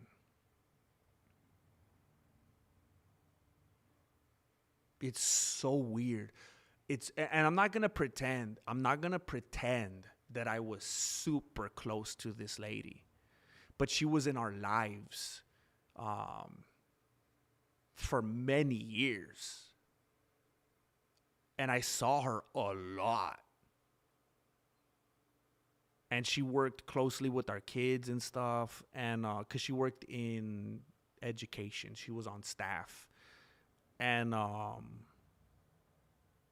it's just so weird because she had such a specific position and was like always there, like always in the same place. Like, I'm gonna go there, I'm gonna see her, hey, what's up, blah, blah, blah. I'm gonna go there, hey, how you doing? And she's just never gonna be there again. She's just never gonna be there again. She's just gone. And that's so weird to think about. It's like, what? Like, just like few weeks ago, or like 2 years ago, or like 6 years ago. It was like, that's where she's at. That's where she's going to be. This is our dynamic. I'm going to see her. And then now it's just, nope, gone. It's just, it's hard to, I mean, we're just these small, simple things. I think that's why they even say with dogs, like if they see like one of their mates or something pass away, it's like you should let them see. Like there's this thing within us that we have to like wrap our head around it and like come to terms and like, what? This is real? What? This is so weird. I'm sorry, man. Shh. GM, don't eat that double quarter pounder and go on a massacre. Shh. Imagine, bro. They didn't melt my cheese. I'll be like that dude from Falling Down. Man.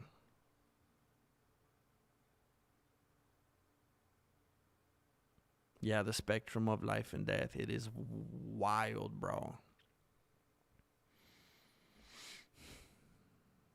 Yeah, a lot of people that just party, man. A lot of celebrities, a lot of musicians. What's up? Yeah, it's a really dangerous thing to be so normal. What's up, real Bruce Wayne? Yeah, maybe, yeah, not obsess over it and all that, but like reflect on it. Just be aware of it, you know? Who wants to live forever? Good point, bro. Not much, bro. Not much. We're just being silly. Just talking about like extremely tall horse jockeys and whatnot. Bertolomeo.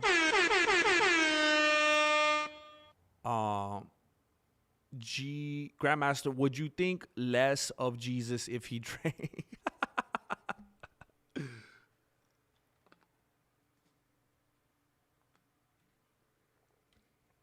I will be painfully honest with you.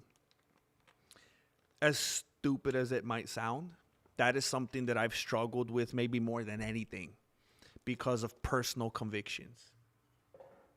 Not because I was struggling with like, why would he do that? Or was he really who he claimed to be? I'm saying like trying to figure out how to align that and marry that and reconcile that with my own personal convictions. And I'll just keep it real simple.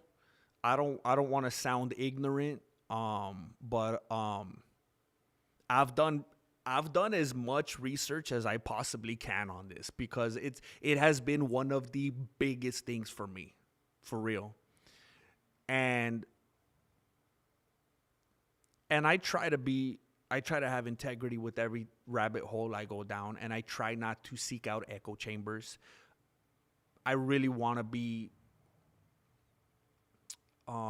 informed and objective when it comes to such important things. And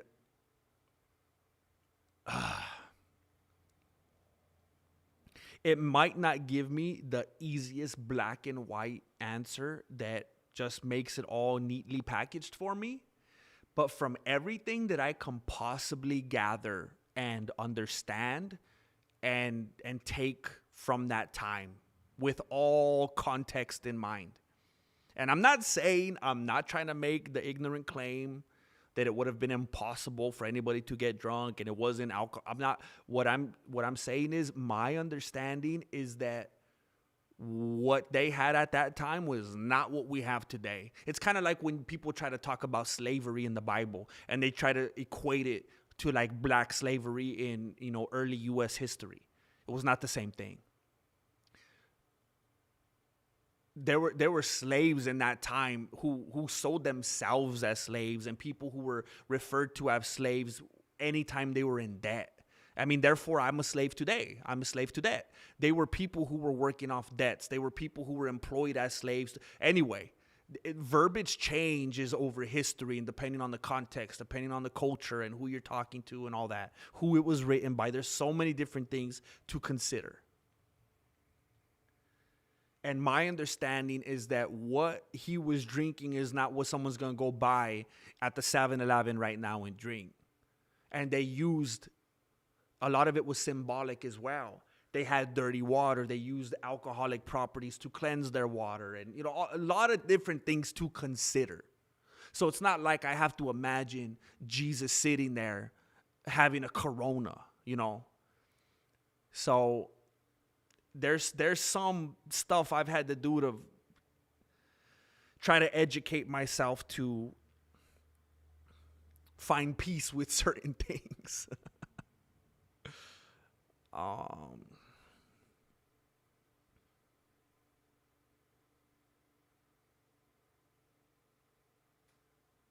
Yeah, you're right about that, Disco Golf Hutch.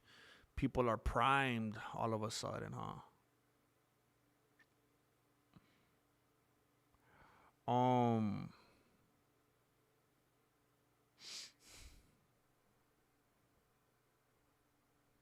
Dang, I've been to 15 funerals per year since I was 14. I told you, bro, that's why I'm scared. That's what it's like in Australia, bro.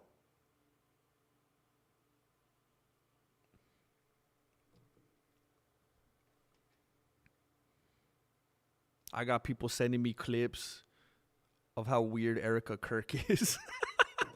Those are the circles I run in. Red moon tomorrow, also lunar eclipse. Oh, snap.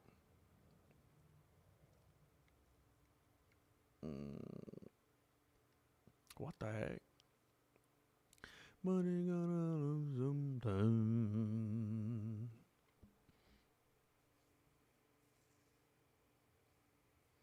Yeah, that's unfortunate, Jay Smith. It does happen to some people. It really hardens you, especially if if there've been people so close to you. It really does something to numb you. Oh shoot.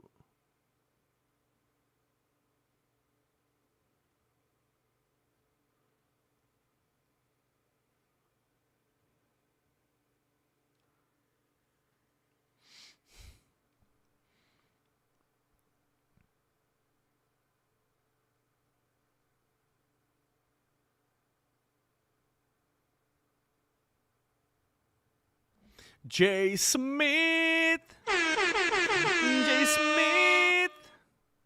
I'm going to watch Kill Tony. I knew you would, bro. I just saw the notifications. One and only one TV. I love you, man. I got deep love for you. But did you just say Israel was created 80 years ago? Did you just tell me in my chat that Israel was created 80 years ago? I mean, we don't need to have a conversation like we did on Friday again. I'm assuming that you ain't a Bible-believing one and only one TV. Grandmaster Jesse is a Zionist. Starting today's news at 11 p.m. Grandmaster Jesse is a Zionist. I mean, I don't get all political about stuff like that. I say it all the time. As a believing Christian, I would tend to believe that the nation of Israel seems to be in a state of apostasy. I mean, they don't even recognize Christ as the Messiah. So it's not like I'm like, you know, and you know, many times throughout even biblical history, Israel just turned its back on their creator time and time again. They have not had the best track record. But it blew my beanie to see you say that Israel became a thing 80 years ago, bro. I mean, I know what you're talking about because, like, as you know, politically and as the nation and all that. But I mean, this goes way back, bro. This goes way back. I mean, I don't know. Am I gonna be called a Zionist if I said that? I mean, clearly, historically, Israel was there. I'm okay. That's not what we're talking about right now. That's not what we're talking about right now.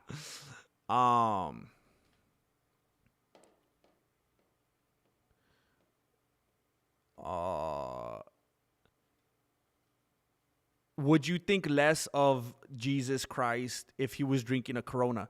Yes. I feel comfortable with saying that because, again, the context of the time, I don't think that would have been the case. I mean, the scriptures themselves paint the picture of dudes that did drink with the intent of being intoxicated, and they were never framed in a positive way. The scriptures themselves talk about, you know, how when people are in certain positions, which, you know, all followers of Christ become at a certain point, you know, being light bearers and I forgot what the term was. What the heck was that term? That they're all like priests in, at least in a certain context. That there are certain things that you refrain from. That's why even like you know, people like Samson took like a Nazirite vow and stuff like that, because it indicated certain levels of holiness, which I tend to believe in a new covenant era we should all be. Why are we going to be a follower of Christ and be like, I'm not going to be that holy, though. I want to be a little bit less holy so I could partake in A, B, and C. That's just how I look at it. Dang, Bert. Jeez. You know there's scorpions and alligators and kangaroos, right, bro? Oh, my.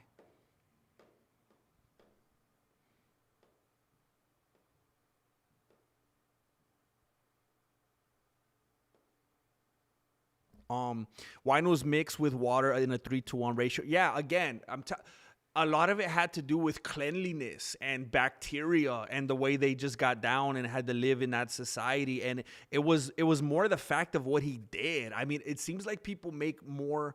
I have so many friends that like to drink, and they, I'll just say it as generic as possible. They believe in God. They recognize Christ as the Messiah, but they love to drink. And it seems like the water into wine moment, it seems like the emphasis to them is what he made. Not the fact that he made it, but what he made. And it just like that completely supersedes everything else for them.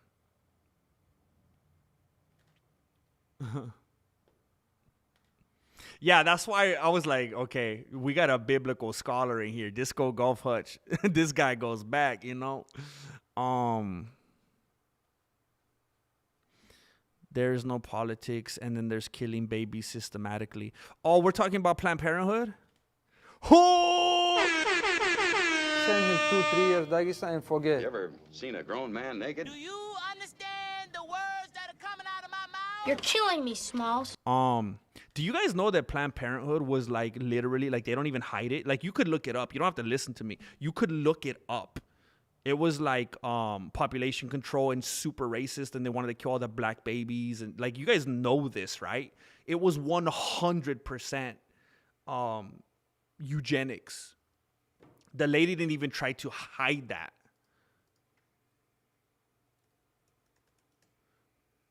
It's like the most modern form of sacrificing babies to Molech. Like it's unbelievable how our modern day people are like, here's another one. It's just like literally sacrificed to pagan. It's insane, bro.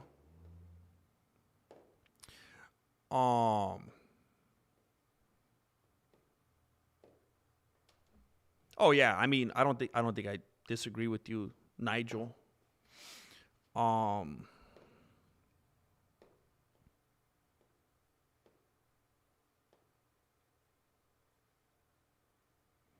When Paul went on his quest to spread the word, who were the main ones against it? GM, I don't know, the rabbis, the dudes that taught Paul what he had originally been teaching, the Sadducees and Pharisees, the dudes that thought that he was a heretic. Are you trying to get me to say Israel?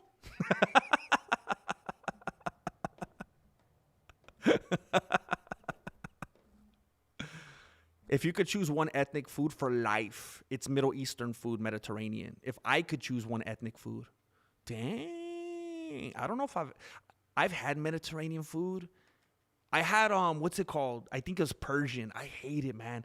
It tastes like very aromatic. It tastes like I'm eating potpourri. Man, if I had to choose ethnic food, I think suddenly I'd go for Mexican. Is Italian considered ethnic? What qualifies as ethnic?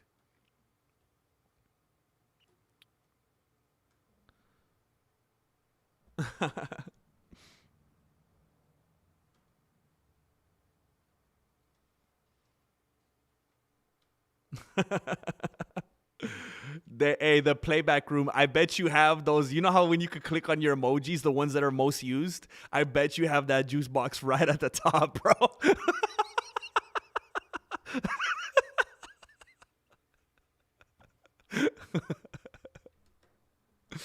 Dang. It'd be so funny to see it.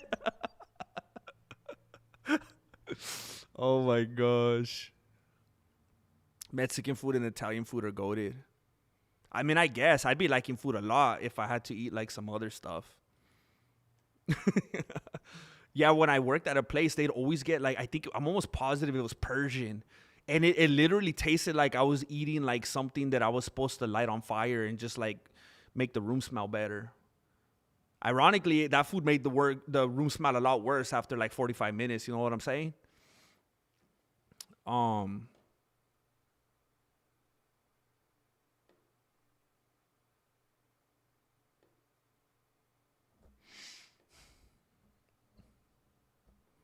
Yeah, me neither, bro. Me neither, Disco. Anything from a specific ethnicity could be ethnic. So, like, what's like the most white food? Like a bologna sandwich?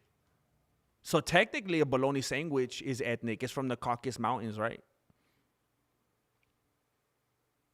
It increases the chances of death. You did the playback.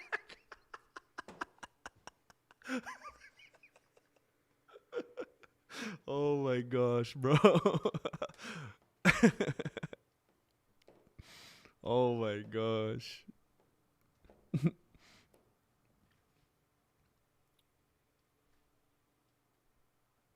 You know what's funny? And I swear I've never thought of this in my life. I've never thought about this in my life. Cause it's not like I'm out to badmouth any type of ethnicity, but I've never thought about this. You know how like repeatedly in the scriptures, God is using like the least of them. He's using like the people that have problems. He's using people that are imperfect. He's using people that keep messing up.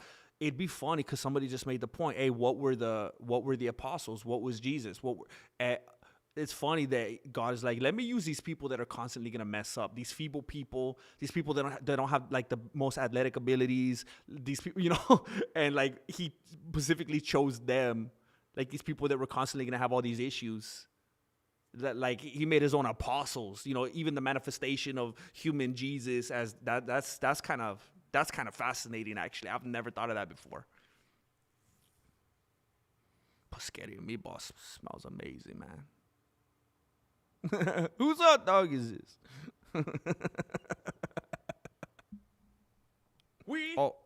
Whose hot dog is this? I'd revisit the history of the pro-life movement if I were you, GM. Does there even have to be a movement? I don't want to get political, man. I'm not trying to get confrontational about it, but I don't think. Look, let me tell you this. I'll tell you this because this is the same way I feel about like Joel Osteen and a bunch of people that make faith in Christ look bad. You could take anything good and like. To me, the pro-life movement is God creating mankind. That's the pro-life movement to me. Now, if there's some dudes behind closed doors in conference meetings and suits and ties and running for this and raising money for that and blah, blah, blah, blah, blah, blah, blah, they're probably a bunch of dumb, imperfect dudes who have gambling problems and cheat on their wives and this and that. I don't care about none of that. I don't care about any dudes that shows up on TV and writes articles and drives a BMW and all that. Whatever dude that's here, chanclas on the ground trying to do stuff for the pro-life movement. Just like Martin Luther King Jr. too. That dude was a philanderer. That dude was constantly leaving his wife and kids at home to go have orgies. He was a terrible individual. Should black people be slaves? No. But Martin Luther King Jr. was a dirtbag. He was a terrible dude. If he was around today, I mean, are we going to be consistent? Look, he was saying and moving and doing the kind of things that we talk about Donald Trump for. I wonder if he'd get the same kind of treatment if he was here today that people like Donald Trump get. You know how he talks about grabbing ladies by the, whatchamacallit? That's what Martin Luther King, he wasn't just talking about it. He was about it. He was out there doing it. He was out there penny loafers on the ground. Literally. He chucked them off in the ground. He still had his socks on, though. Whose hot dog is this? He did.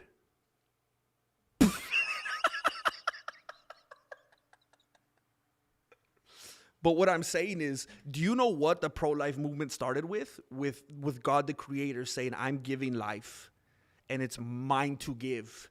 And it is not the duty or responsibility or ability of any man's to take it away. And when there's consequences because people will answer for blood. And I always say the same thing. People want to call it a fetus. They want to call it, okay, leave it alone then. Leave it alone. Leave it alone. If you don't think it's a life, leave it alone. Because then it won't grow, right? There's not a life there to take away, right? Then leave it alone and see what happens. Just walk away for a couple weeks, mind your own business, get distracted. Nothing's going to happen, right? There's no life there. It's just a fetus. Fetus don't have no life. Okay, then leave it alone. Leave it alone. You should be okay if there's nothing there, right? You got nothing to worry about. So yeah, what I'm saying is if there is some kind of weird movement and there's some sketchy pro-life people and they're doing some weird stuff and they're being illegitimate, okay, maybe. But it didn't start with them. It started with God. And and then if you want to go back, if we want to go all the way back down the rabbit hole, do you know what the Planned Parenthood started with? That started with sacrificing your babies to the pagan god Molech. So if we want to go back and reverse engineer everything, like let's do it.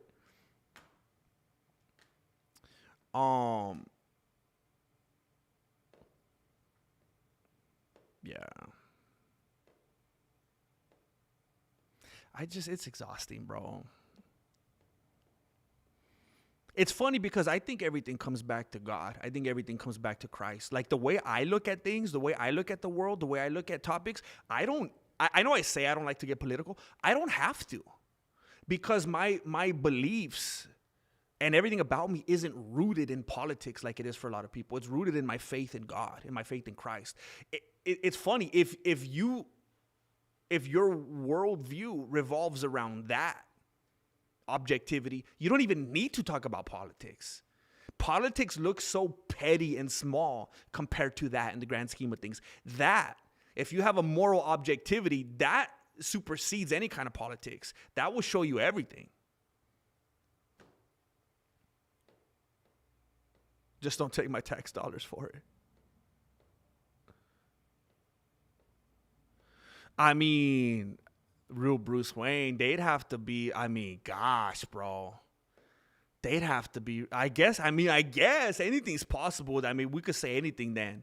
We could say that Michael Jordan, ever having been a basketball player, was FBI propaganda, and he was an AI robot this whole time. I don't know.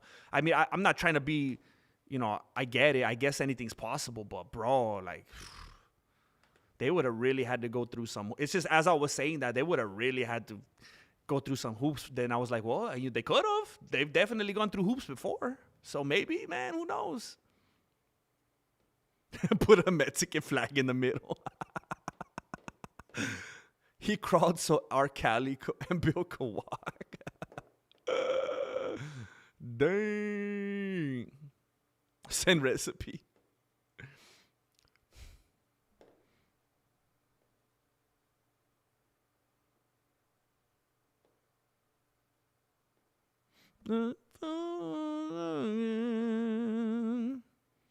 Dang.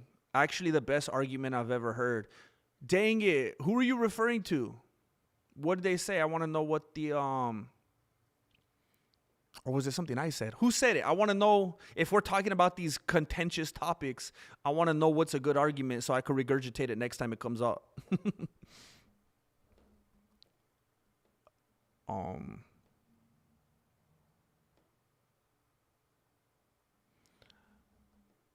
The church was pro-choice before the civil rights movement. Wait. What church? What church? I always think it's very dangerous when I hear people say the church. I'm like, wait a minute. Do I go to this church? Who's the church? Was pro-choice before the civil rights movement, except the Catholics were. That's what I thought when you said the church. I was like, are you talking about like that? We're always pro-life. I guess that's why the XNs were for XNs were for abortion after. Was pro. Now I'm gonna say something very, very ignorant here. I have a very good Catholic friend, and we debate all the time. I've told you about this countless times. And one of the points that he always brings up, and I agree, because I believe no man is infallible, which he then disagrees with me on. But you're going to get popes, you're going to get people in charge, you're going to get people leading that, because he'll concede this all the time. There were people up at the top of the Catholic Church that would do horrific things. But that doesn't mean that they were at the time representing Christ and representing what the faith should do. Just like there are Protestant pastors who get caught in cheating scandals and doing something terrible and buying themselves jets and stuff like that. There's always going to be bad apples. And I think that's good. I think it's good that there's bad apples at the top, so we don't idolize them and think they're perfect and think that they're the physical representation of Christ on earth. I think that's dangerous. I think Christ is the cornerstone. I think Christ should hold his unique place. But I'm making a very ignorant statement here because I don't know, but I'm saying maybe there was some kind of leadership at the top of at the time, whether it was a pope, a bishop, whatever, that maybe had some kind of political aspirations or ties or whatever, that maybe wasn't doing stuff in like, it's kind of like, again, the KKK reference. The Ku Klux Klan often used out of context scriptures, horribly out of context scriptures to justify what they were doing. They were clearly far from representing Christ, though, and God and the Holy Scriptures. There are people who use the scriptures and take them out of context to horribly abuse and demean their wives. And obviously, it's totally un-Christ-like, and it's not following God's path whatsoever. So there may have been people at the top at the time of the so-called church, and they were doing things for whatever reason that was not in line with God.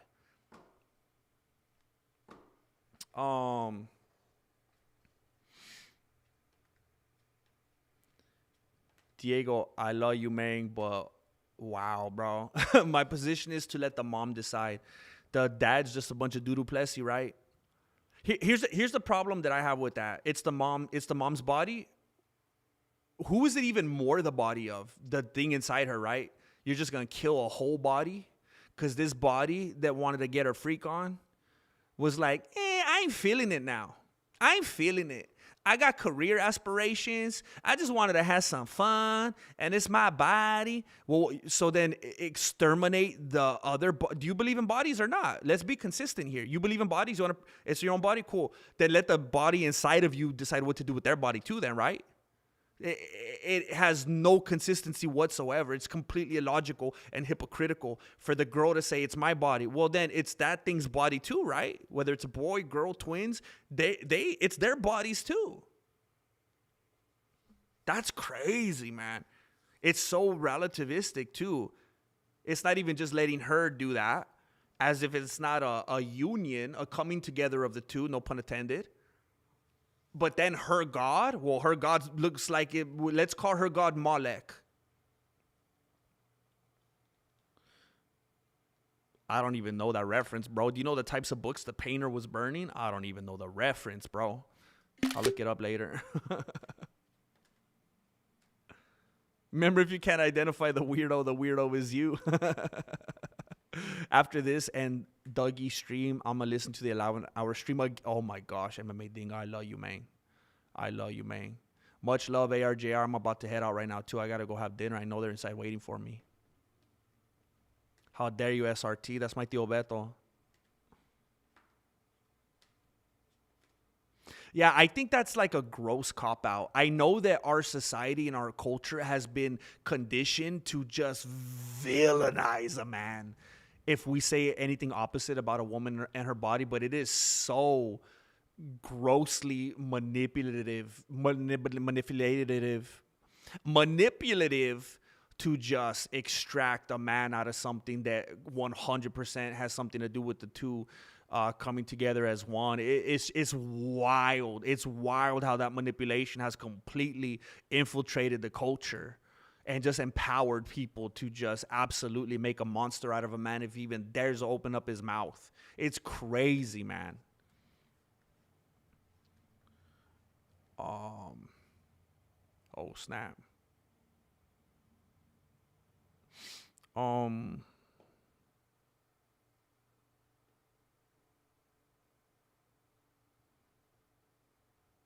can't remember. Oh, yeah. Bro, Disco Golf Hutch.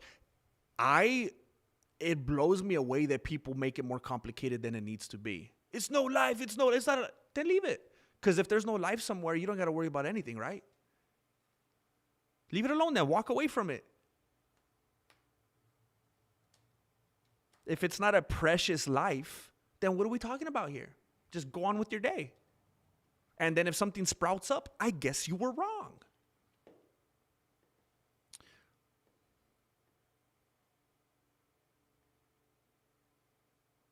All I know is I met a lot of people I still can't believe Jesus died for me, included. I think that's a beautiful thing, bro. And you know what? I think it's beautiful to think that way. Because that is like the first step to being aware of the fact that I need a savior. There's so many people that think that they're perfect and that they weren't born in any type of a sin and they have no issues and they're their own God and they want to be autonomous. The first thing is, bro, I'm so broken. I'm so messed up. Boom. That's overcoming ego, overcoming pride, overcoming that you think you got it all. That's like the hardest thing. That's a beautiful place to be, bro.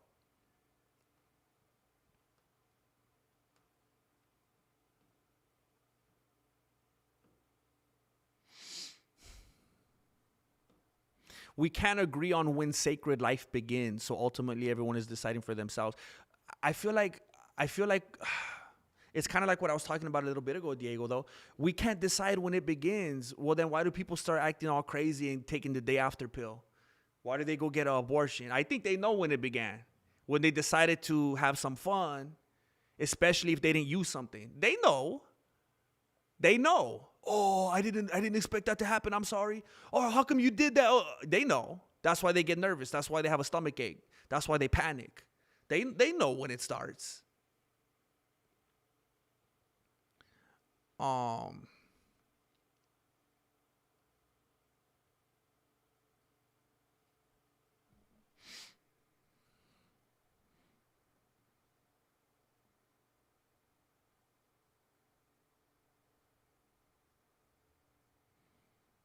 Oh, yeah, Nigel. Absolutely, bro.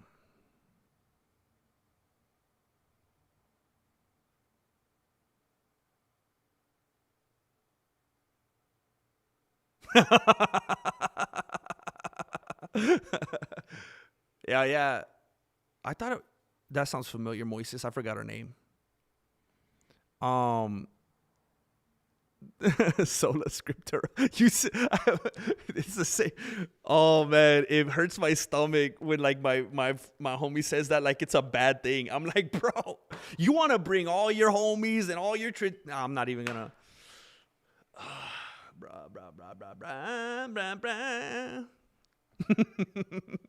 They always say it like it's such a bad thing. Ay, ay, ay. I'm always asking my homie what. Yeah. Ay, ay, ay.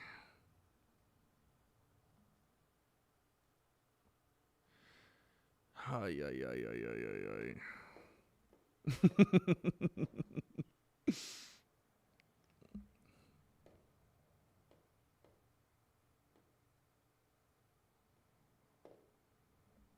MMA Dingo, I appreciate that, man.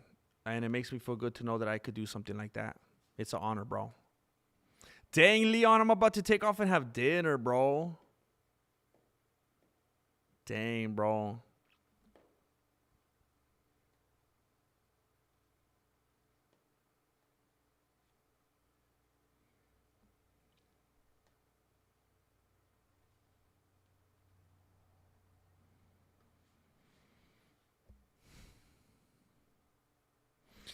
Diego, with all disrespect, bro, like I'm just speaking like I'm just speaking in general, like if I was speaking to a crowd of people right here. I feel like it's dishonest for people to say, we don't know when life begins. Oh, really? Because people are the same people, and here's what's important. It's the same people. The same people are quick to say there's life on Mars and there's life on this, and we created life into this. We don't even need a God. And we're going to allow... When you find life, this life on Mars, does it have a heartbeat? Because I've seen them refer to different funny looking things that just look like a fungus or bacteria or whatever. And it's life. Life. Let's give it the biggest, boldest headline. Does it have a heartbeat? How come when we're talking about a baby, it has to go, this poor little baby, this poor helpless, this poor helpless baby has to go through all these hoops to be considered a life form. But if we talk about anything else, it doesn't have to have any kind of breath in the lungs. It doesn't have to have a heartbeat. Doesn't have to have a fingerprint. Doesn't have to have some eyeballs. Man, you make these babies go through some hoops. But where does life begin? But if you find something on Mars, oh, it's life. Right away. Right away. Super dishonest, man. What's up, Christian? It's all right. It's all right, man. It's been worse. It's been better, but it's been worse. All love, bro. All love, bro. Bertolomeo, abortion saves a lot of kids of living a very sad life with parents that are not ready. Objectively, does abortion mean that there are no longer kids that would have had a sad life to be with parents that are not ready? Objectively, does that mean that could very black and white not happen? Yes. However, I could go to a neighbor of mine. I could go to a coworker and be like, you know what? Man, they seem like they're down all the time. They have like a glandular issue. They're always fighting with their girlfriend. I think I'm going to kill this dude, you know? I'm going to put him out of his misery because I'm God. You know, I got a God complex.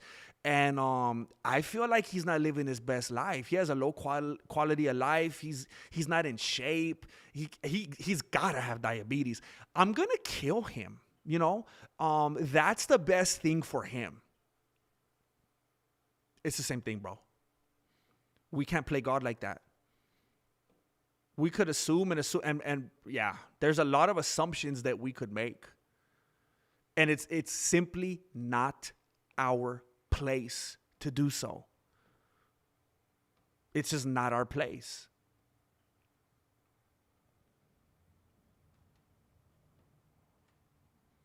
I believe that, Nigel. There's dirty, rotten people everywhere, bro. Yo. Yeah, I don't know if that was a joke, Max Bluestein. I thought it was funny.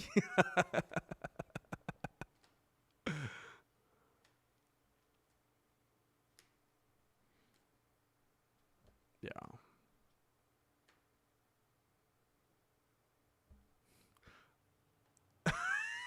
Dang. Oh my gosh. You see?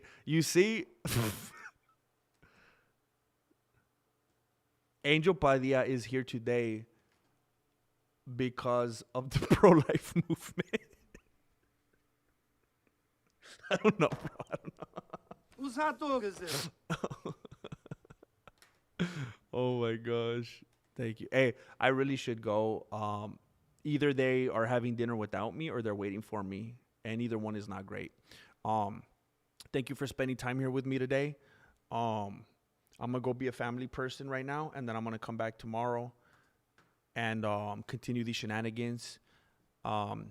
Please don't kill any babies while you're out there. Have a good day. Have a good dinner. Be good to everybody. Be good to yourselves.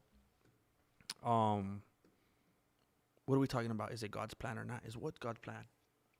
I think that's something that a lot of people say in jest a lot of the time to sound sarcastic, because a lot of Christians will say it's God's plan, God's plan. So then people make fun of it. Oh, is that God's plan? So I don't really know what you mean by that. I don't know if you're referring to something in particular. Oh,